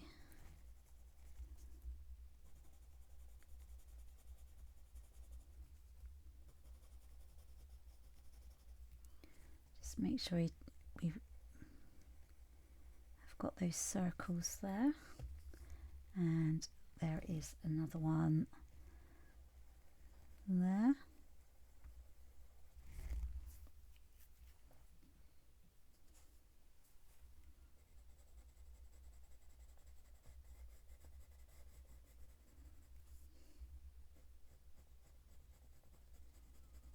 I want to lighten the sap green parts slightly.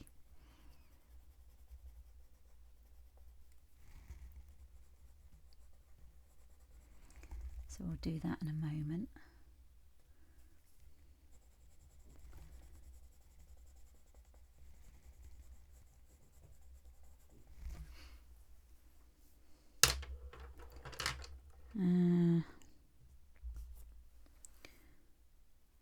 Okay, I'm going to use the Naples ochre, just to sort of very lightly blend that so it looks natural. And I'm going to do the same here with that.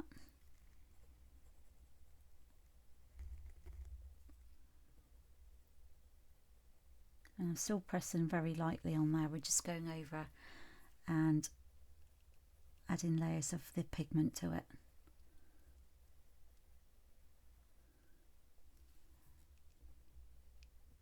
Okay. So I'm going to go in with the brown ochre 10%, because I just want to sort of make that less harsh.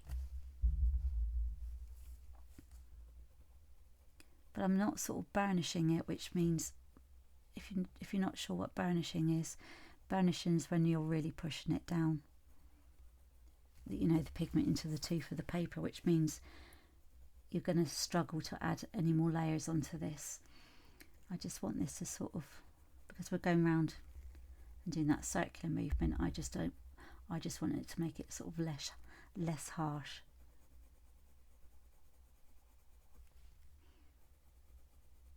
And then we can sort of balance up some bit more colour in a moment.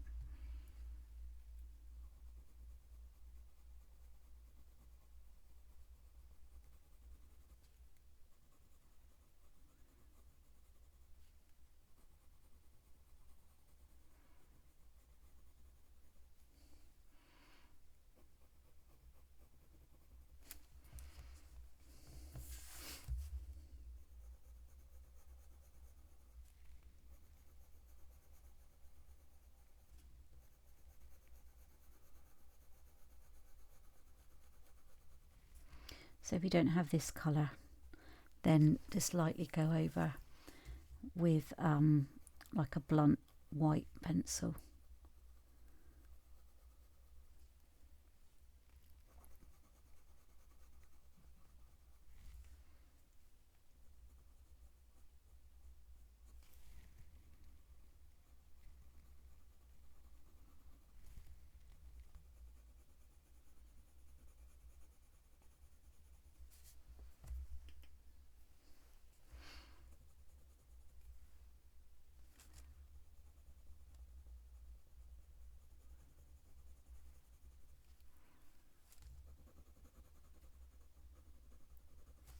Okay, so I know that I need to use, let's go back in with the actually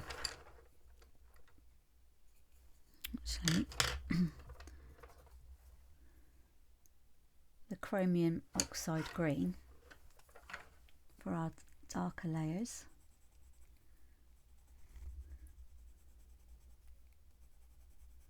Just want to sort of bring them out, and again same pressure.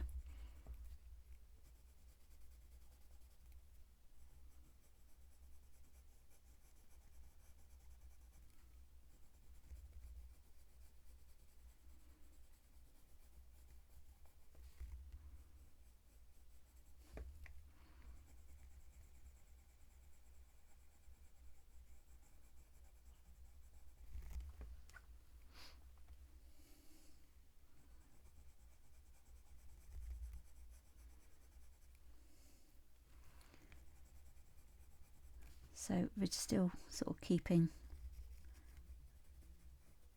these light.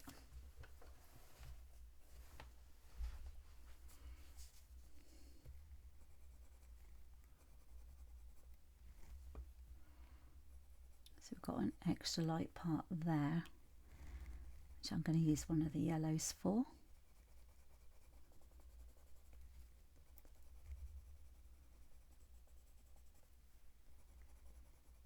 So we've got a darker part there, so I'm just going backwards and forwards with this same pressure and just adding layers of the pigment.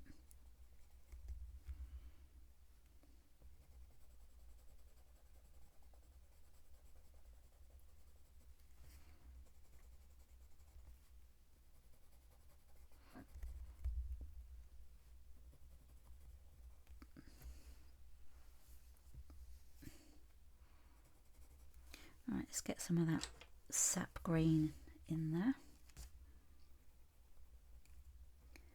Now that we've got some other layers on top, this will come in very gently.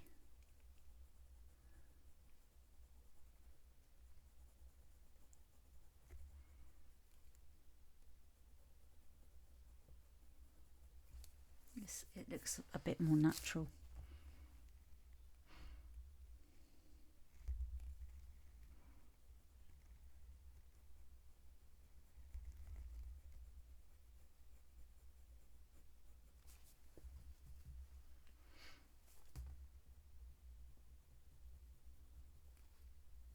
So we're having to go very careful and very gently with our layers here because we've already added quite a bit, and so we've got a lot of pigment in the tooth of that paper. All right, some of the grass green, I think, with that.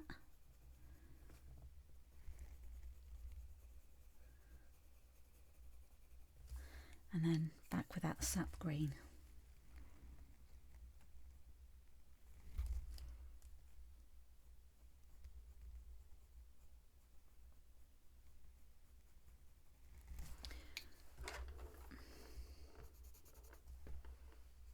That might be a bit, I don't know. This is the yellow ochre. I just want to go in very lightly with that. On its own, this is quite bright, but because we've got lots of green in there now, we can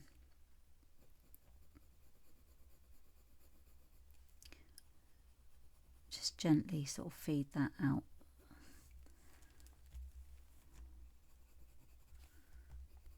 And again for here, make that a bit more natural looking.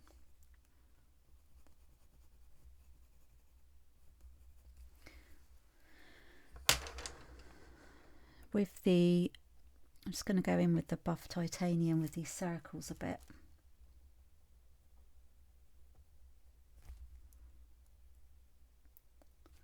And we won't need to do anything more with those little those bits in the circle.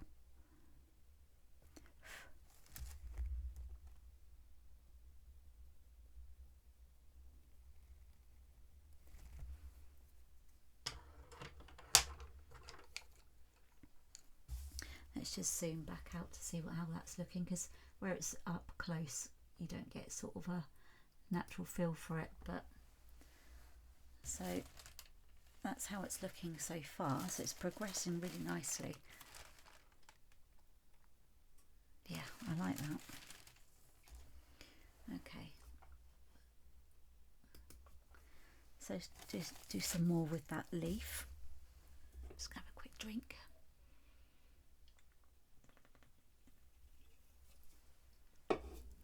Right. So let's have a look at that one. So this is the moss green, and I'm just going to go over that part there.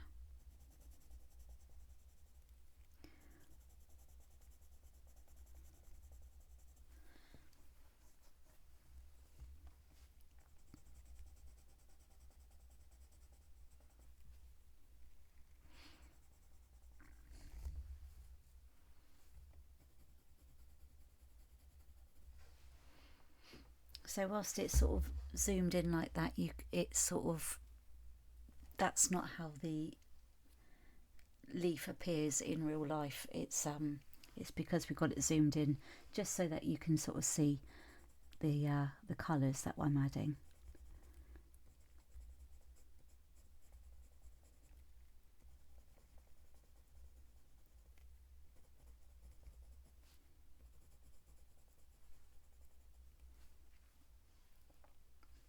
And I think that's going to go really nicely around there.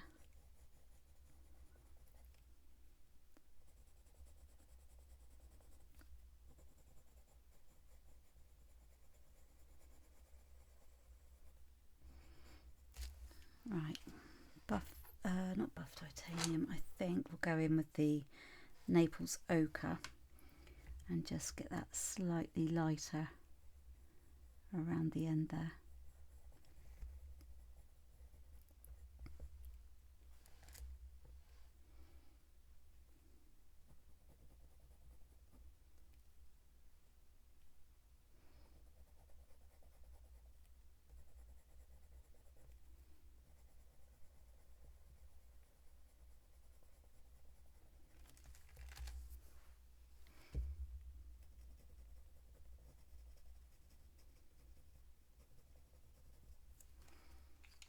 Okay,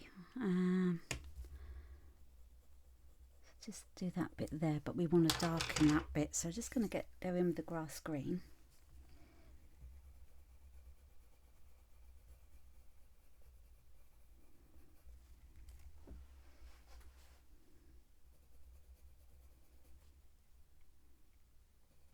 Actually, Naples ochre again, because I just want to add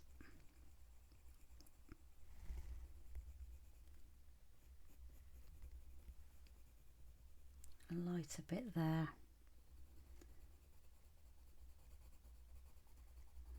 And there. And the brown ochre 10%.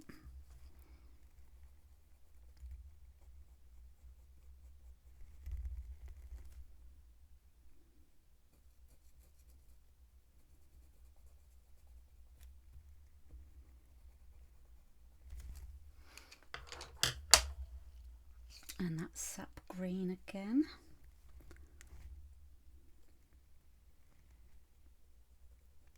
So at the moment we're just balancing up everything that we've already added.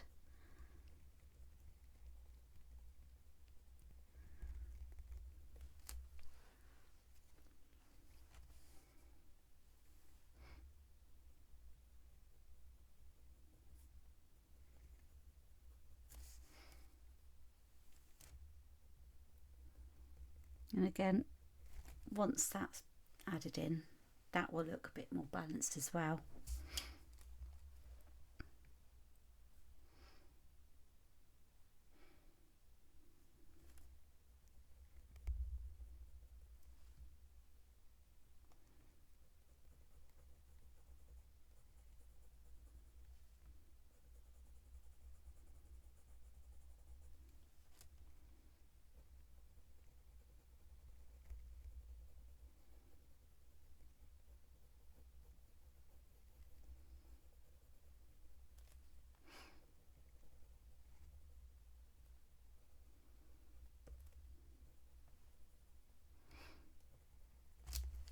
And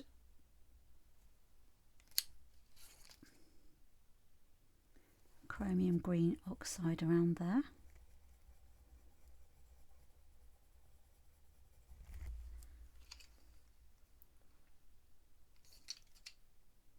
And some of that moss green.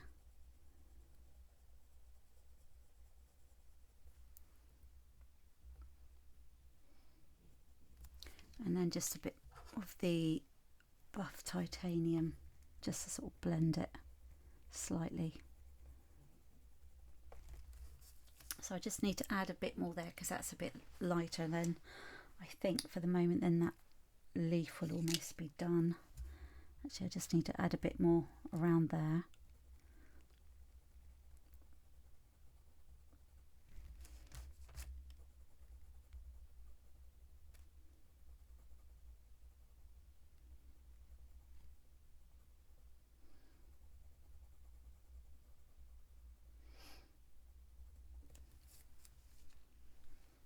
So over here slightly darker.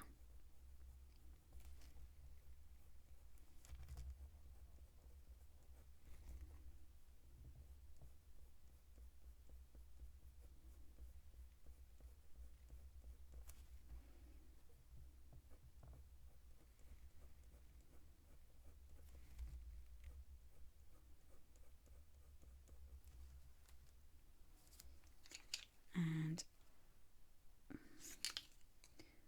going to go in with the moss green over here.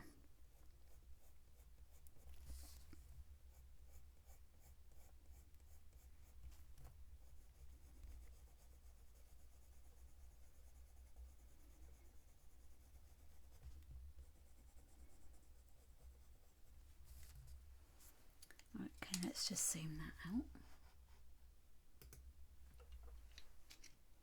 Okay, so I'm liking that one at the moment. So what we'll do next then is we'll start with the brown leaf. So I've got some really lovely autumnal colours here. So it's quite bright. So I think what I'm going to do is I'm going to go in with the base colour of the raw sienna. So it's quite blunt, this pencil, so I don't need to sharpen it. We won't be going over that part, but what we'll do is we'll be using it in the rest of that leaf. So that will be our base colour, and what we'll do is we'll start that the same way as we started that one. Right, so we've got the the raw sienna, so it's blunt, and then we've just got this really lovely colour autumnal leaf there. So I'm just gonna do what we did earlier with the green leaf. Although we started going in there with green, it's not green, but it's fine. That's there. And when you're doing this, just try not to go into the green leaf. Now, let me just zoom in for you. What we'll do is, because once we've added that in, then we'll be in a position to balance around here a bit more. And I can already see that this needs to be darker on that side. So once we've got everything added in, before we call it finished, we'll just go in and sort of balance up our colours a bit more, make them pop a bit, make it pop and stand out. So you can see that I'm doing that circular movement again.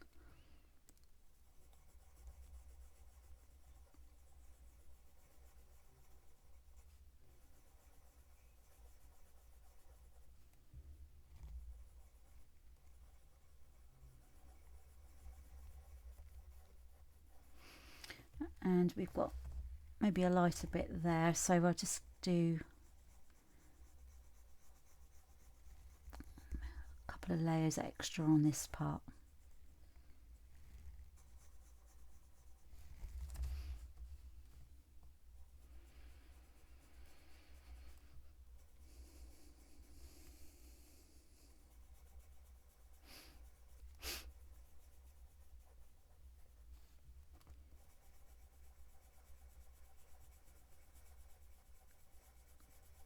So I'm just adding this whole layer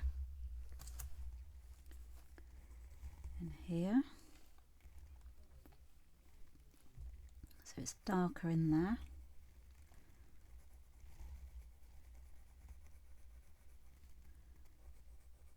Not putting any extra pressure on this, I'm just going in and adding just extra layers of pigment with this pencil.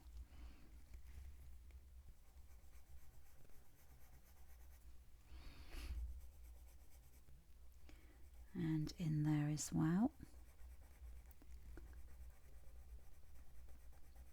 And remember, don't go over this bit because this bit's going to be very light. But we can make this edge bit look a bit crispy looking.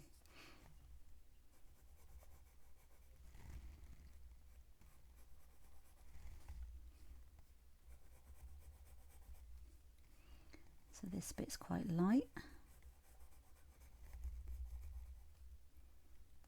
That bit's a darker piece.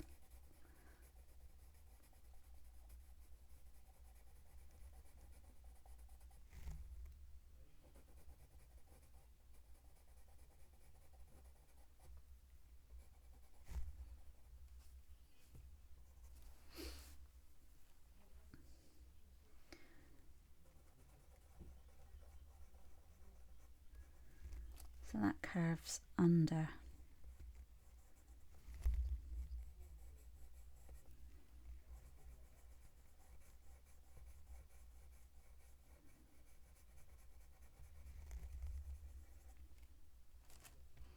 And then just go around that part there.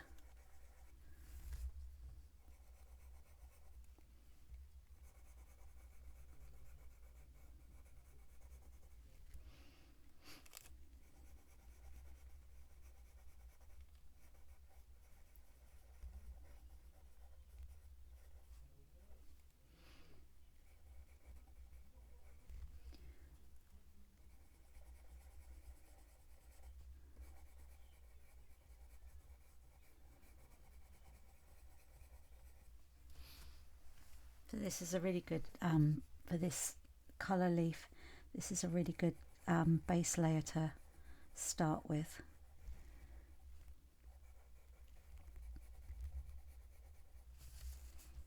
And remember, just because this is our last part of the picture that we're adding colour to, still take your time. Don't sort of feel inclined to sort of rush this bit.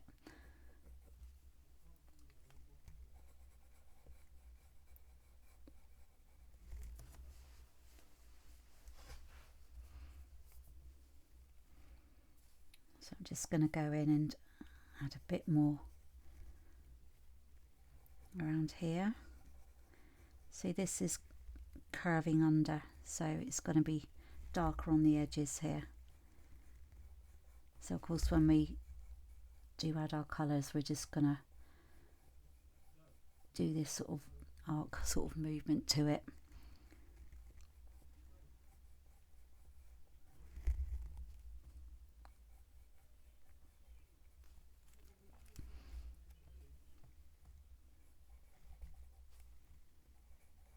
And of course in there is going to be dark as well, because that's in the sort of the, you know, the shape of the leaf, and that will give us our tonal value.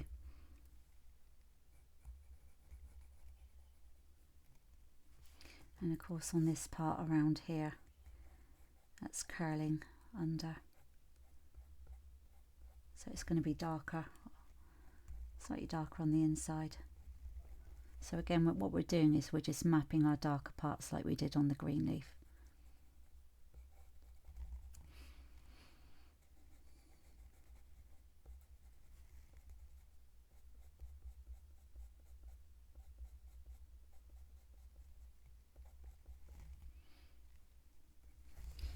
Okay, and then around here it's lighter on the edges.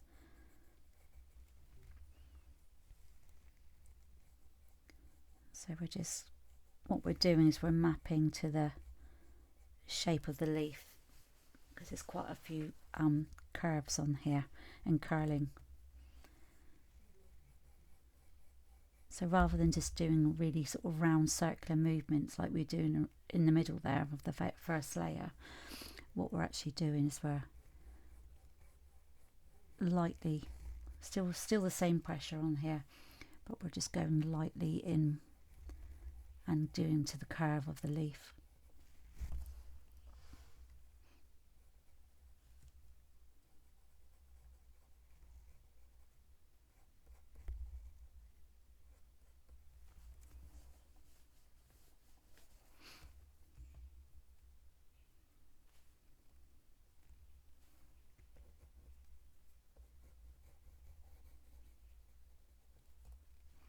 And of course along there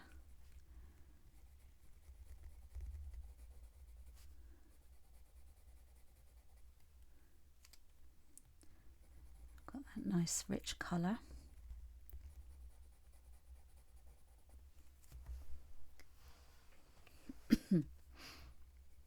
So this is going to be really bright autumnal browns and orangey colour in there, and it's got a nice terracotta.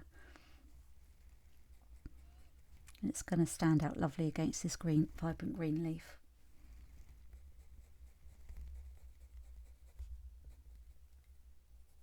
Just sort of try not to sort of drag in, you know, that colour, the green.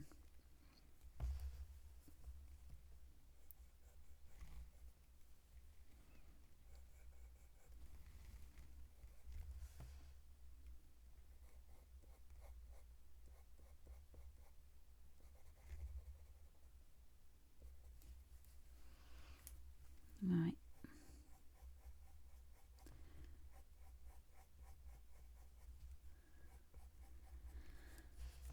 I may sort of go in and add that branch coming down at the back just to give it some context, and that won't actually take too long because it's just like a larger version of the stem there, and so it's just going to be less detail even on the than what we've got here.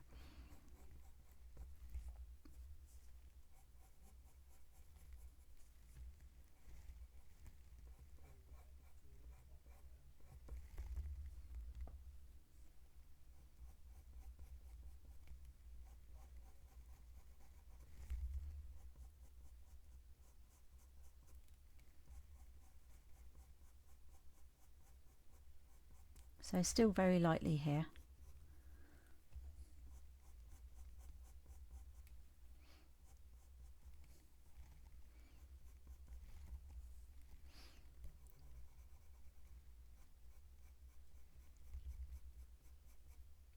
If you want to sharpen your pencil you can and go in on the side part.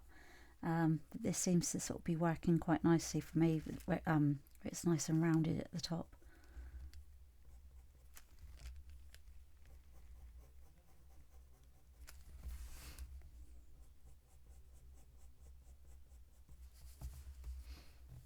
I'm just going in and around here.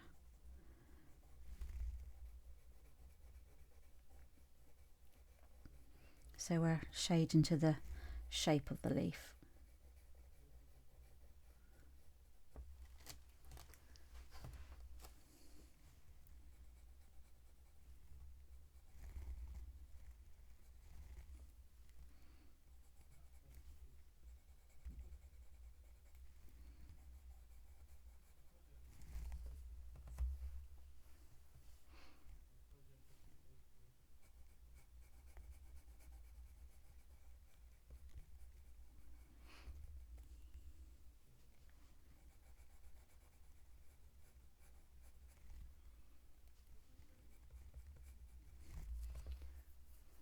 Okay, it's got that part, so around here is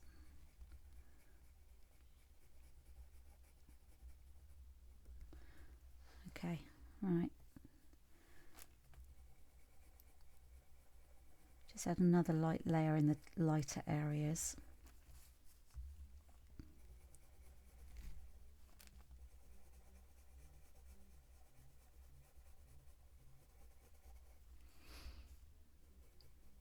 Okay. Right, so what we'll do now, so we've got that one sorted. Let's have a look. So we're going to go in with the brown ochre 50%. So again, it's quite rounded at the top.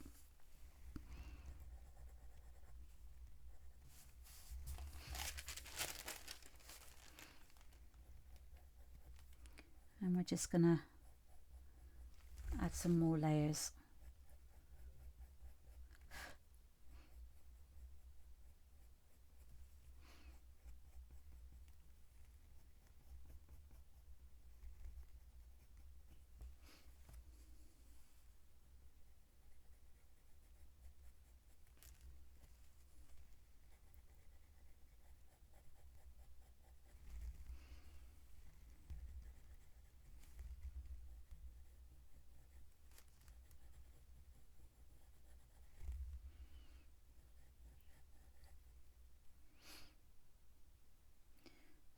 dark a bit there. Sometimes I find it sort of helps to sort of talk out loud to myself, just so that I know where everything needs to go.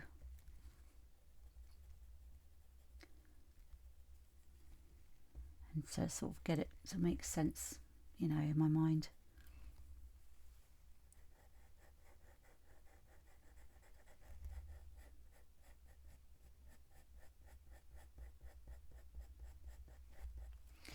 What I'm going to actually do is go in with the dark sepia, because it is dark in there, and I don't want it, and this because it's such a small tiny space, I don't want to sort of lose it.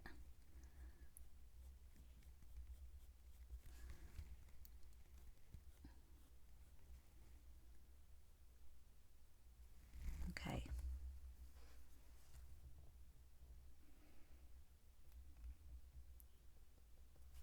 Right, and that will make more sense once we've got that sort of branch coming through. Right, so we've used that.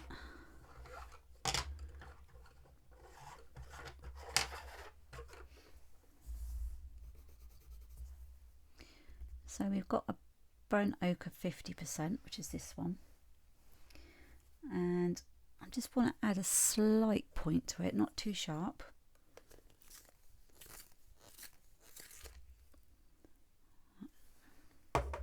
Actually, that is quite sharp, but that's okay. We're going to use the edge of it. And I'm going to start working on these side bits here. So got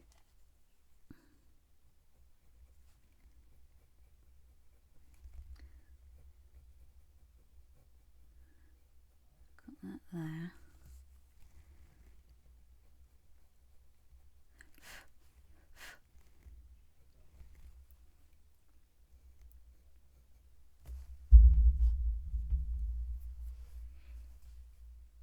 And again, these will all make sense once we've got given it some context coming through there.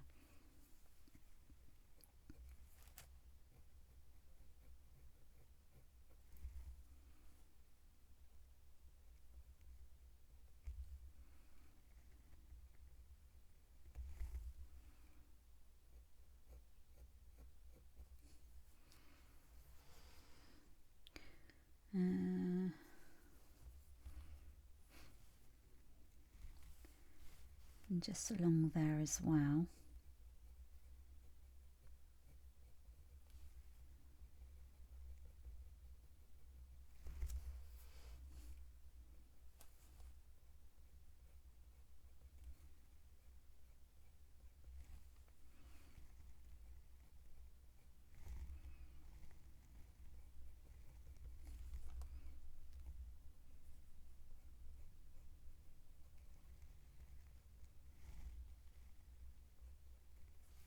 So I'm just drawing in that part.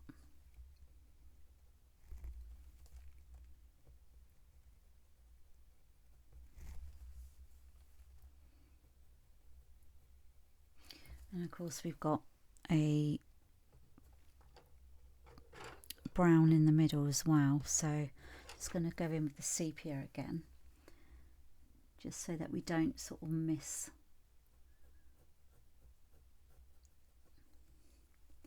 that part.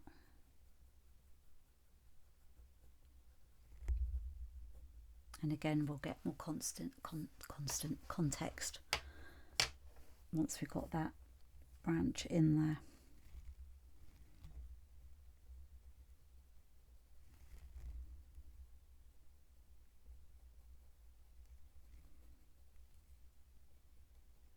And this bit's got some really lovely warmth to it.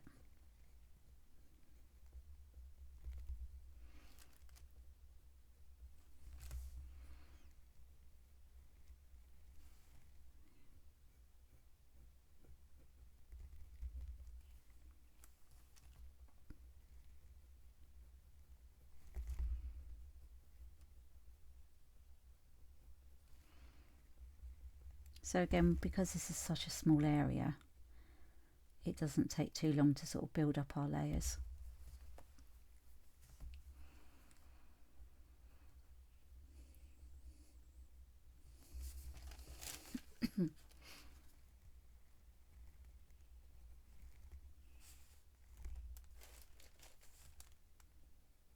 I think this would probably go nicely over here as well.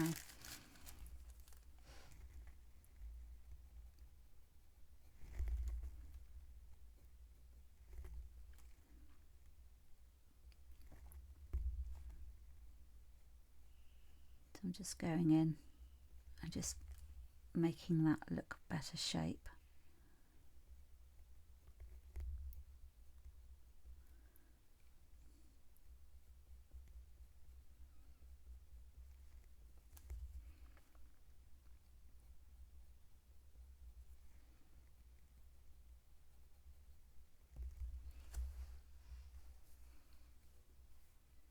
And it's already starting to look richer.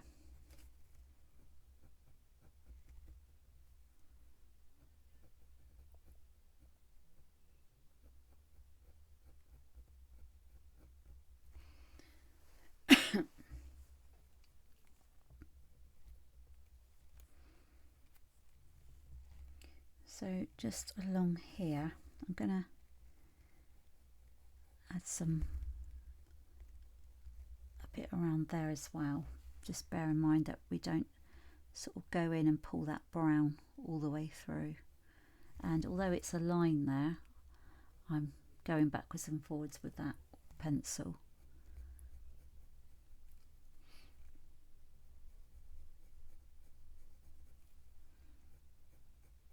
So this leaf has got sort of loads of sort of different shapes and shades to it. So it's got, because it's more in the foreground, it's got more detail than that. So that's why I'm sort of tackling this bit slightly different.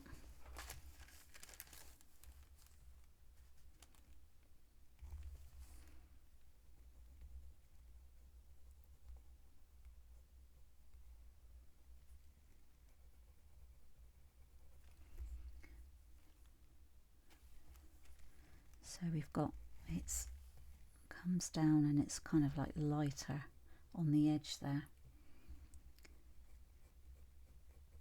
But what we want to do is just make sure that it looks curved.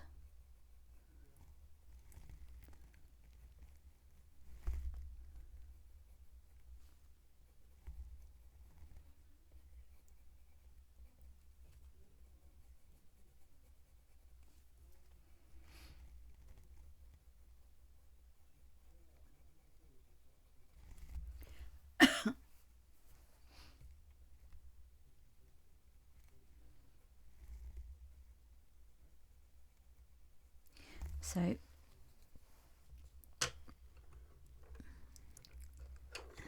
what one do I want to go in with?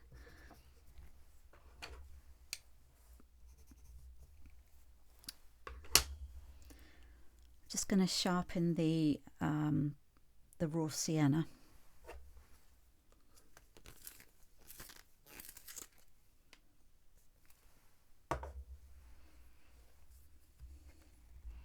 Because I just want to go in and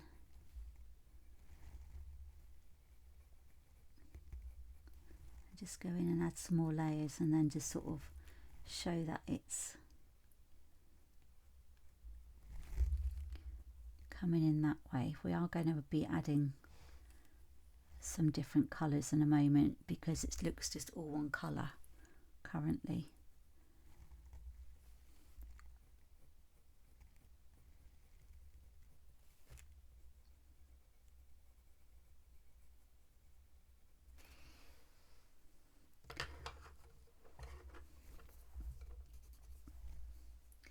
So this is the terracotta, and don't drop the pencil because that's when you can sort of make the lead a bit fragile. And so on the edge here,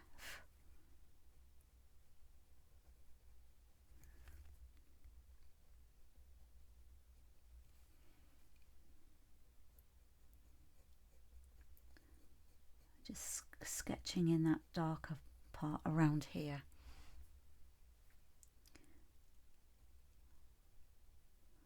So that comes all along there.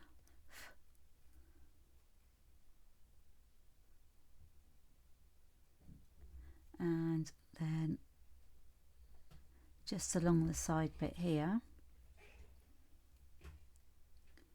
just so that we can sort of differentiate it from the bit behind.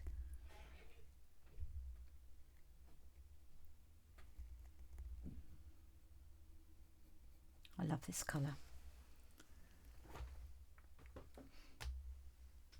Okay. So I just want to charge up my daylight. Oh. There we go. That's better. Right.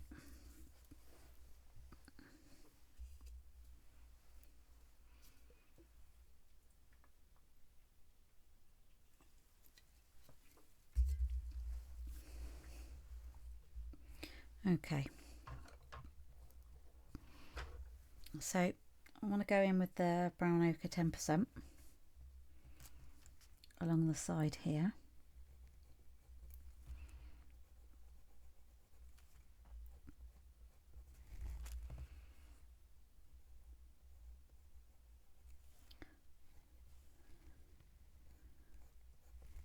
Actually,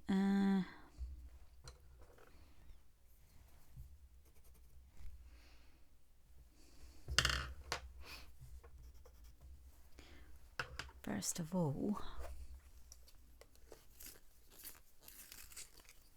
I'm going to go in with the brown ochre 50%.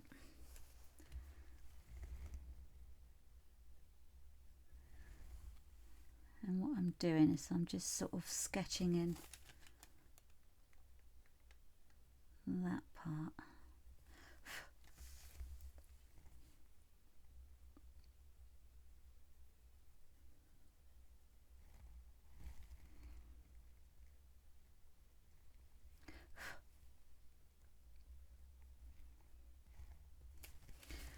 So I think what I'm going to do is just sort of come down and add that branch in now. Let's just peel that bit off. That's it. And it kind of like just gives it a bit more context then, and so we can just sort of come in underneath and add, you know, our colours to it.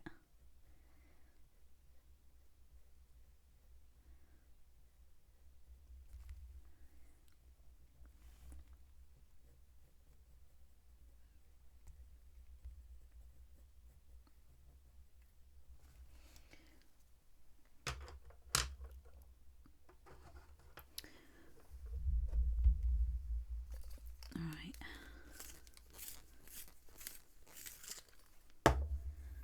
So we've got the burnt, we've got the burnt ochre here.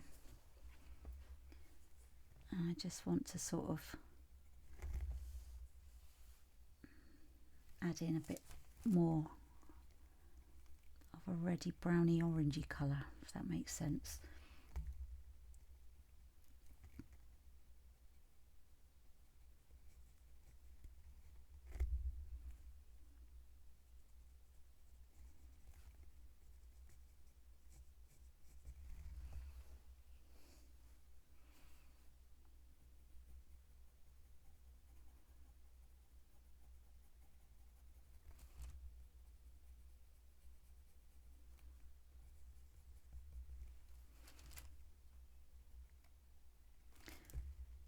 And so we've got a bit of shape to the colour around here.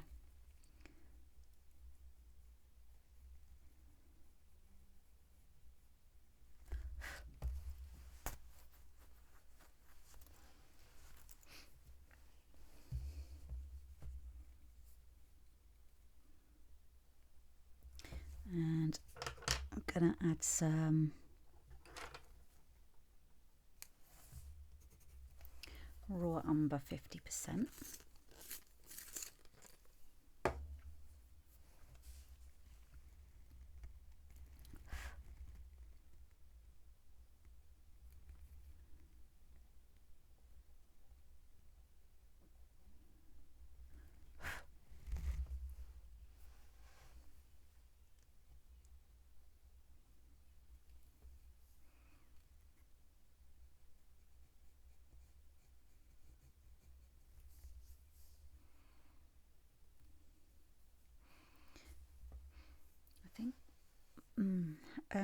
No, before I actually add colour underneath there, I'm going to add this part in, but I think maybe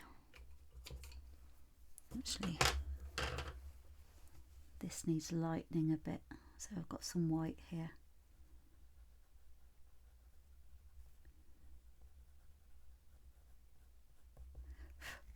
And some more terracotta, I think.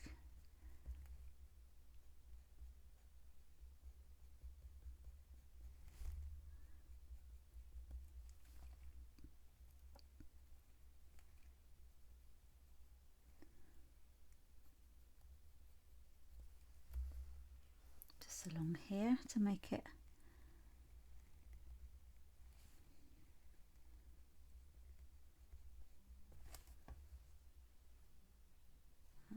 that's better.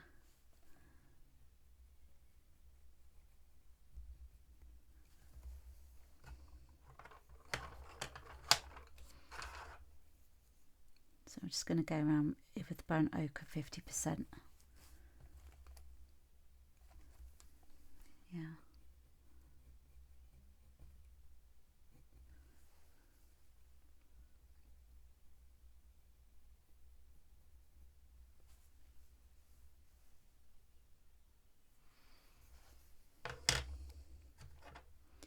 And the terracotta again.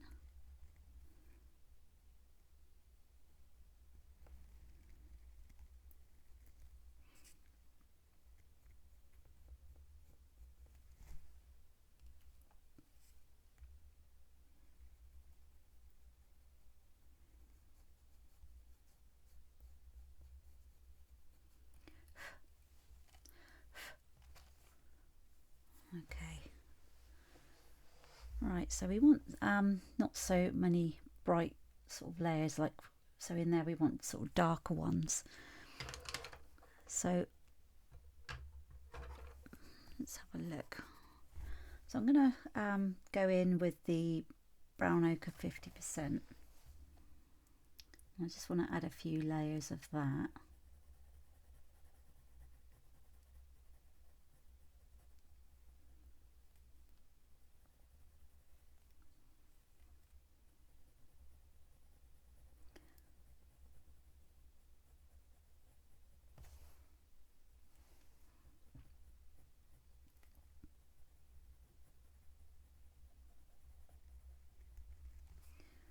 It's, although it's kind of like you can see more detail here, you can't really see much there.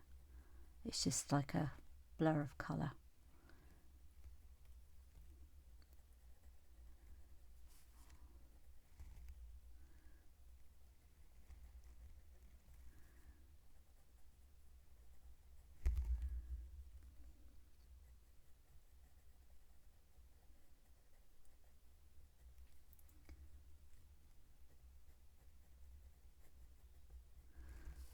Okay, so then I'm going to go in with the raw umber.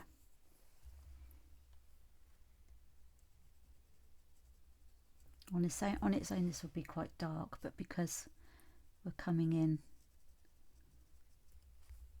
over a layer of another colour, it's not going to be as dark.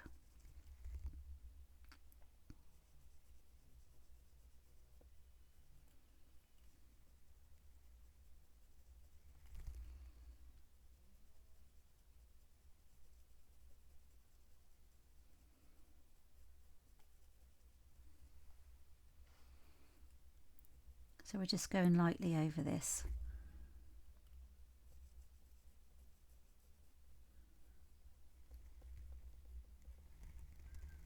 Like that.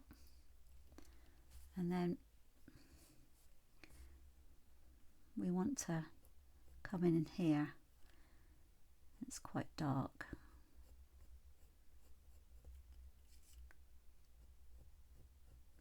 But we'll lighten it very slightly. See, look how different that is to that.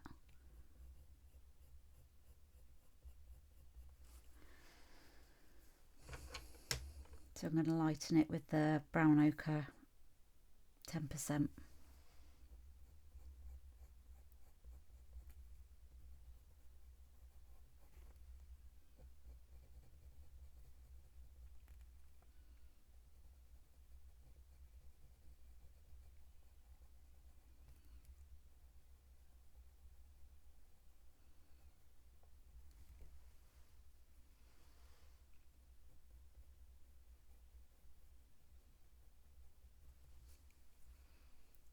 Okay, and then we're going to move on to that area.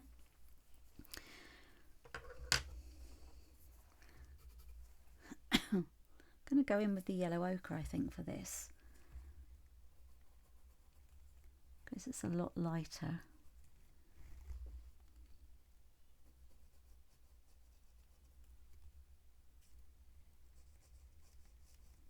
So we're not going to go up to the edge there.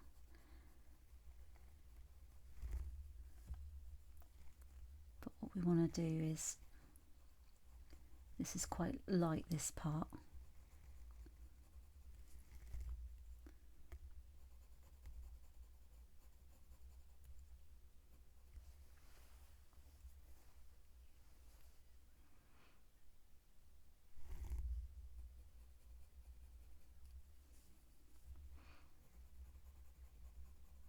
So it's got loads of sort of lovely different autumnal colours, this leaf has.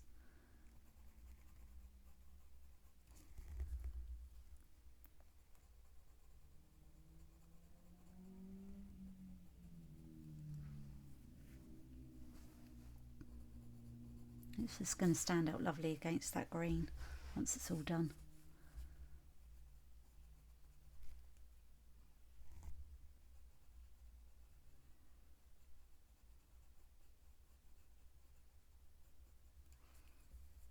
So it's going to go in with the raw sienna.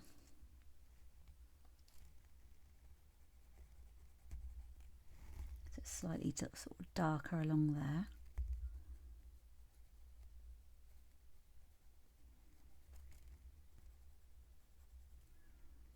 So what we're doing is we're just working in smaller areas with our different colours.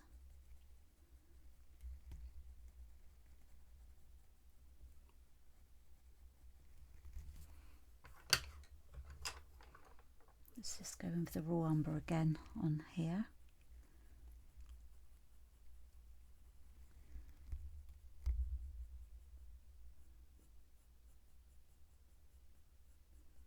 So I can see already that maybe we'll want to do something around there.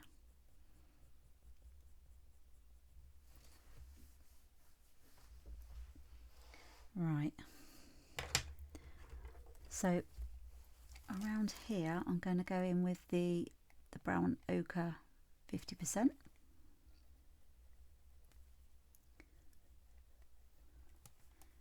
But I want it to sort of stand out against the colours that we've just added. So it's kind of like blending in at the moment. So I'm just going to have to sort of, in this very small area, do a bit more of the layers, so then you can sort of see it. And that's worked out really well.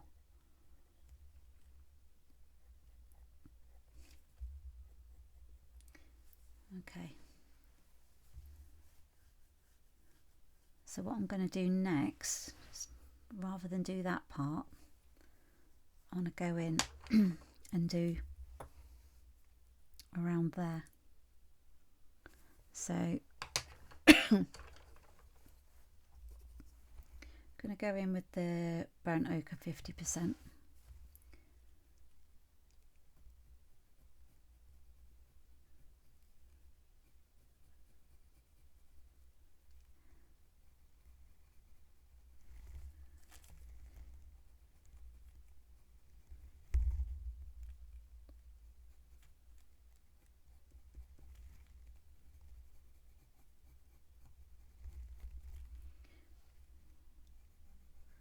So we've got to hide that green that we'd put in there, which is, we can do that fine, no problem.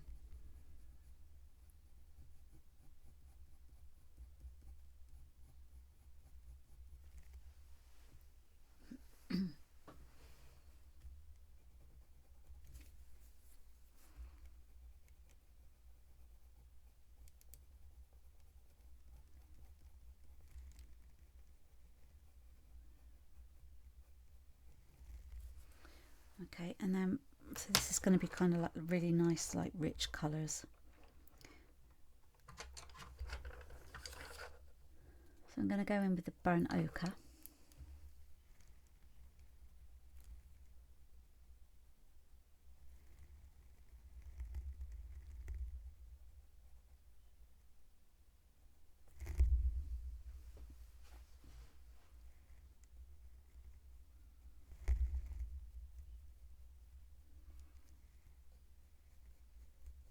And that's going to make sense once we've got everything in around here as well.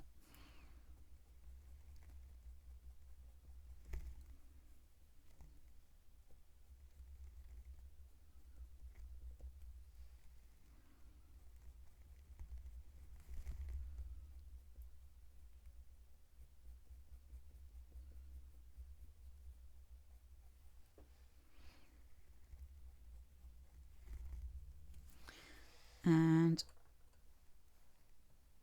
I just want to add some raw umber in there.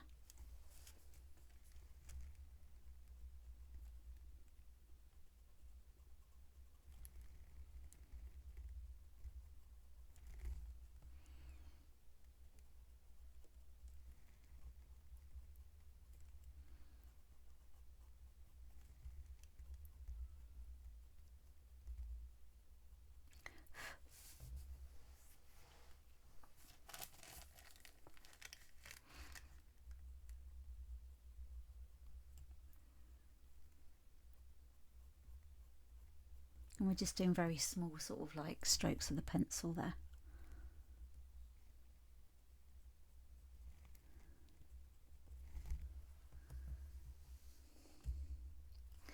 And that part in there is quite light. It's kind of like almost got like a greyish hint to it, so I'm going to go in with a French grey 10%.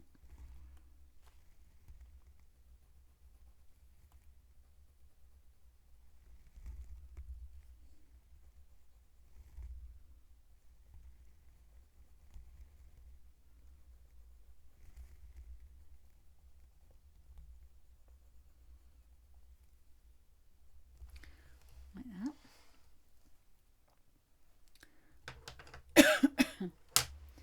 And I'm going to go in, sorry, with the brown ochre 50% on this part, so it's quite white around there, so just want to sort of make sure that we don't have a load of like white sort of showing. You know, we've got that halo of white surrounding it.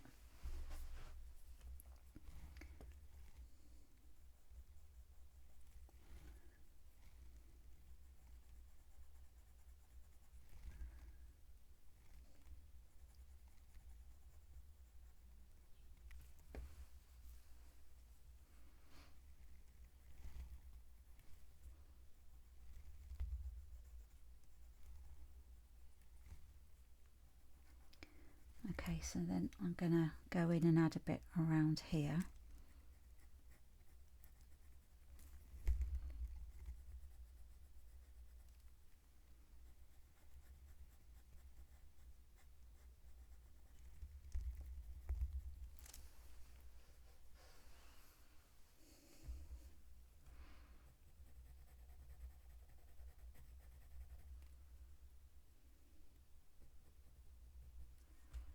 it's quite light around this part. It's very lightly with the layers.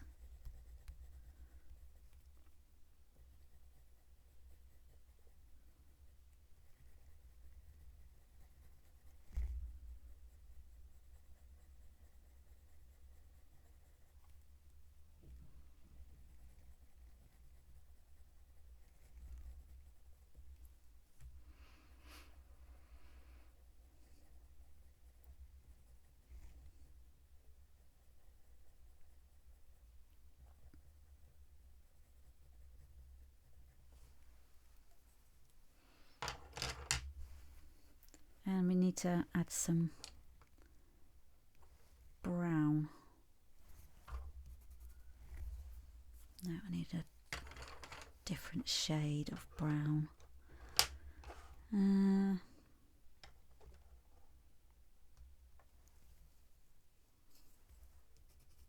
I'm just going to go in with some raw umber.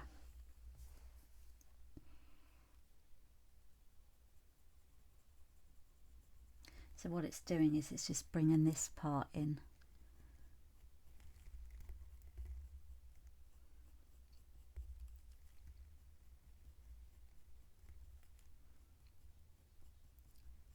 And what we're doing is we're getting rid of the line art so you can't see like those lines.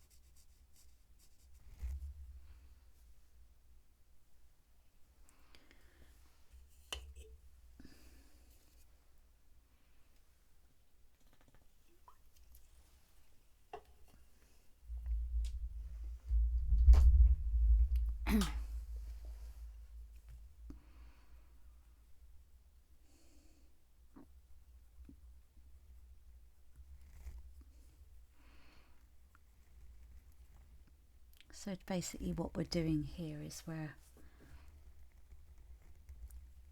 just adding some very light, you know, like we did with the cap of the Acorn.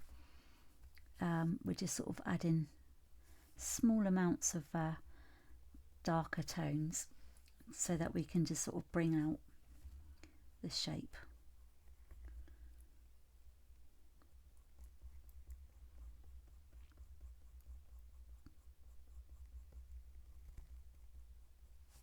And of course on its own this colour would come out quite dark, but because we're adding it to lighter colour, it sort of comes out sort of quite light.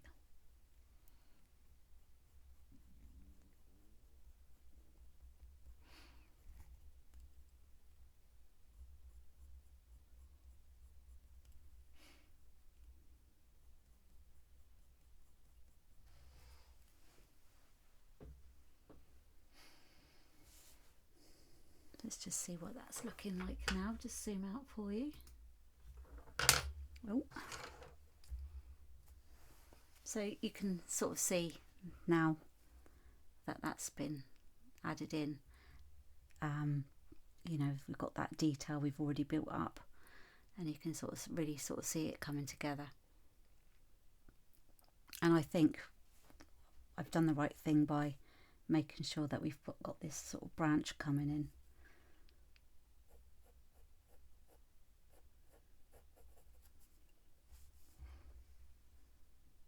So yes, I think that's going to it's going to finish it off really well.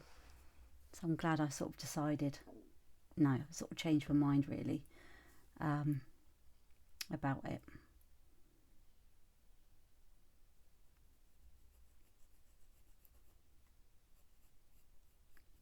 There.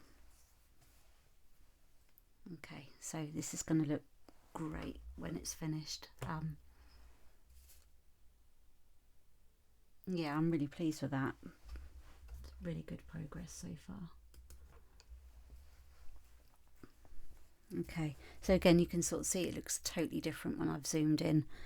but you can actually really see it when you, it's kind of like when you go to an art gallery and you see a painting up close, and then you stand back and you can just see different things going on with it.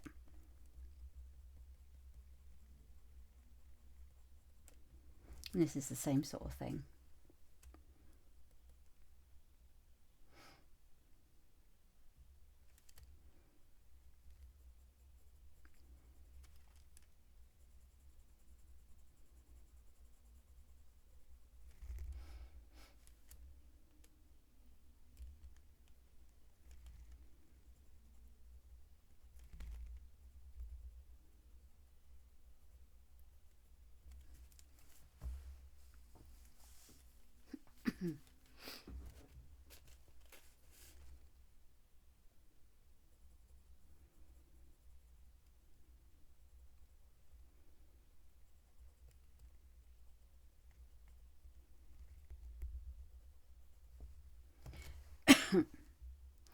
Right, so we still want a light colour coming in there, so we're going to go and use that brown ochre 50%.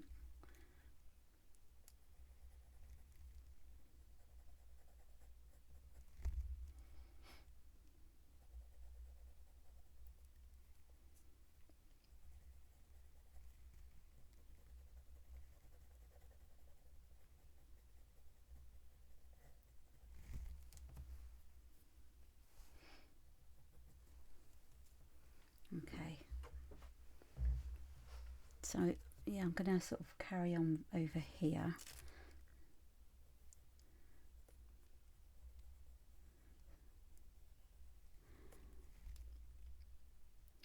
It's quite orangey in there. I'm just going to grab an orange, I think.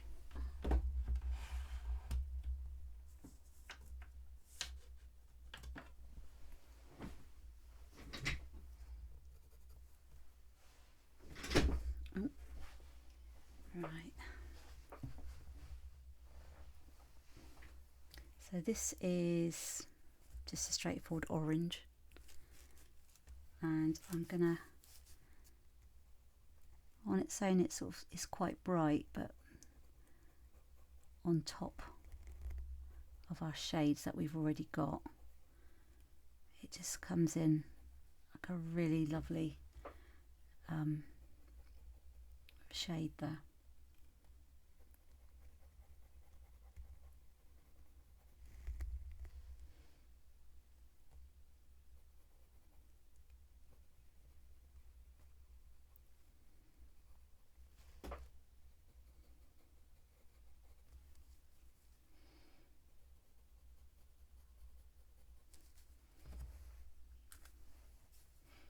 I'm just going to add a bit in there as well, because we do have oranges in our, in our leaves that are, deciduous.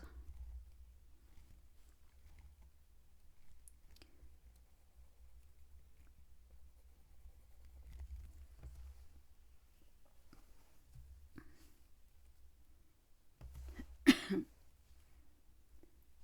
think I'm just going to carry on and add a bit of a layer down here.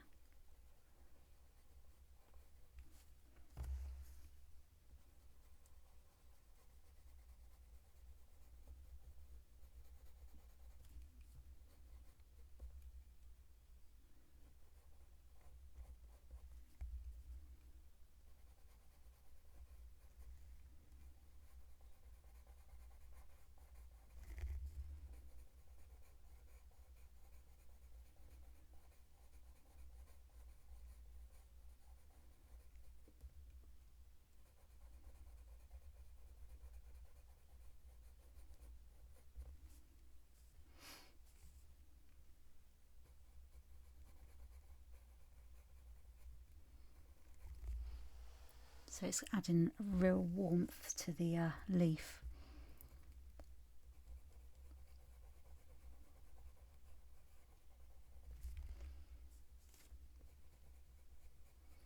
So I'm just going in and adding it as the next base layer.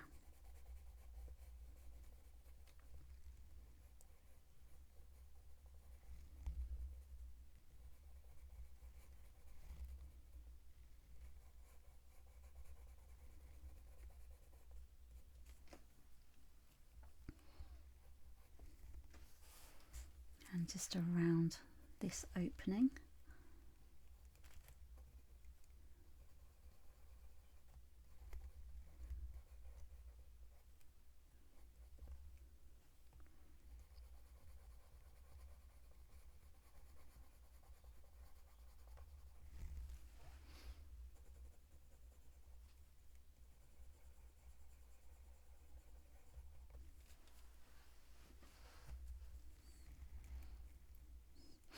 And just over here as well.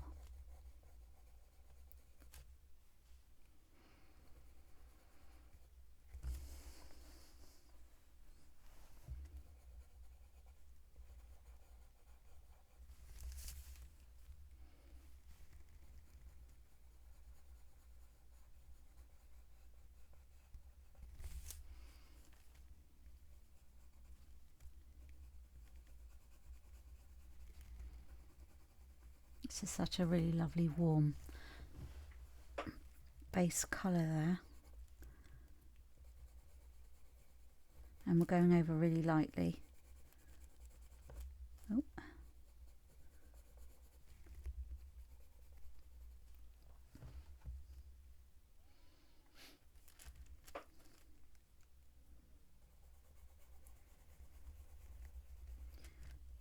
So yeah, going over really lightly just so that we can get our other shades on top. I'm just gonna go up here towards here.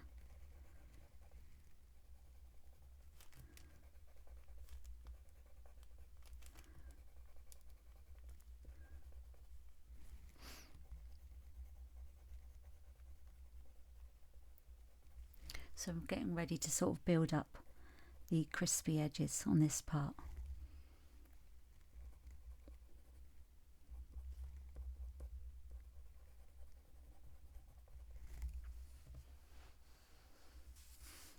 Okay, so I think what I'm going to do is maybe sort of continue around here.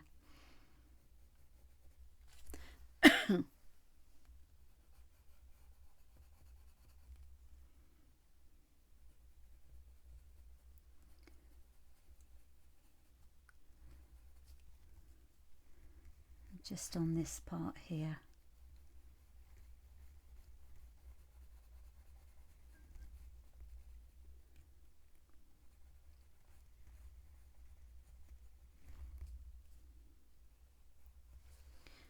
Okay.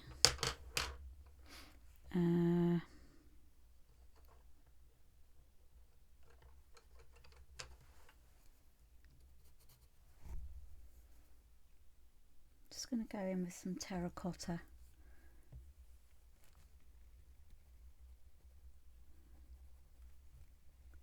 So even though like the terracotta's warm, the with the orange underneath, that makes it even warmer.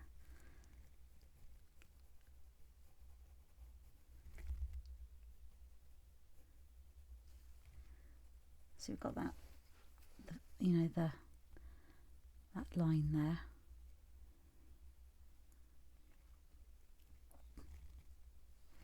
And then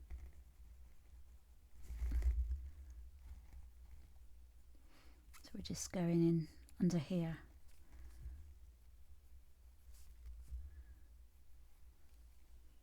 Now we can sort of really build on this warmth around here because underneath it's quite dark.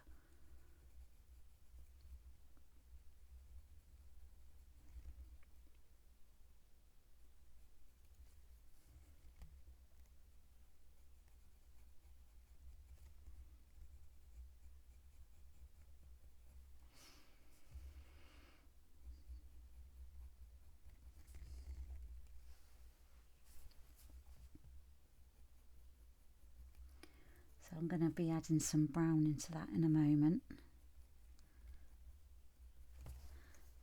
I go into the raw umber.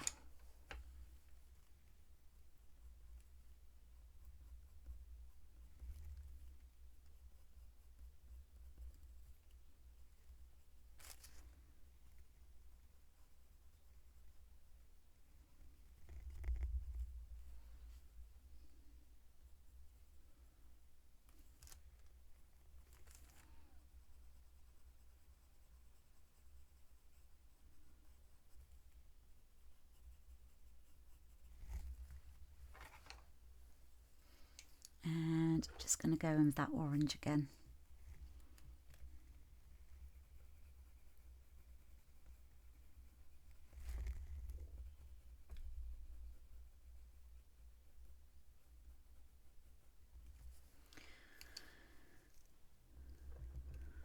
Going to go in with the buff titanium to sort of make it slightly lighter there.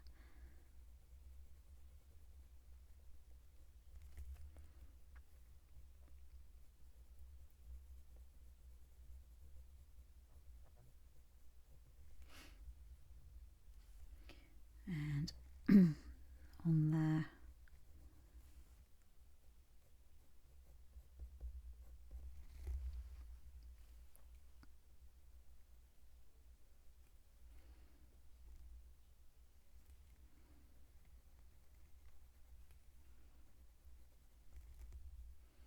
This is quite light on that part.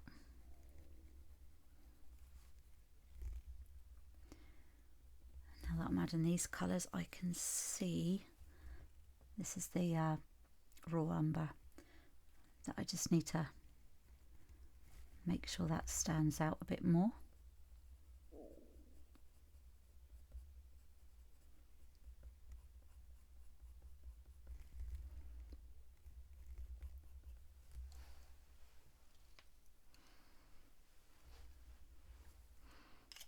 Okay, just gonna, actually, what's that one? Oh, yeah, burnt ochre.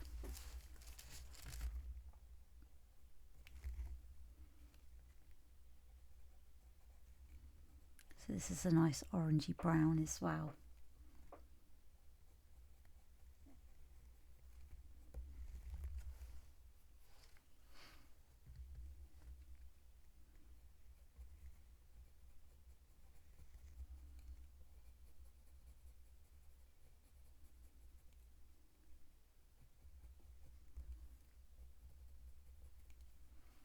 And I'm just going to go in around those cracks as well, or the crisp edges anyway.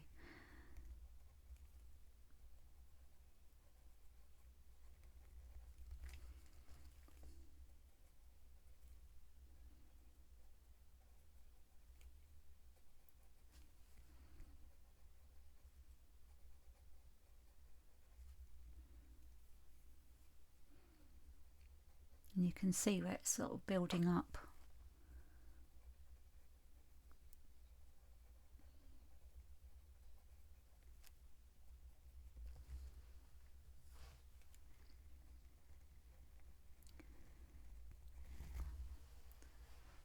Okay, so what we'll do is we'll build it up with other sort of shades in a moment, as and when we use them. Right, I'm just going to see if I can find another shade of orange. What's that one? Too orangey. Oh.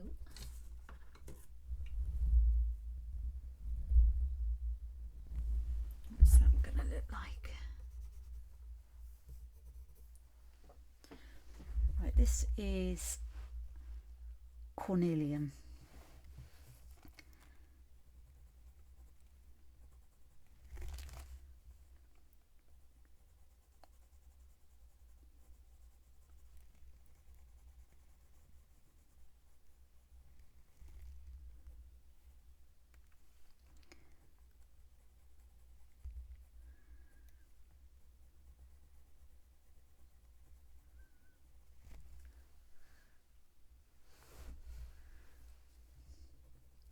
Let's just zoom out to see how that part is looking.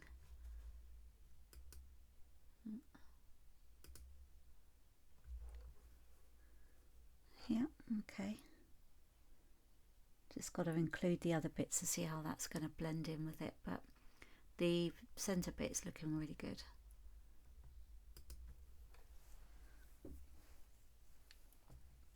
Okay, let's go up with this cornelian.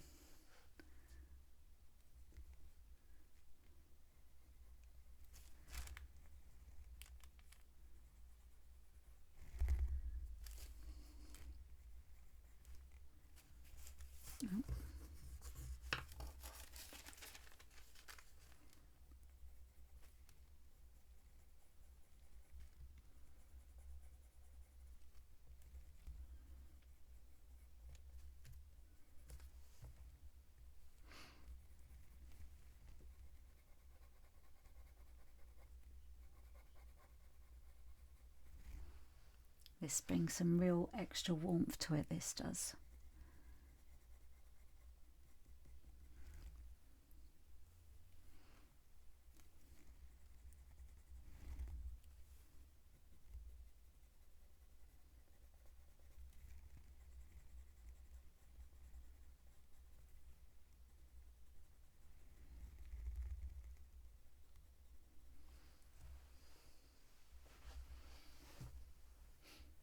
Okay, I'm just going to go in with a bit of it around here as well.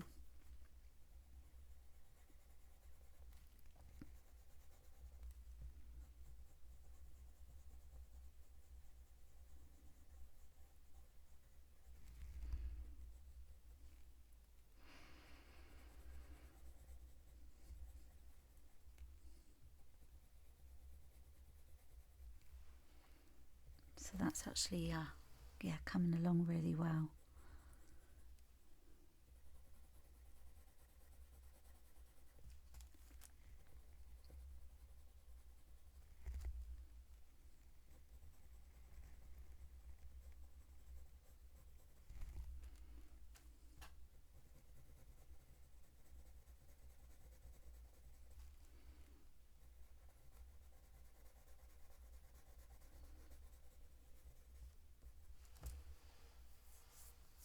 Okay.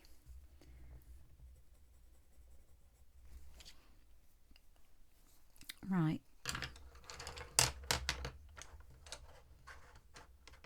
So we're going to be just adding the colours at the moment, and then we've got like the fine detail to add on top of all that. Going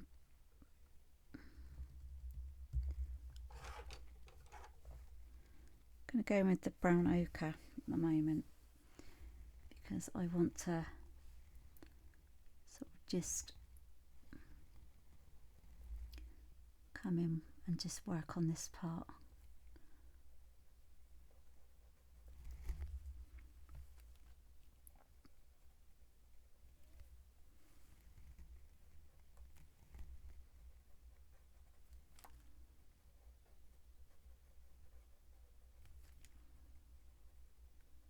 This goes really well on the cornelian actually.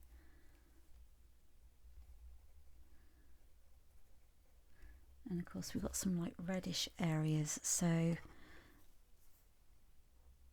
the burnt sienna goes really well with that.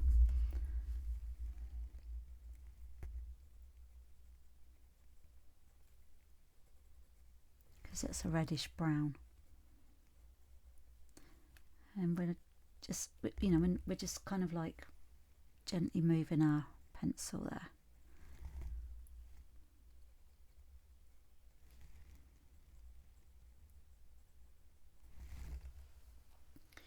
And the burnt sienna 50% will also go well with this as well.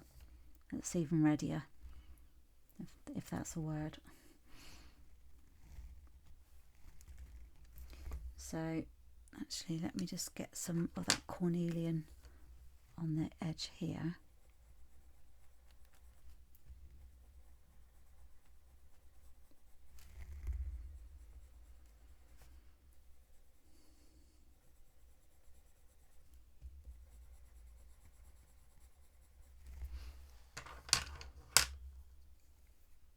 And then the burnt sienna 50% around here.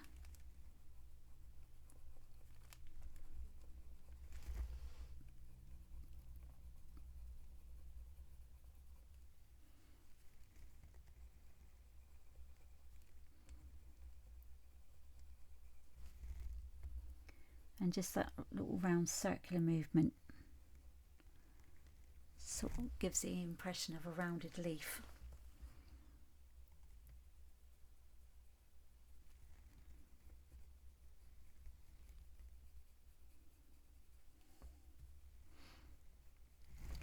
And then with the burnt sienna,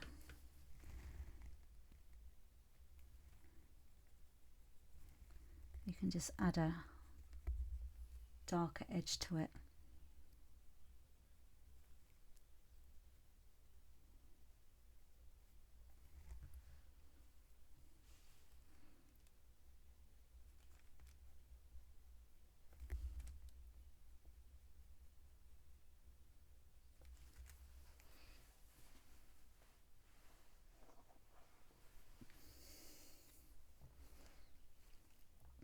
Okay,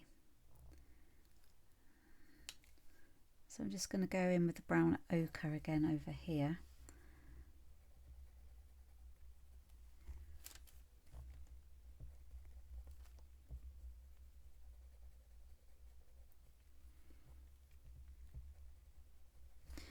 I think I need a darker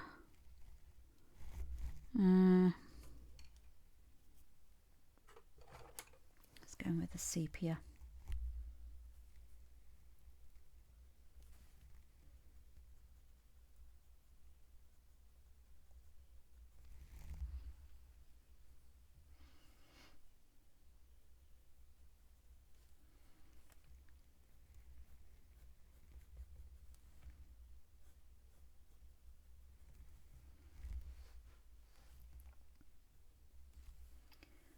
So I just want to make sure that that's standing out.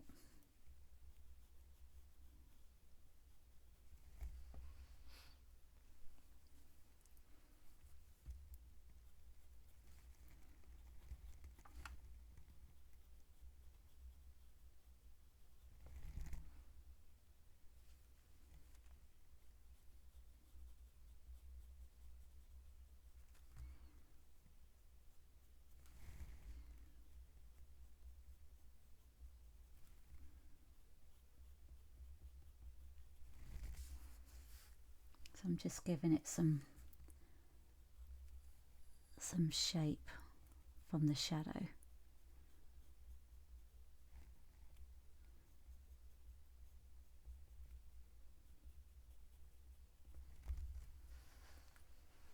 So then once we've added the bit under there, you'll see all the depth of it. Right.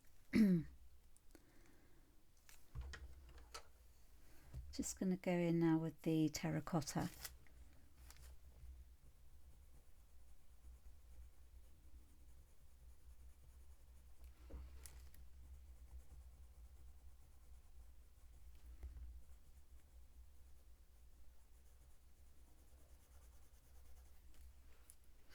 So it's quite ready.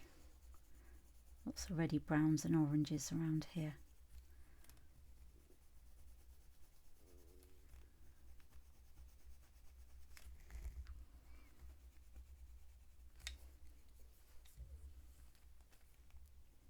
We've got some light burnt sienna going on around here as well.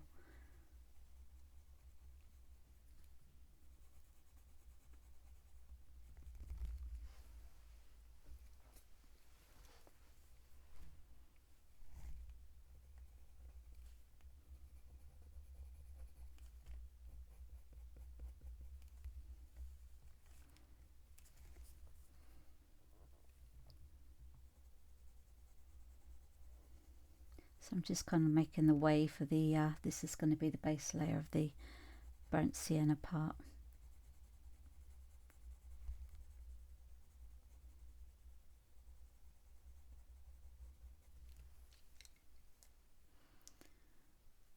So I'm just going to go in with the burnt sienna 50%.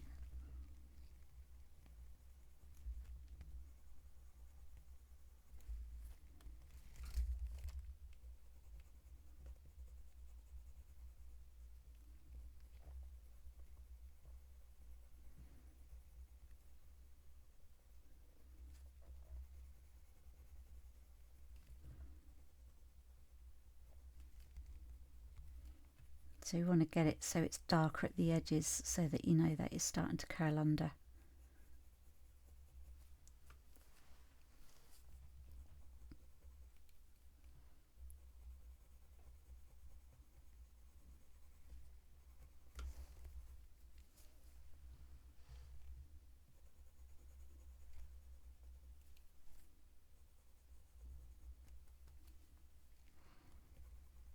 So we just keep building up that layer.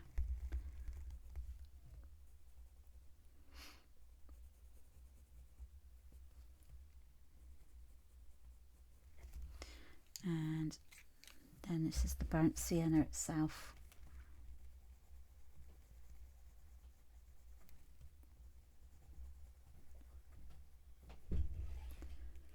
And we're just gonna add the sort of the darker shadows to it.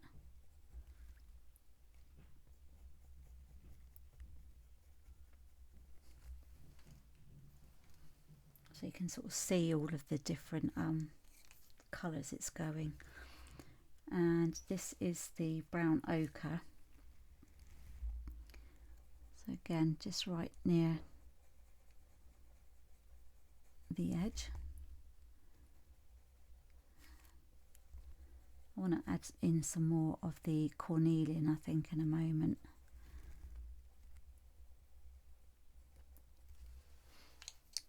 Just to sort of bring that in the mix,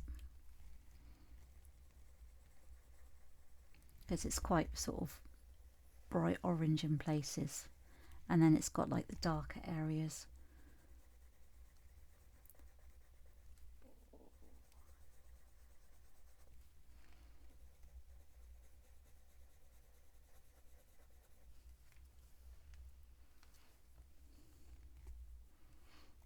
And then we've also got browns as well that we can add.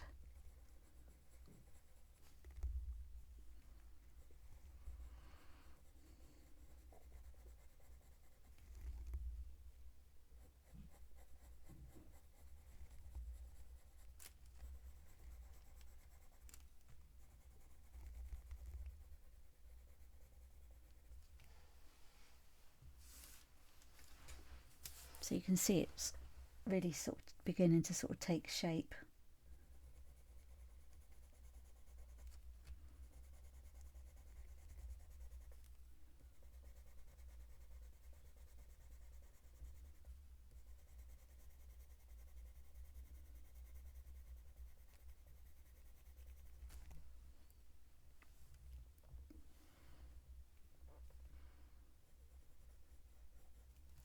I want to add some of that orange into it.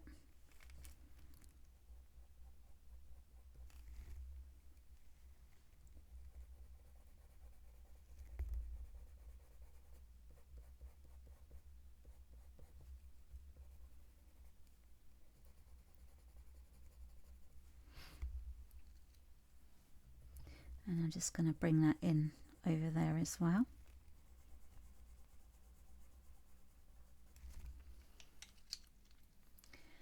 And we want, let's put those down.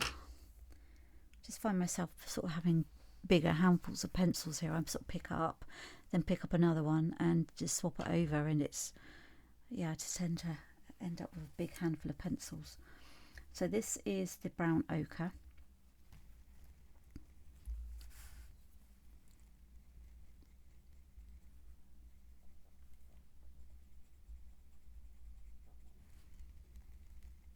So it's quite sort of brown at the edges here.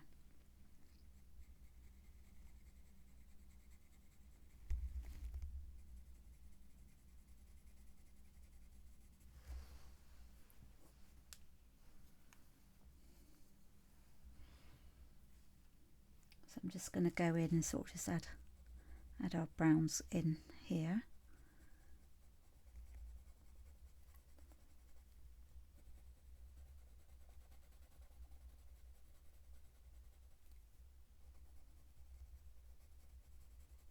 It's got so many different colours to it, this leaf.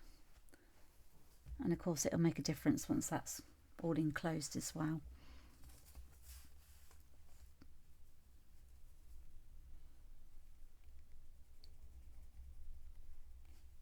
So it's got like all these different oranges and burnt sienna, but then you've got this brown coming in that sort of gives it that sort of what I call a dirty look.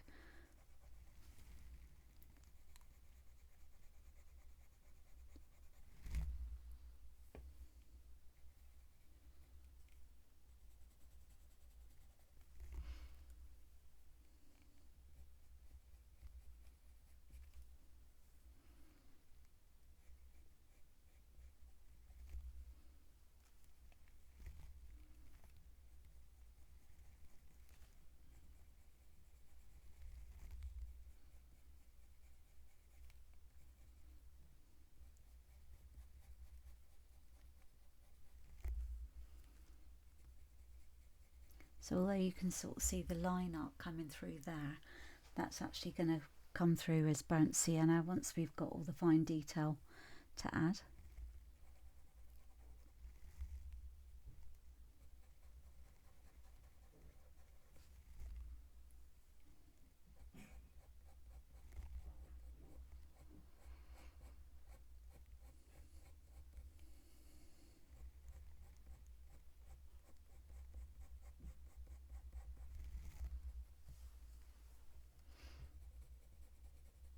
I'm just going to dull this orange down a bit as well.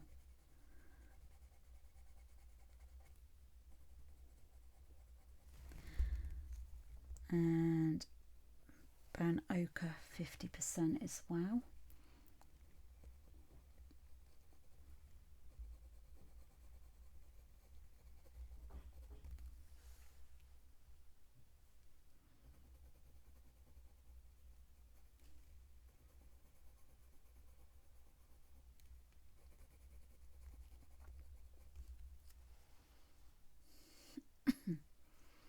Right, I need to blend in this. I'm just going to blend in this sepia around here.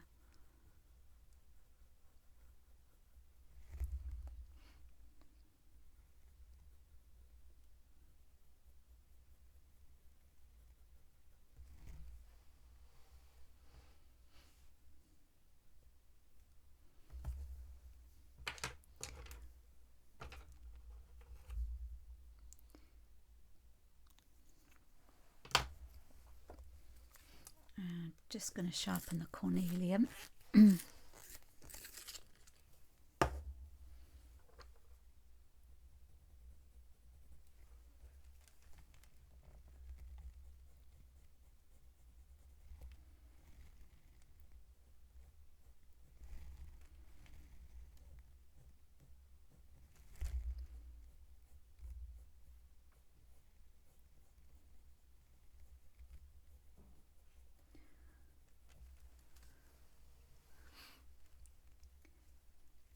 It will look different once we've got like the other detail on it.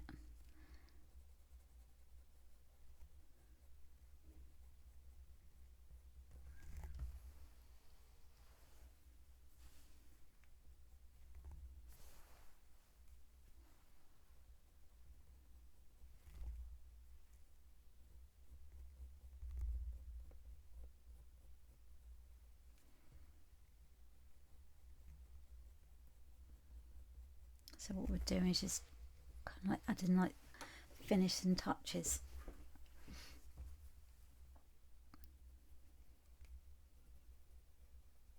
And sort of blending it together with that round circular motion with the pencil.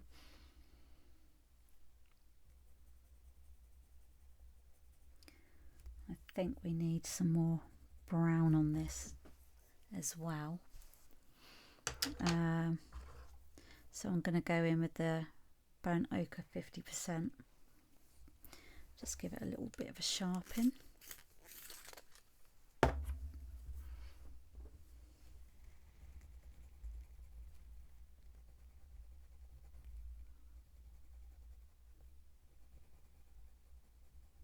And I'm just layering it up just along here.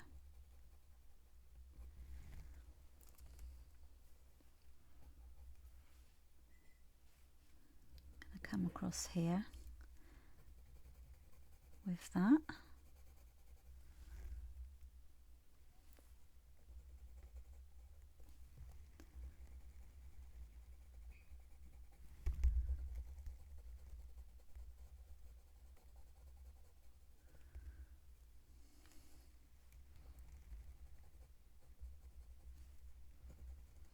So I'm just giving it a bit more texture to it now.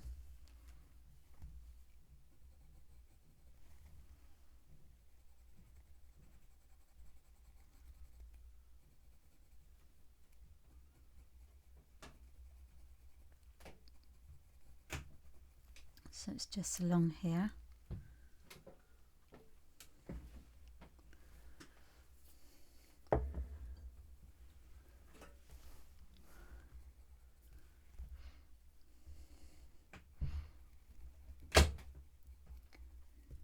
I've just been made a lovely cup of tea for my son.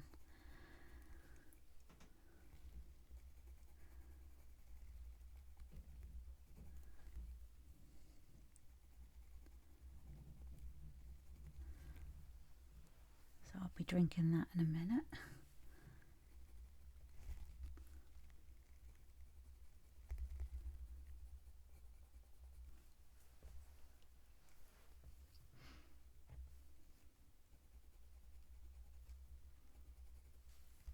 So although I want the orange on there, I don't want it sort of like in your face, kind of like orange, if you know what I mean.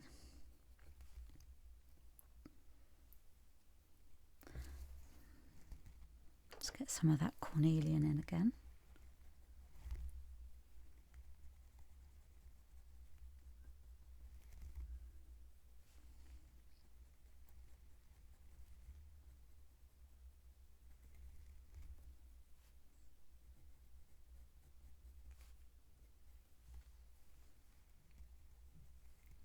And we'll get that bit joined up as well. Right, let's just zoom out on that bit, see how we're looking.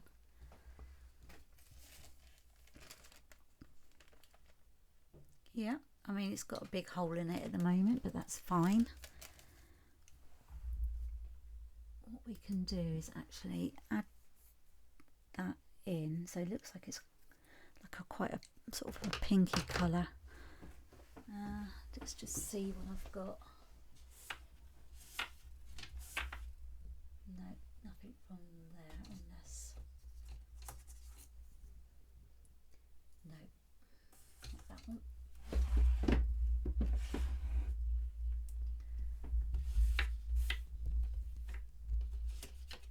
Might be a bit too pinky. What's that looking like? A bit too dark.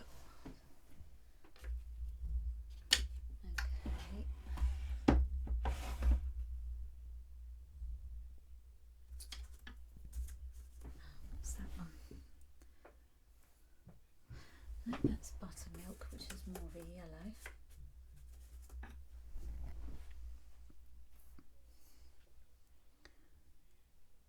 Herculaneum red. Perfect.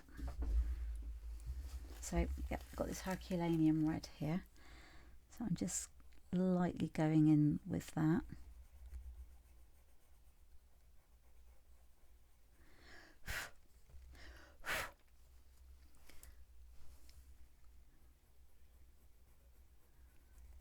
So this is quite a light sort of pink, so we're just going to be adding layers to this. And then what I want to do is just start building up these like crispy layers.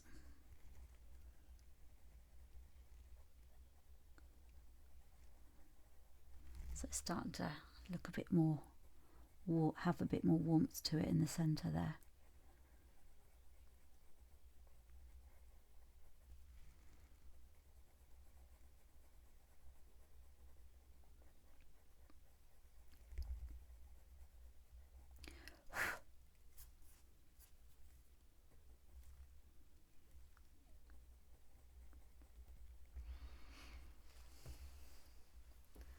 Okay, and it's got a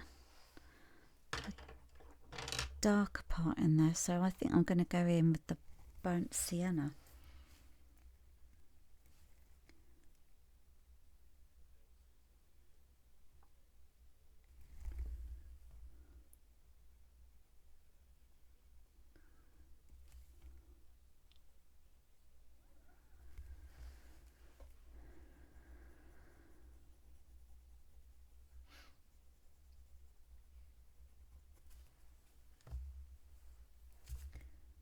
Okay, right, let's just build this part up.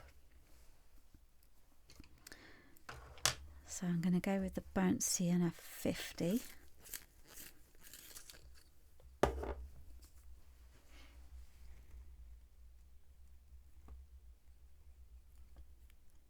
Don't want any sort of smooth edges.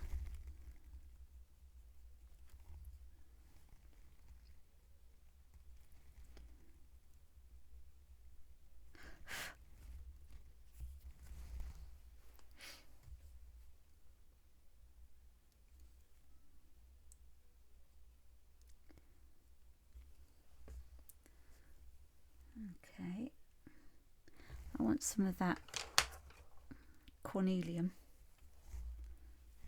over here.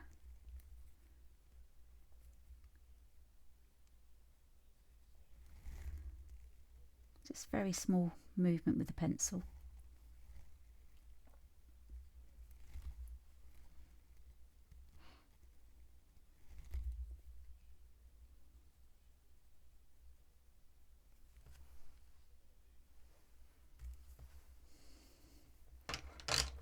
And let's go in with a bit of sepia.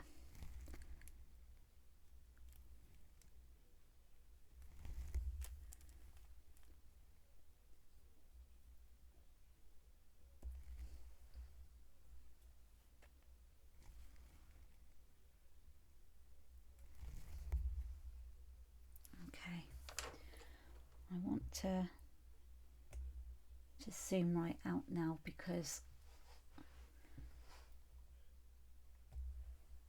I just want to sort of add the detail to what I can see rather than what I think is there.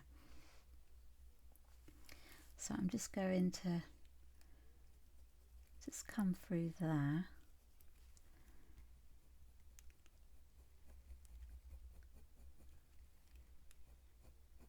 This is the burnt sienna 50%. And we've got it coming down here. And so in there I'm going to go in with the burnt sienna.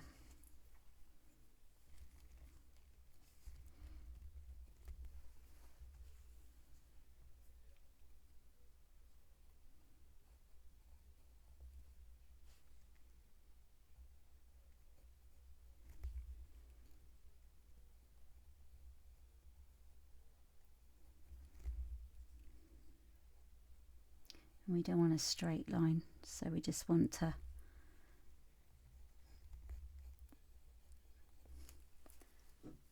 make it like that. So of course what will happen is we will sort of go over this to make it less obvious.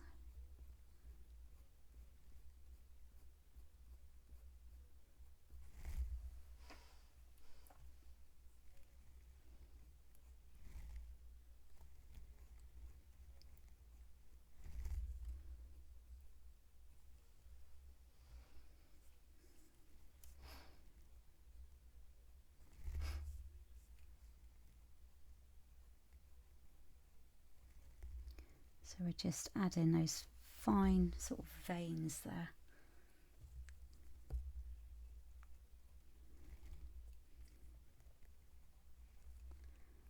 So we don't need to add them all, we just needed to sort of have them there to sort of add some texture to it.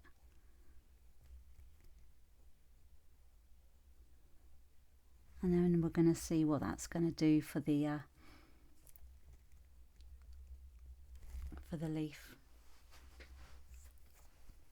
and whether we need to sort of dull it down a bit.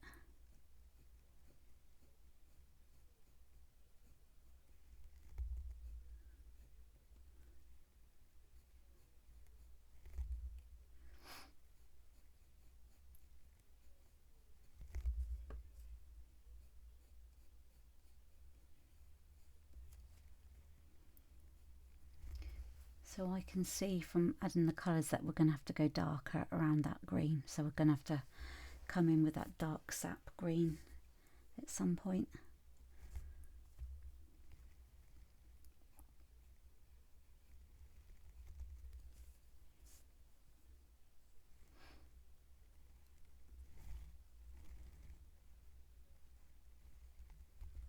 And if you find you need to sharpen your pencil, then go ahead and do that.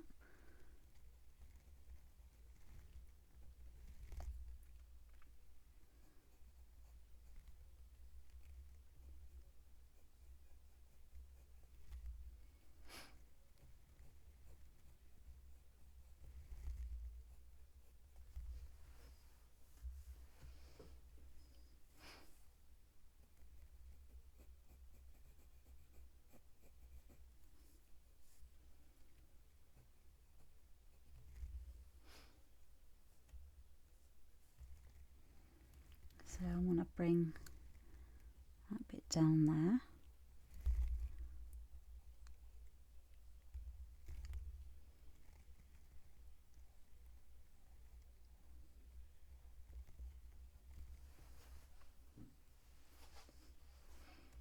Just going to go in with the burnt sienna. Just going to sharpen that.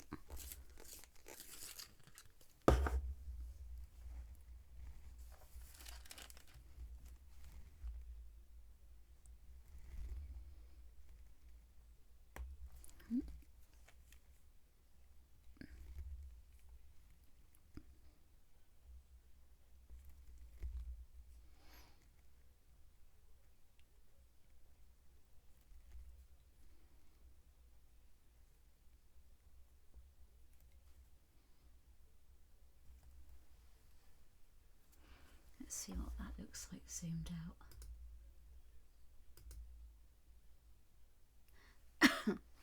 So it definitely needs something else to adding to it. I'm just conscious of the fact that I don't want to sort of ruin it and make it look too sort of dark.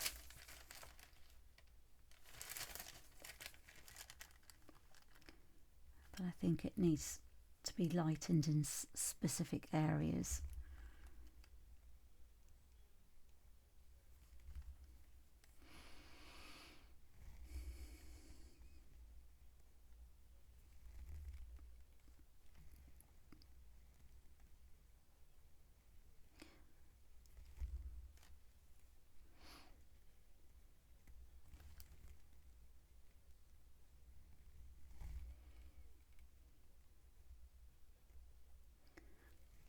So it's quite veiny in places.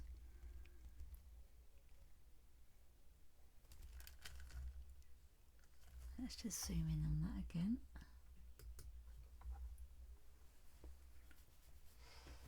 Okay.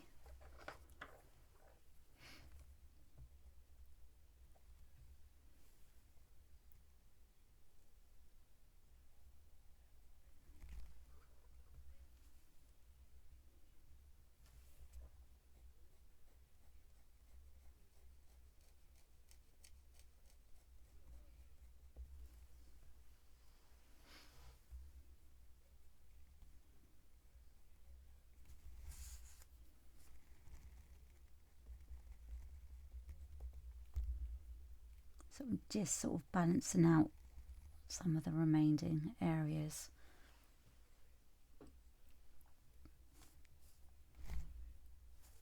Right. Just sharpening the orange. Because it is quite an orangey leaf. I'm just going to add some highlights to certain areas.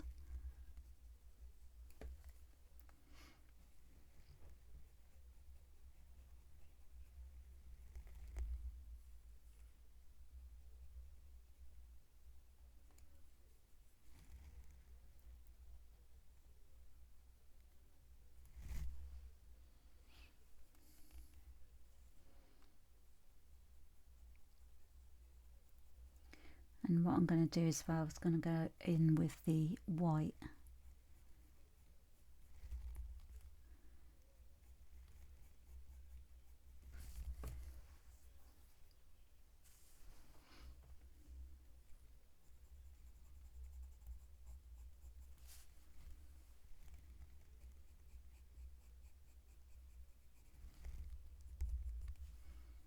So I think going in with this orange is actually helping.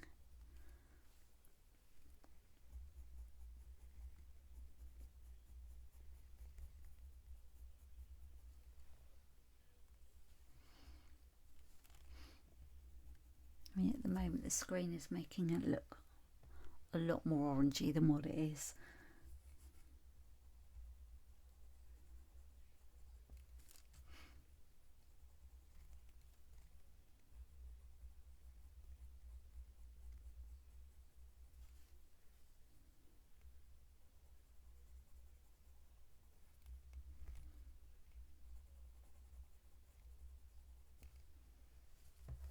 Just going to get that Herculaneum red again.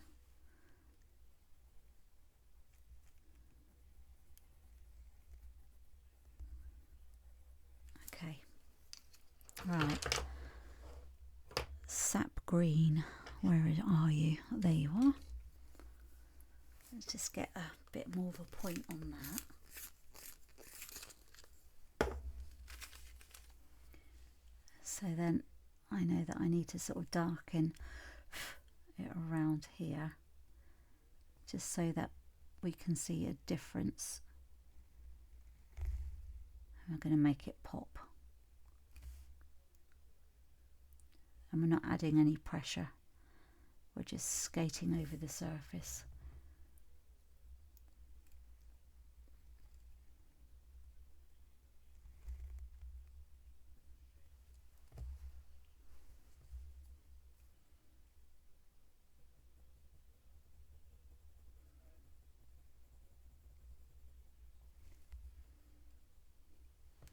And then in there as well.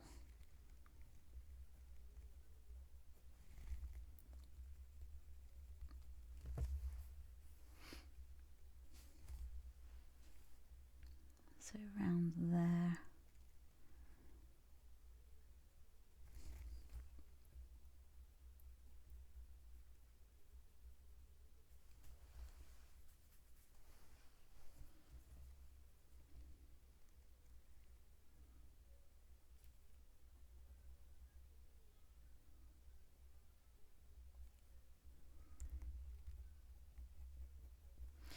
Okay, and I'm going to zoom out again just to sort of see what that looks like. So, so you can see that's kind of like popping against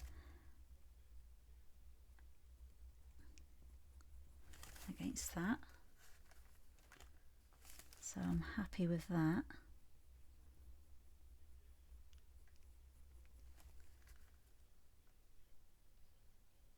Okay, yeah, I'm really happy with that.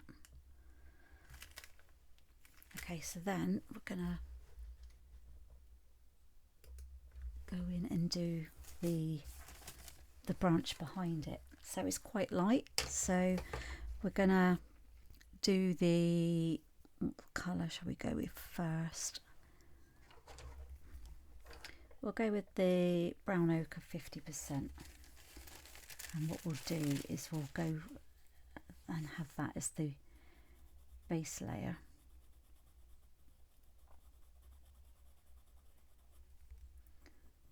We'll just work on this bit up here first of all.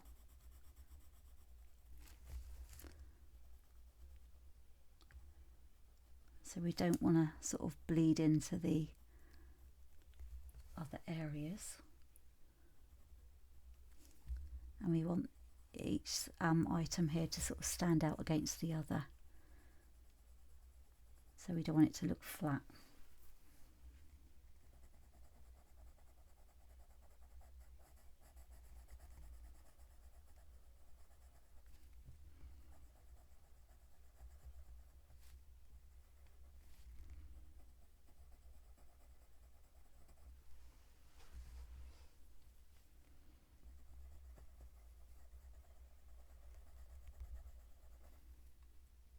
And again, just make sure you don't get that halo of white going in there.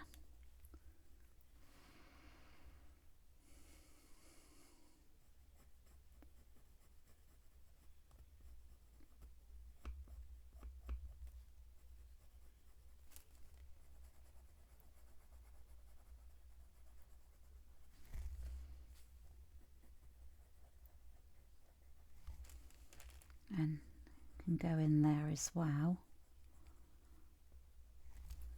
and through there, so just go careful when you're on the corner.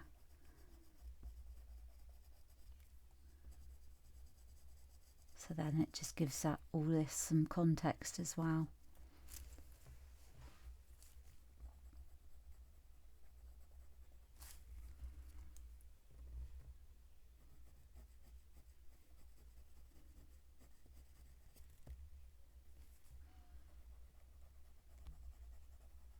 So this side is the lighter side.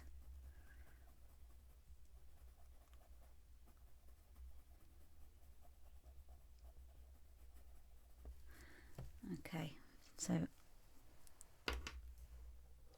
we want the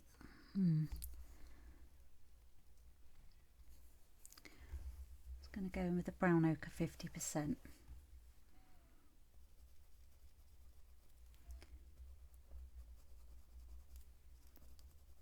So it's going to be darker along there. And what you'll see is this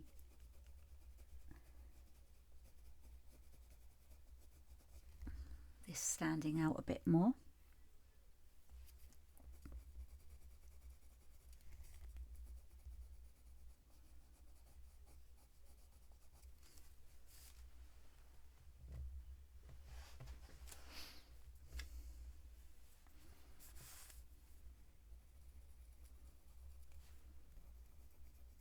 And we want this to look rounded.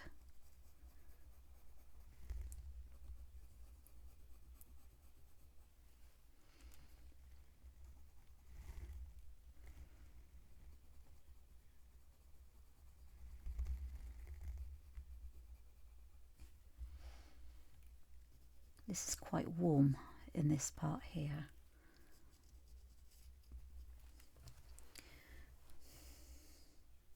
Almost kind of like an orangey glow. So I'm going to go in with the cornelian.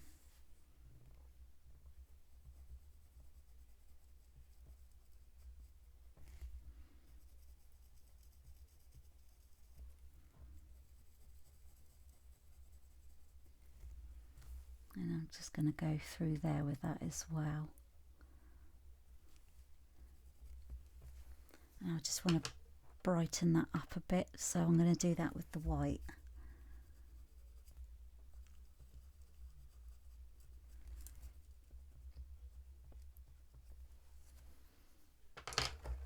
Just going to go in with the sepia for this part.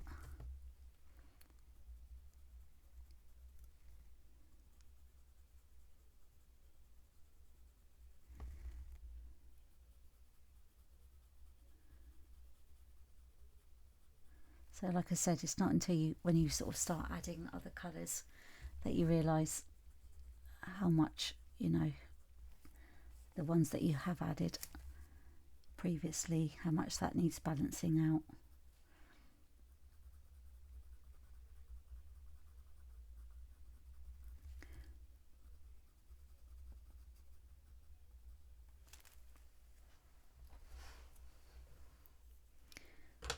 Right. So let's step up this shade of brown. I'm going to go in with the brown ochre.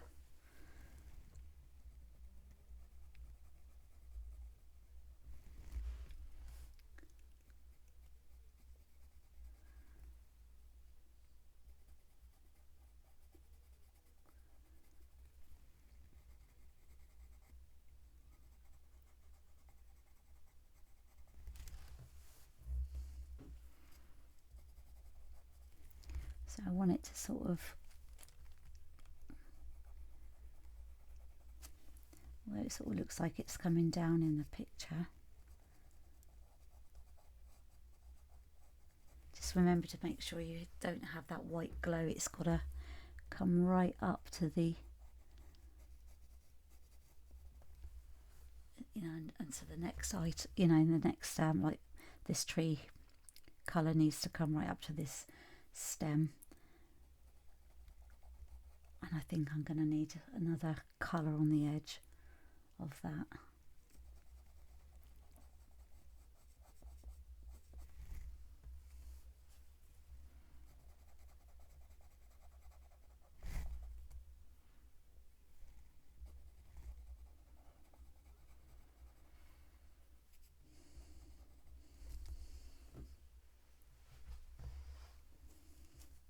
So with this, I'm going to move in with the raw umber.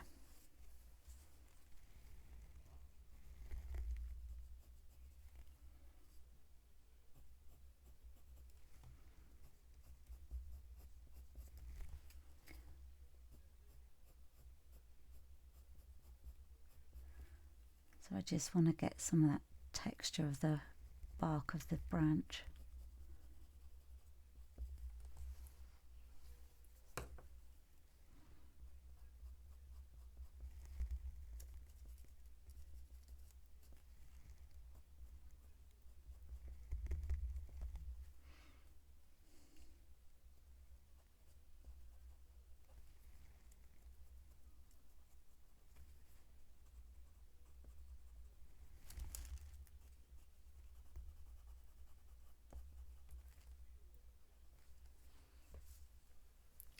So with this part you can sort of see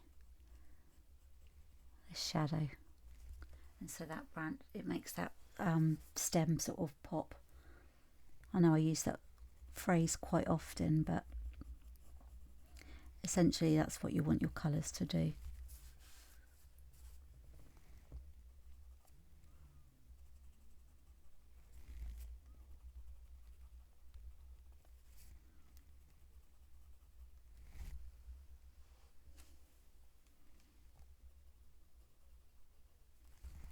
Let's just go back in with the brown ochre.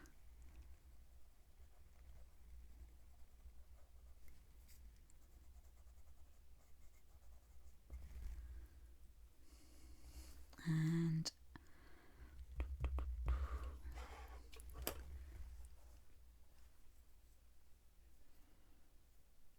let's go the brown ochre 50%.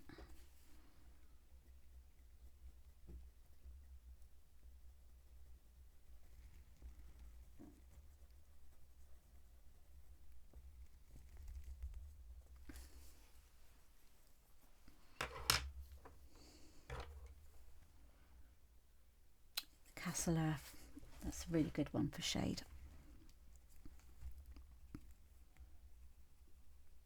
So I can give that sort of indication that that is coming in for that, so it's that anchors that part to it.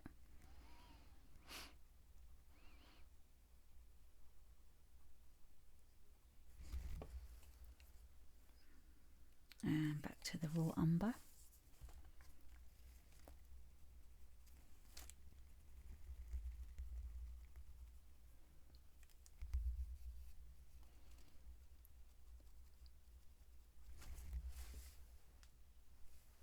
So you can see you've now got the shade there of that stem, and then you've got it anchored into that branch. So it kind of, it sort of gives it more of a complete look.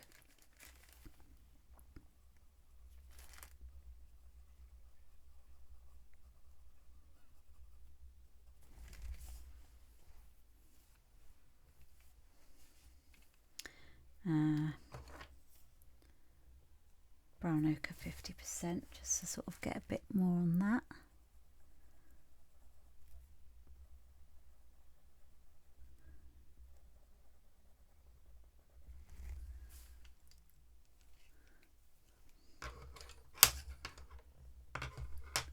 And a bit of the sepia, I think, sort of come in under there.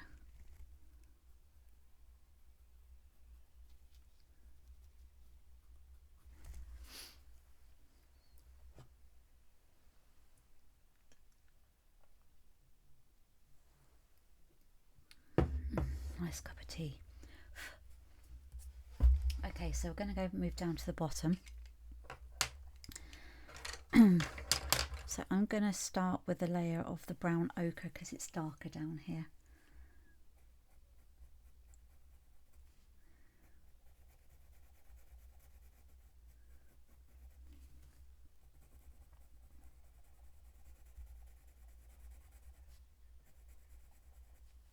And as usual, we're going with the same layers that we, same light layers as what we've been doing all the way through our drawing.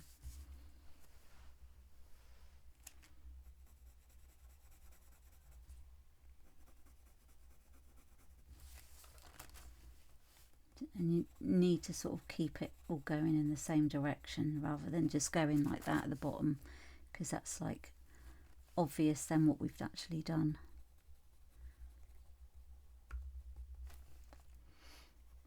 So I'm just going to go round like that.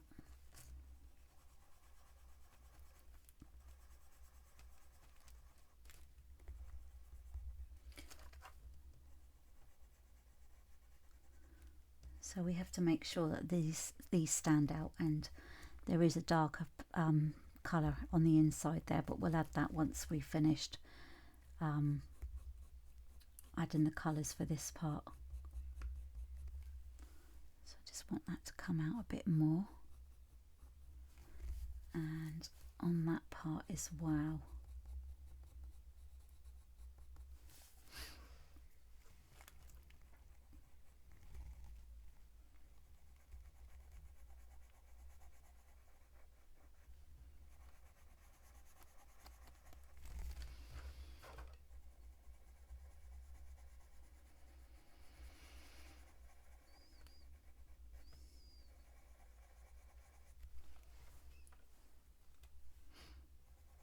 So as you're doing like the round circular movement with the pencil, it gives you more of an impression that this is round.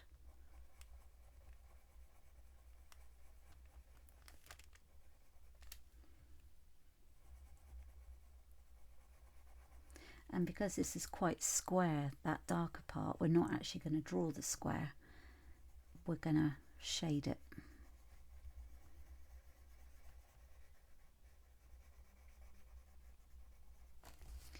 Okay, so we're gonna, that's that one, so keep that one out. I'm gonna go in with the raw umber. So actually what I want, I just want that to come down a bit more.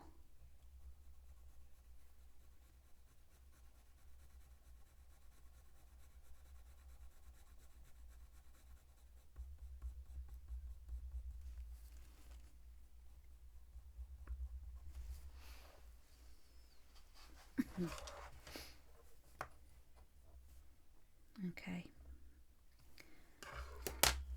so yeah, raw umber. So what we're going to do is start up there,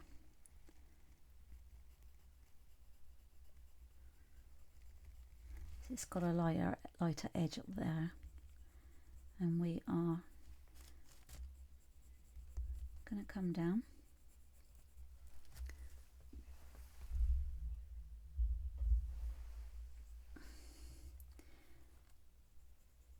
Round circular movement,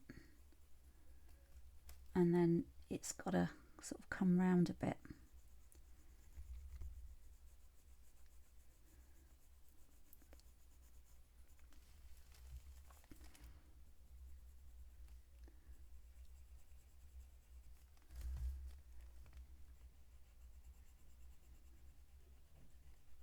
So these bits around here will all sort of start standing out.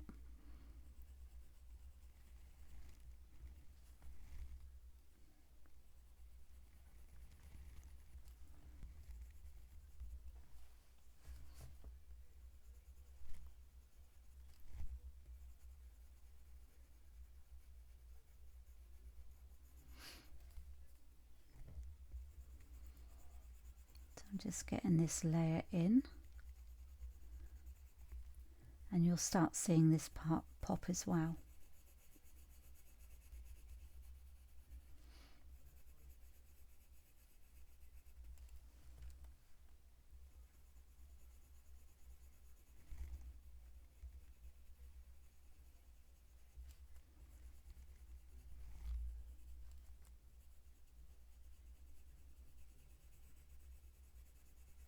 So we've not actually drawn this in, we've just,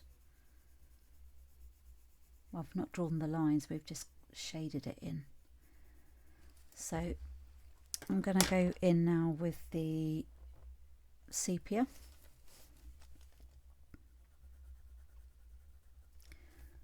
So again, it needs to go right up to that leaf. We don't want that white halo.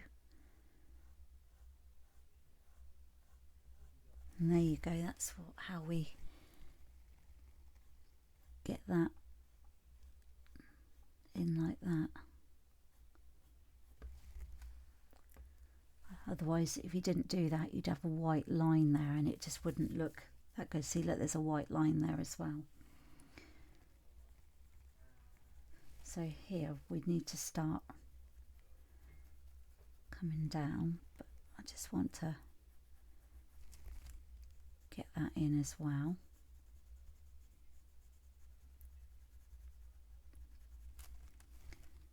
And it's going to start coming down.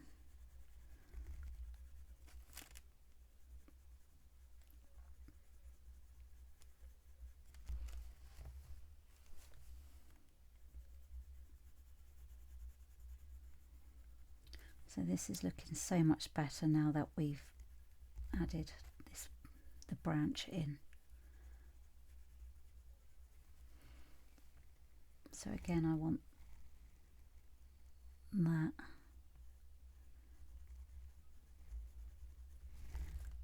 to show that that's lifted away and it's not flat onto it.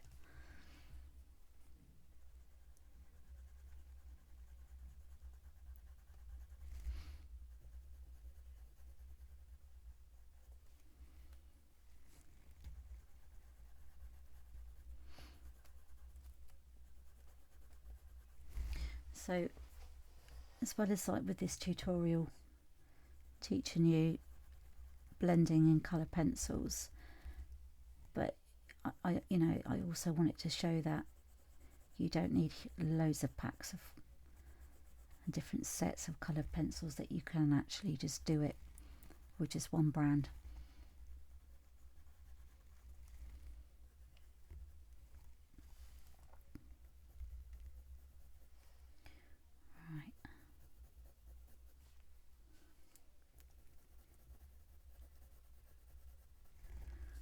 I'm just going to go back in with the brown ochre because that's looking a bit square at the moment and I don't want that to look square.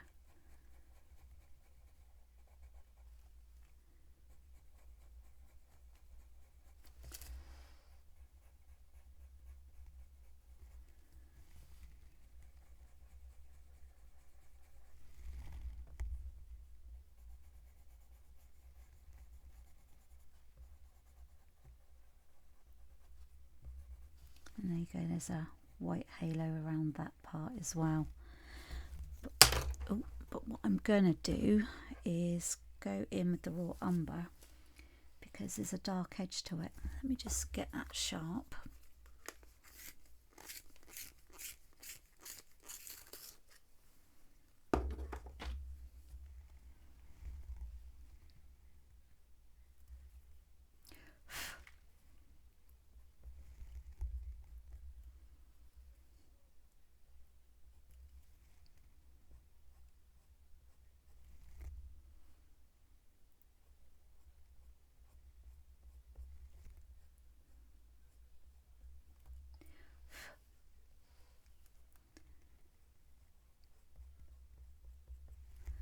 And just need that to go a bit darker in there.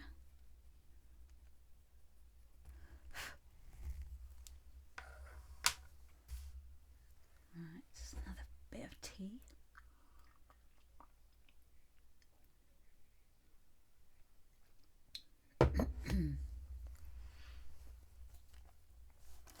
Right, so I want this to come around.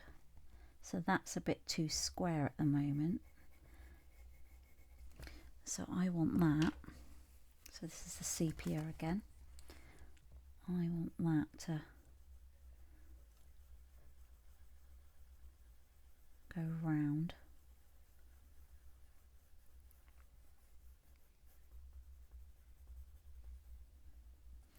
And then with the, what is it, the castle earth? Yeah, that's the one.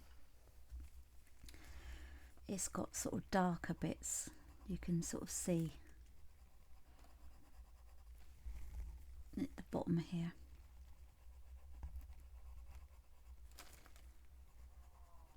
So then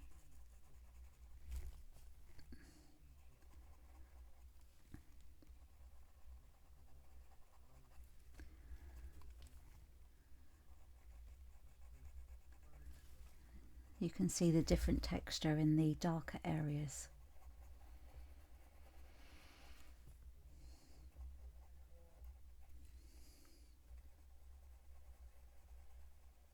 And you can just see that I'm just using that circular movement there. So there you go, and it's, you can see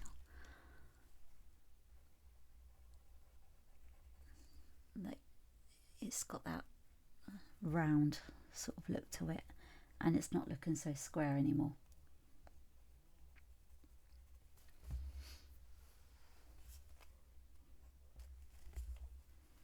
Just come in there, so it's darker there.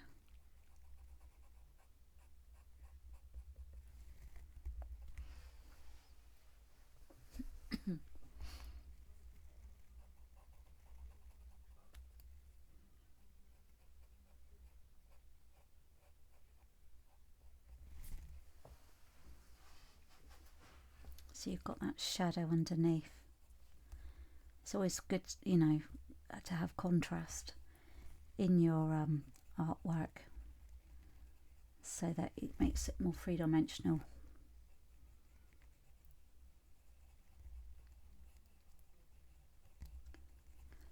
And if you're really unsure where the dark, you know, where it should really be dark, then you can make your reference photo go black and white, and then you can see your tonal values better.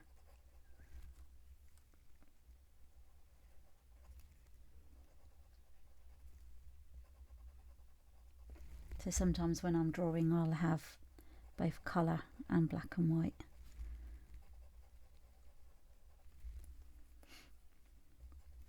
Right, so now that's in, I want to make that a bit darker.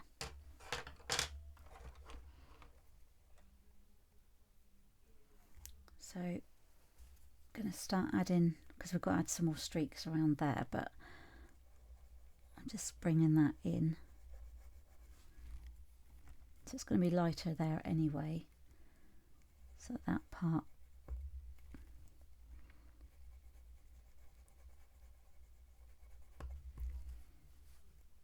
So if this was a close-up, you'd see more detail, but because this is in the foreground, you're not going to see as much detail. You're just going to see the colour.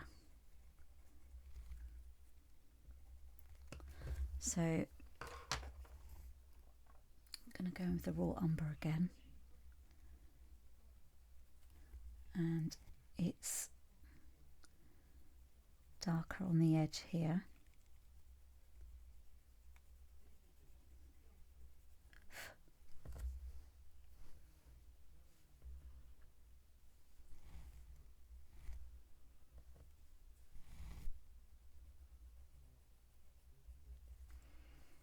And it's darker there.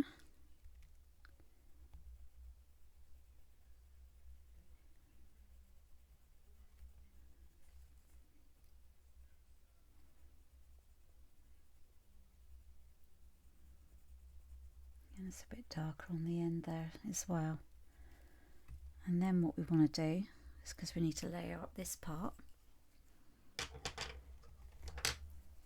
I'm just going to go in with the brown ochre 50%, and it sort of starts to get lighter on this part.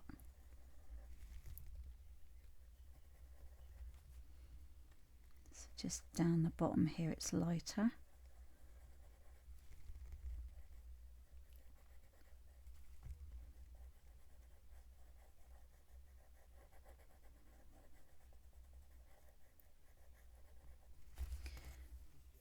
And then I'm going to go in with the raw umber under here.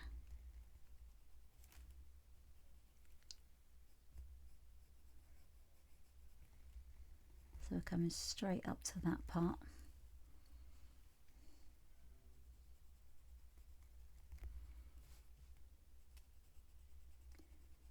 And it's coming in under there.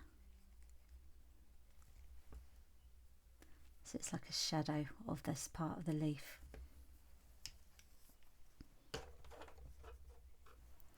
And I've got the brown ochre 10%.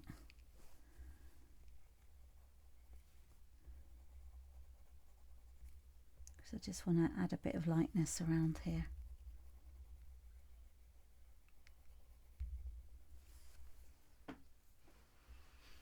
Okay, now what I want to do now is go in with the orange. Actually, before I do anything, I just want to swatch it. No, the orange is going to be too bright. So this is the raw sienna, and there's a bright bit along there.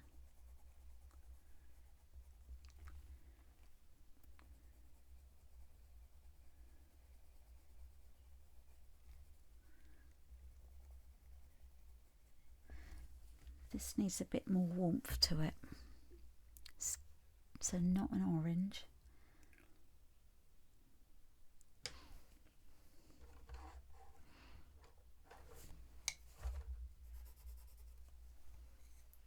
Just going to try very lightly with the cornelian.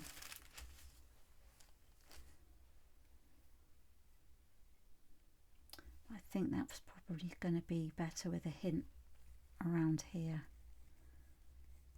just to sort of give it a bit of warmth.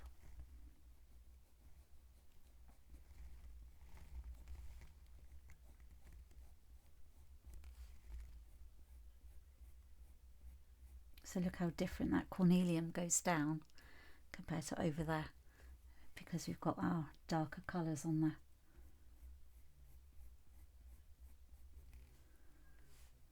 So we're just at this stage, just adding our final shades of colour, just to make it sort of stand out a bit more.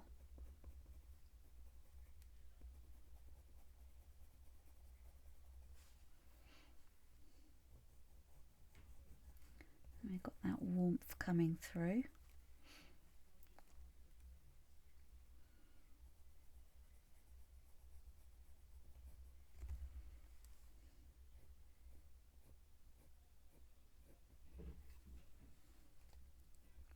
Just very, very lightly around here.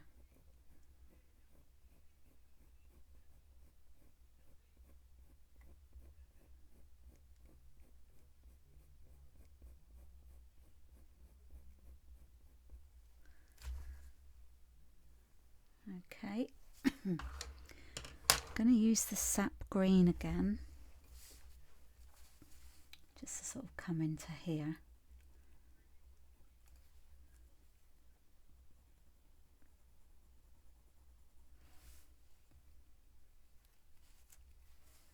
And it's actually darker in there as well.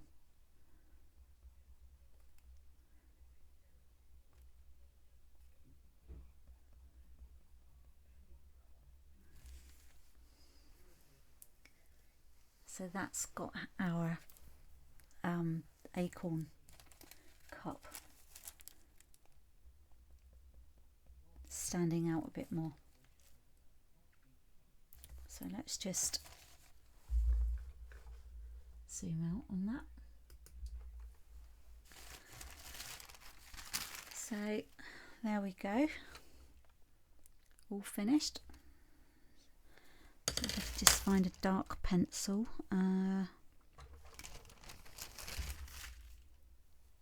just sharpen that a bit.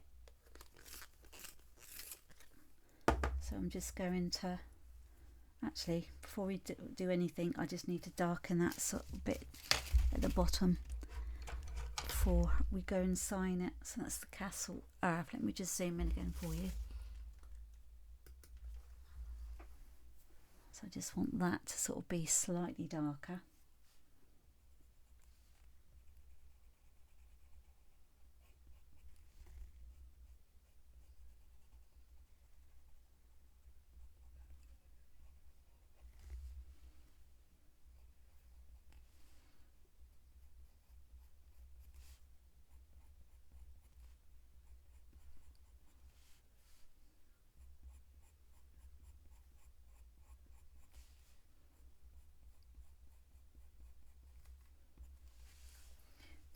Go a bit under there. See, this is the time where you just have to sort of make sure you don't do too much.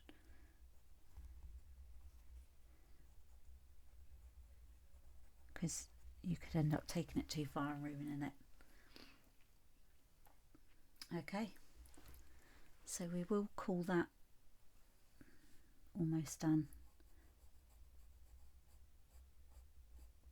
So you could come back the following day and still look at it and think, no, that needs changing.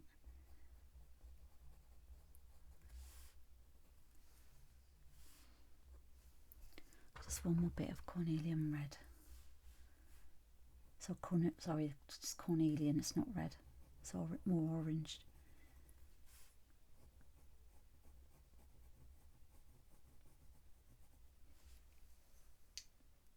And we will call that it. I am not going, not going to add any more colour. So just zoom out on that. And then we'll just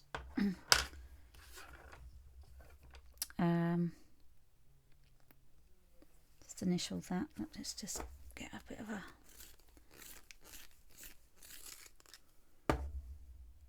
right. So I'm just gonna put that down, and it is the 11th of the 10th, 25. So there we go,